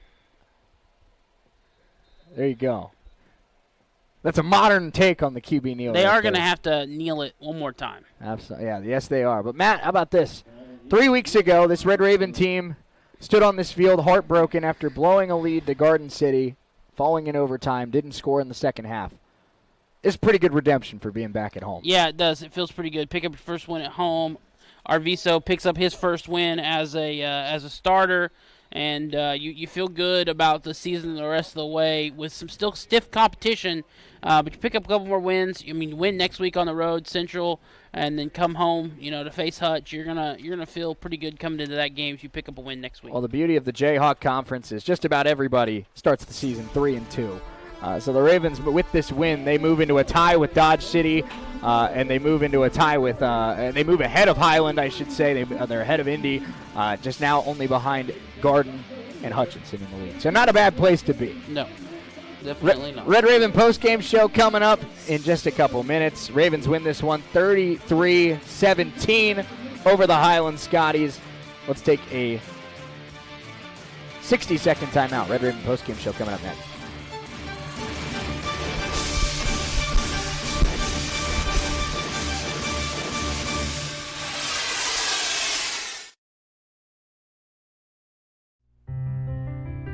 A family member with a health issue doesn't mean they have to leave their home.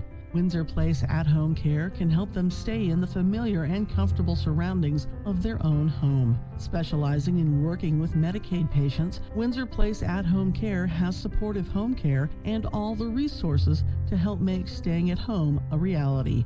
Find out more about what Windsor Place at-home care can do for you. Visit windsorplace.net. At Coffeyville Regional Medical Center, we take seriously our responsibility of caring for our friends and neighbors. We are your regional healthcare system, caring for Southeast Kansas and Northeast Oklahoma. With comprehensive technology and experienced medical staff, caring medical professionals, and a 24-hour emergency room staffed with emergency medicine physicians, we are people you know and healthcare you trust. For more information, visit our website, crmcinc.org.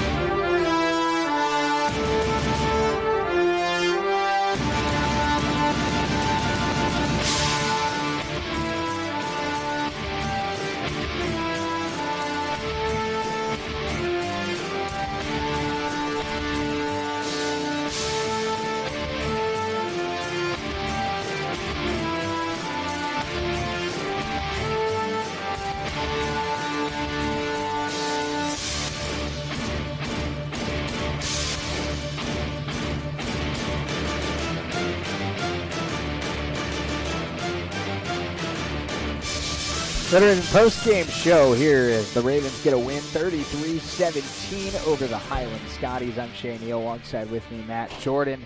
And Matt, Ravens back in the win column, and obviously the win over Cisco looks good because Cisco's now ranked and haven't lost since that game. But we talked about it a little bit in that fourth quarter. This is the biggest win of the year for the Ravens.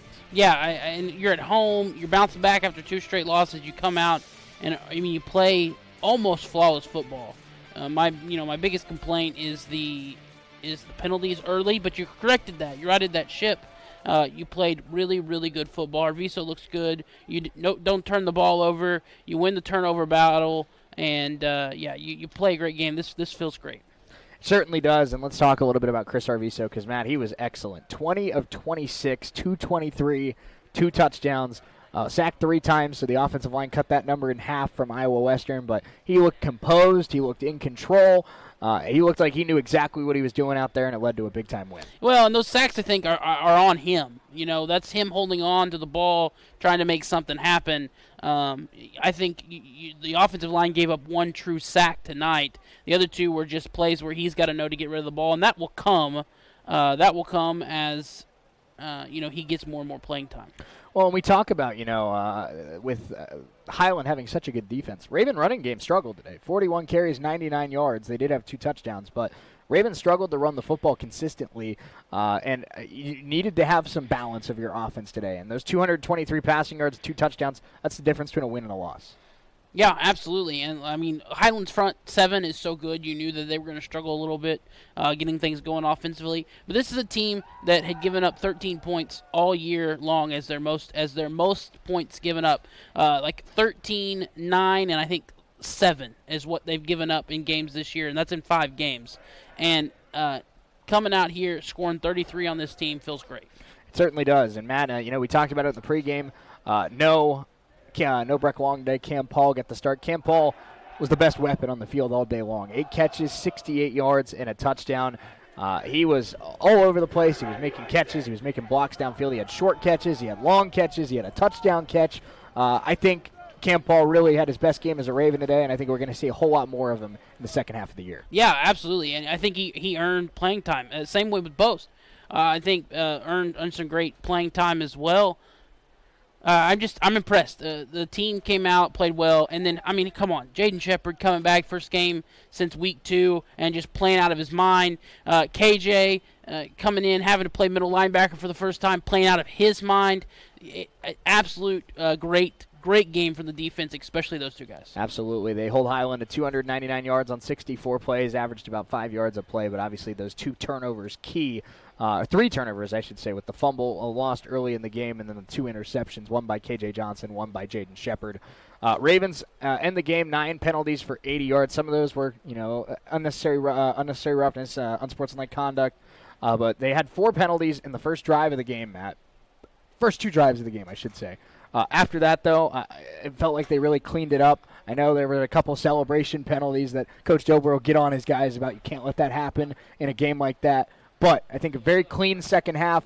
This team knew that they struggled with the penalties early. They made that adjustment, and they looked very good from then on out. Yes, they did. I think you're very impressed with the victory. And like you said, they cleaned things up with the penalty front. But there's just some of those things that you just don't want to see, especially from your leaders. You can't have those penalties from Jaden Shepard, because he is your leader. If he's doing it, other guys are going to start doing it too, and I think he knew that almost immediately. Yeah, no doubt about it. And, we talked about Jaden earlier this year after the Garden game. He was down on the field, consoling teammates after that loss. With the kicker, yeah. Absolutely. I mean, Jaden Shepard, there's no question. We saw when the Ravens came out of the tunnel, Matt, Jaden Shepard was standing on the 50 because he's a captain. He was going out for the coin toss. He shook the hand, high-fived every single player that came out of that locker room. You can tell, there's guys that get named the captain and they have the title of captain, and there's guys that are the captain. He is the captain. He is the captain. He's the perfect captain for this team, and he was very missed for 3 games, or 2 games, and it is great to have him back. And I don't mean for this to come across, Matt, as a shot at the Highland punter, Justin Anderson, but I think we saw the value of having a strong punter today. Highland, 5 punts, averaged 20 yards a kick. They really struggled with that wind. I know a lot of those punts were indirectly into the wind. Brady Braun today, 5 punts, averaged 41 yards a kick, along of 54, and pinned them down at the 5-yard line. Brady Braun, I know, it's weird to hype up a punter as much as we have, but how he played against Garden, how he played against even against Iowa Western, and how he played today against Highland, the Ravens have one of the best punters in the Jayhawk. Oh, absolutely, absolutely. They have always had, since I've been here, good punters, and he's just another line in a group of great punters. Let's talk about the defense really quick before we wrap this one up. And you talked about, of course, Jaden Shepard coming back, having the interception, but K.J. Johnson with no Lonnie Burt today slid over to middle linebacker. I'd say a pretty good debut at middle linebacker. 9 tackles, 1.5 tackles for loss. He had a sack. He had an interception. I don't know if he's going to stick at middle linebacker. I think when Lonnie Burt comes back, they'll move him back to outside linebacker, but he's at least shown that when he needs to, he can hold down that position pretty well. Well, it's good to know you have a guy like that. When you do have injuries, have someone step right into a role and succeed at it. And Marquise Lane Owens, and not to jump over him, Matt, he got the start at outside linebacker with KJ moving inside, and he had 9 tackles today for the Ravens as well. So we were one of the questions we had in the pregame: how will the defense look without Lonnie Burt? Answer: pretty good. Yeah, still pretty good. I'd say still pretty good. And I know both KJ and Marquise will be happy to get Lonnie out there, hopefully against Iowa Central next weekend. Let's take a quick 2-minute timeout. When we come back, we will get you some scores from around the Jayhawk today, and we'll name our US 98 player of the game as we put a bow on this one. Again, final score 33-17, Ravens over the Highland Scotties. We'll wrap this one up on the other side of this 2-minute timeout here on US 98 and the Red Ravens Sports Network.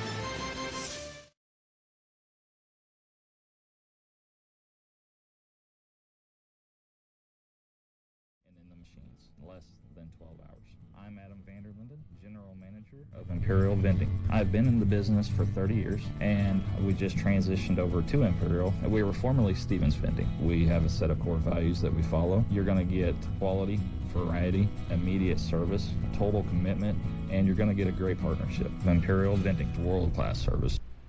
When you need to rely on a nursing facility for the care of a loved one, wouldn't it be comforting to know that the owner is providing the care? Owner Stephanie Bean with Medical Lodges is proud to supply that tender care in Coffeyville. Skilled nursing services, rehabilitation, adult daycare, and much more are all offered. Visit medicallodges.com or stop by 2921 West 1st in Coffeyville and learn more. Medical Lodges Coffeyville, where they serve and enhance the lives of others with caring hands.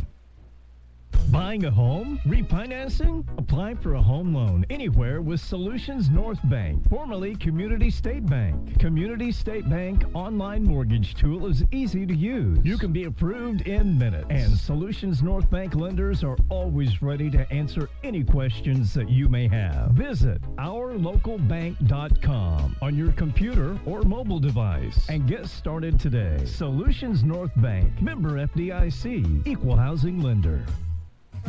If only Alexander's Ragtime Band was this entertaining. Don't miss the 3rd annual Dalton Defenders Marching Band Festival presented by the Coffeyville Community College Fine Arts Department. Over 600 participants from 12 high school marching bands from Kansas and Oklahoma will perform and compete on Tuesday, October 8th at Veterans Memorial Stadium in Coffeyville. Don't miss your chance to experience a dozen high school marching bands at the Dalton Defenders Marching Band Festival Tuesday, October 8th.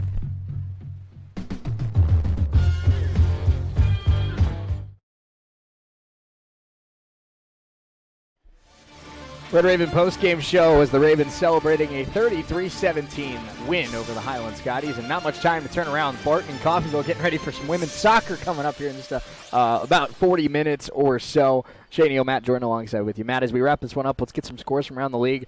Hutchinson, they stay pretty good at football. 42-0 over Dodge City today. They are 5-0, as we expect. Yeah, next time we're sitting in this seat, it'll be Hutchintown, and we expect that to be a tough game. Dodge can go, hey, we didn't allow 99. That's right. That's right. There you go. Like we mentioned, of course, Coffeyville over Highland in this one, 33-17. Garden City had a nice day as well. Jumped out to a 23-7 lead at the half over Indy. Scored 28 in the fourth, 57-7. Garden is 5-1. And there's no such thing as what's the word I'm looking for, Matt? It's not fun to look back on that Garden City and say Garden moral City victory. Game. Right, moral victory. Thank you. But Coffeyville can take some pride in the fact that they're one of the few teams this year to actually hang with Garden for 4 quarters. Yeah, they've given them their best game so far this season, and definitely should have won. No questions asked about that. Matt, as we wrap this one up, because we got to get out of here so the soccer team can have their fun tonight. The team made it tough for us today on the US 98 player of the game. I could see us going Arviso. I could see us going with Cam Paul. I could see us going with KJ Johnson stepping up. Jaden Shepard coming back and having an interception. You can't really go wrong. I'm going to leave this one to you. Who is our US 98 player of the game today? Man. It's tough. It's Cam Paul. Okay, I like it. It's Cam Paul. When you look at the stat line, 8 catches, 68 yards, and a touchdown. Stepping up for an injured teammate. Stepping up for an injured Breck Long. First big part of the game. 3rd down, he has a first down catch. He can't hang on to it. They continue to go back to him, and every time they did, he rewarded them. Multiple first down catches on 3rd down. The great one-handed grab for his touchdown. It's Cam Paul. There's honorable mentions all over the place. Jalil Boast. There's Trey Jones, Arviso, KJ, Jaden Shepard coming back, Brady Braun. There's so many honorable mentions. It's usually a pretty good day at the office when there were 7 guys that could have been named player of the game. I got to give it to Cam Paul. I like it. Cam Paul is our US 98 player of the game. Red Ravens 33-17 win over Highland They will take on the Iowa Central squad coming up next week. The Tritons coming up next Saturday night down in Fort Dodge. So that'll be a 7 o'clock kickoff. We'll have a 6:45 pregame for you right here on US 98. So for Scott Maples back in the studio, we finally had a normal game for the most part. So Scott finally got his wish. No weather, no stream crashing, no game called at halftime. Normal 4 quarters of football. We appreciate Scott for hanging out and keeping the plane in the air back in the studio. Appreciate Andrew and Amber for their help over with RRSN. And for Matt Jordan to my left, big thank you to you, of course, as always. Wouldn't want anybody else to be my co-pilot. Oh, thanks. I appreciate that. Absolutely. Ravens 3-2. It's a celebration weekend in the Ville as the Raven football team back in the win column. So long, and until next time, this has been Shay Neal and Red Raven Football on US 98 and the Red Raven Sports Network. Go Yankees!